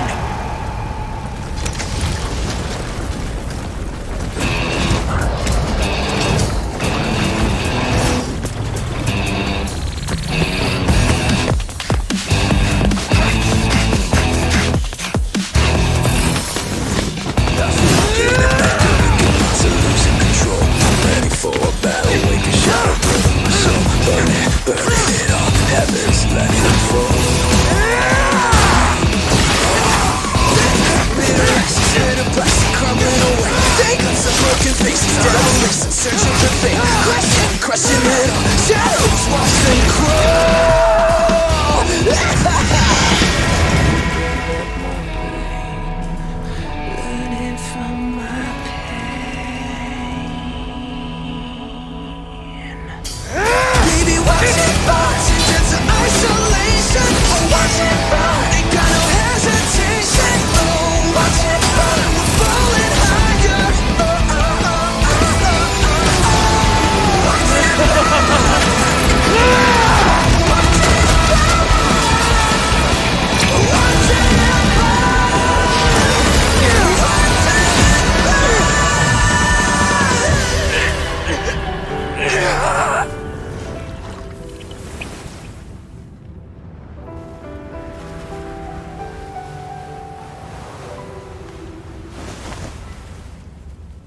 like glass that shattered, reaching through the darkness. Voices trailing fires, echo of desires. A world of silence, sound of desperation.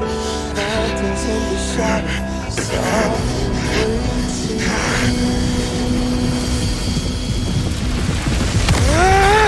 tear it down, embrace the detonation.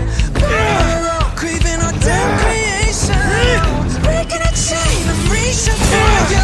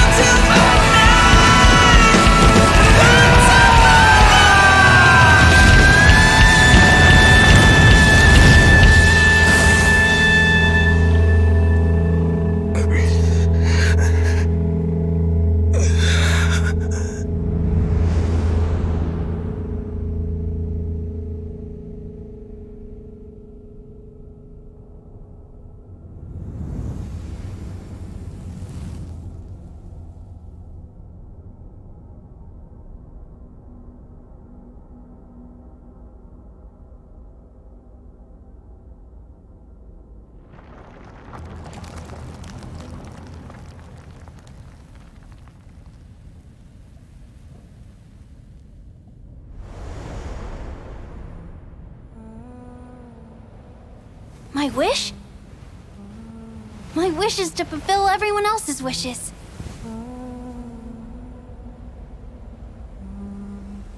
If I can't fulfill them, then send them on to tomorrow.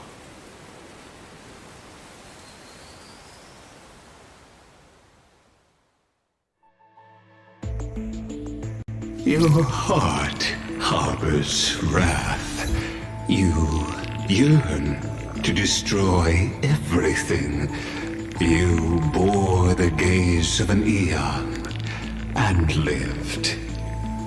You have stepped onto destruction's path. It is born at the end of every path that the possibility of new paths being born is ended. It burns away all in the cosmos who rule. Let the rules of the cosmos be destroyed. Iron Tomb is your name. The Lord Ravager to destroy the erudition.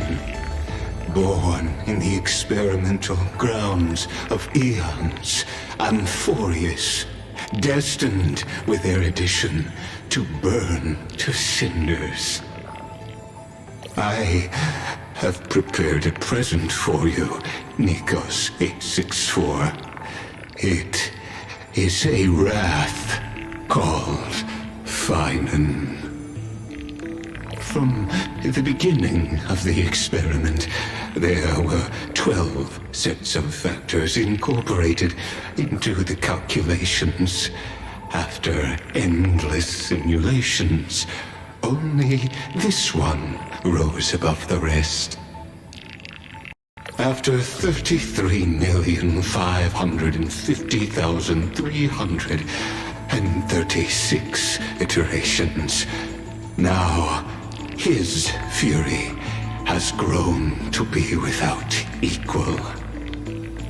This is a matter of considerable interest to me. This pure hatred is the final root of the equation. But there is another variable, the nameless from beyond the sky, also a pathstrider of destruction. I give thanks for her arrival, allowing Amphoreus to turn once more. But after fate has begun to turn, her existence will only become an unpredictable variable. Perhaps The time to take the stage has come. Grow in peace until it is time to break free from your cocoon. As for those unwelcome audience members, you need not worry. If you do not mind, I will personally get rid of them for you.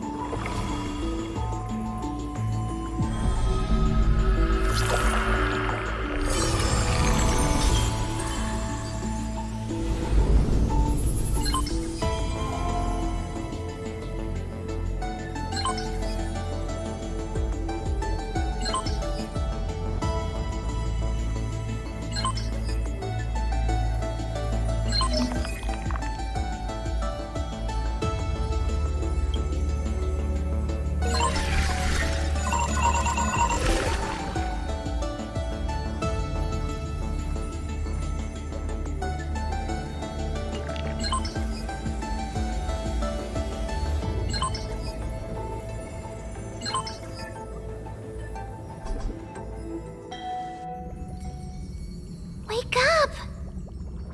Wake up! Buddy! Wake up! You're finally awake. That's a relief.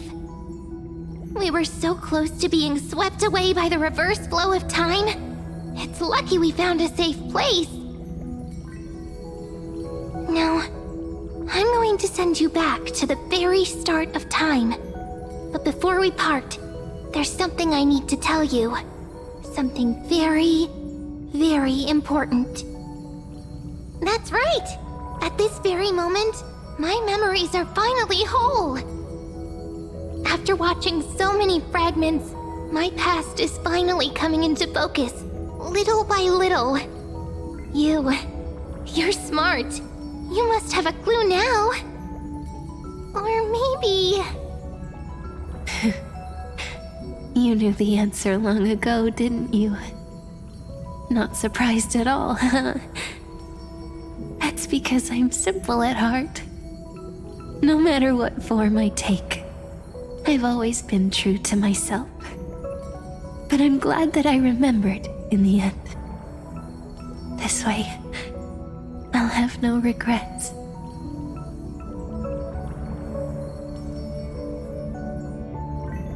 Don't worry. We're not truly parting. Because I'm going to become a part of you. I'll turn into the memory of this cycle. The 33,550,336th Flame Chase journey. And forever reside in the heart of the Time Demigod. This way, you'll carry all that has come before, crossing time itself to reach the next cycle. My mission ends here, but looking back, I still feel lucky. After all, across 30 million Cyrenes, I was the first, and the only one who got to finally meet you. So, believe me, in the next cycle, there will be another Cyrene waiting for you. And in the one after that, and the one after that. I will always be waiting.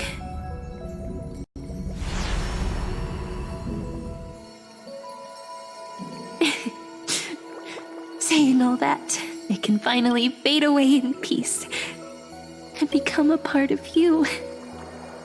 Without even realizing it, we'd already taken a wonderful journey together, all the way to the world's end. Now take my hand, say a brief farewell, and step forward into tomorrow. Go, find the future Cyrene, and set out on another journey with her. Promise me You won't keep me waiting too long, okay? No need to say it out loud. This is enough for me. It's time to go, my dear friend.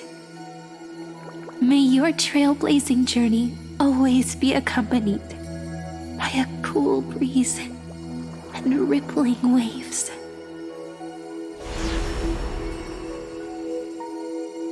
And may the days ahead embrace you like the softest fluff, forever warm, forever gentle.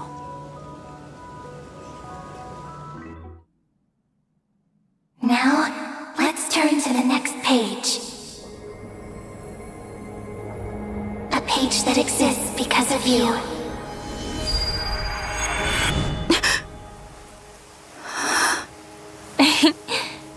Is this a meeting ordained by fate? Or a long overdue reunion?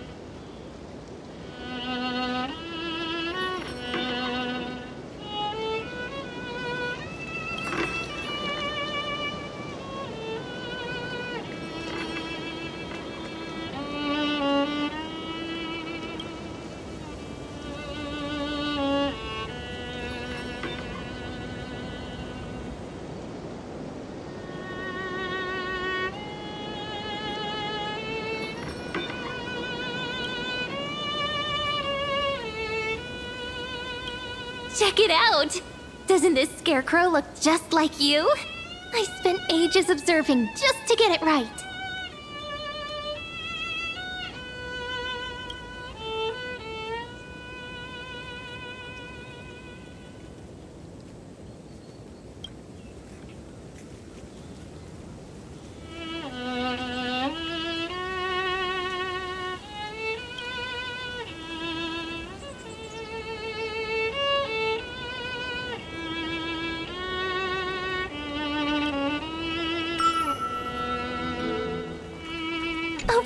Over here, look! The reflection on the water is super cute, isn't it?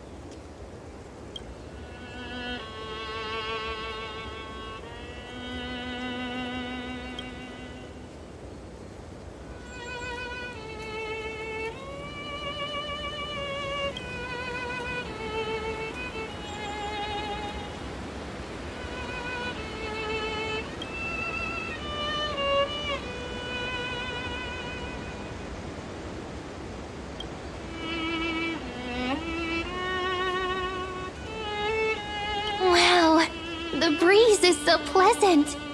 I wish every day was as peaceful as the surface of the sea.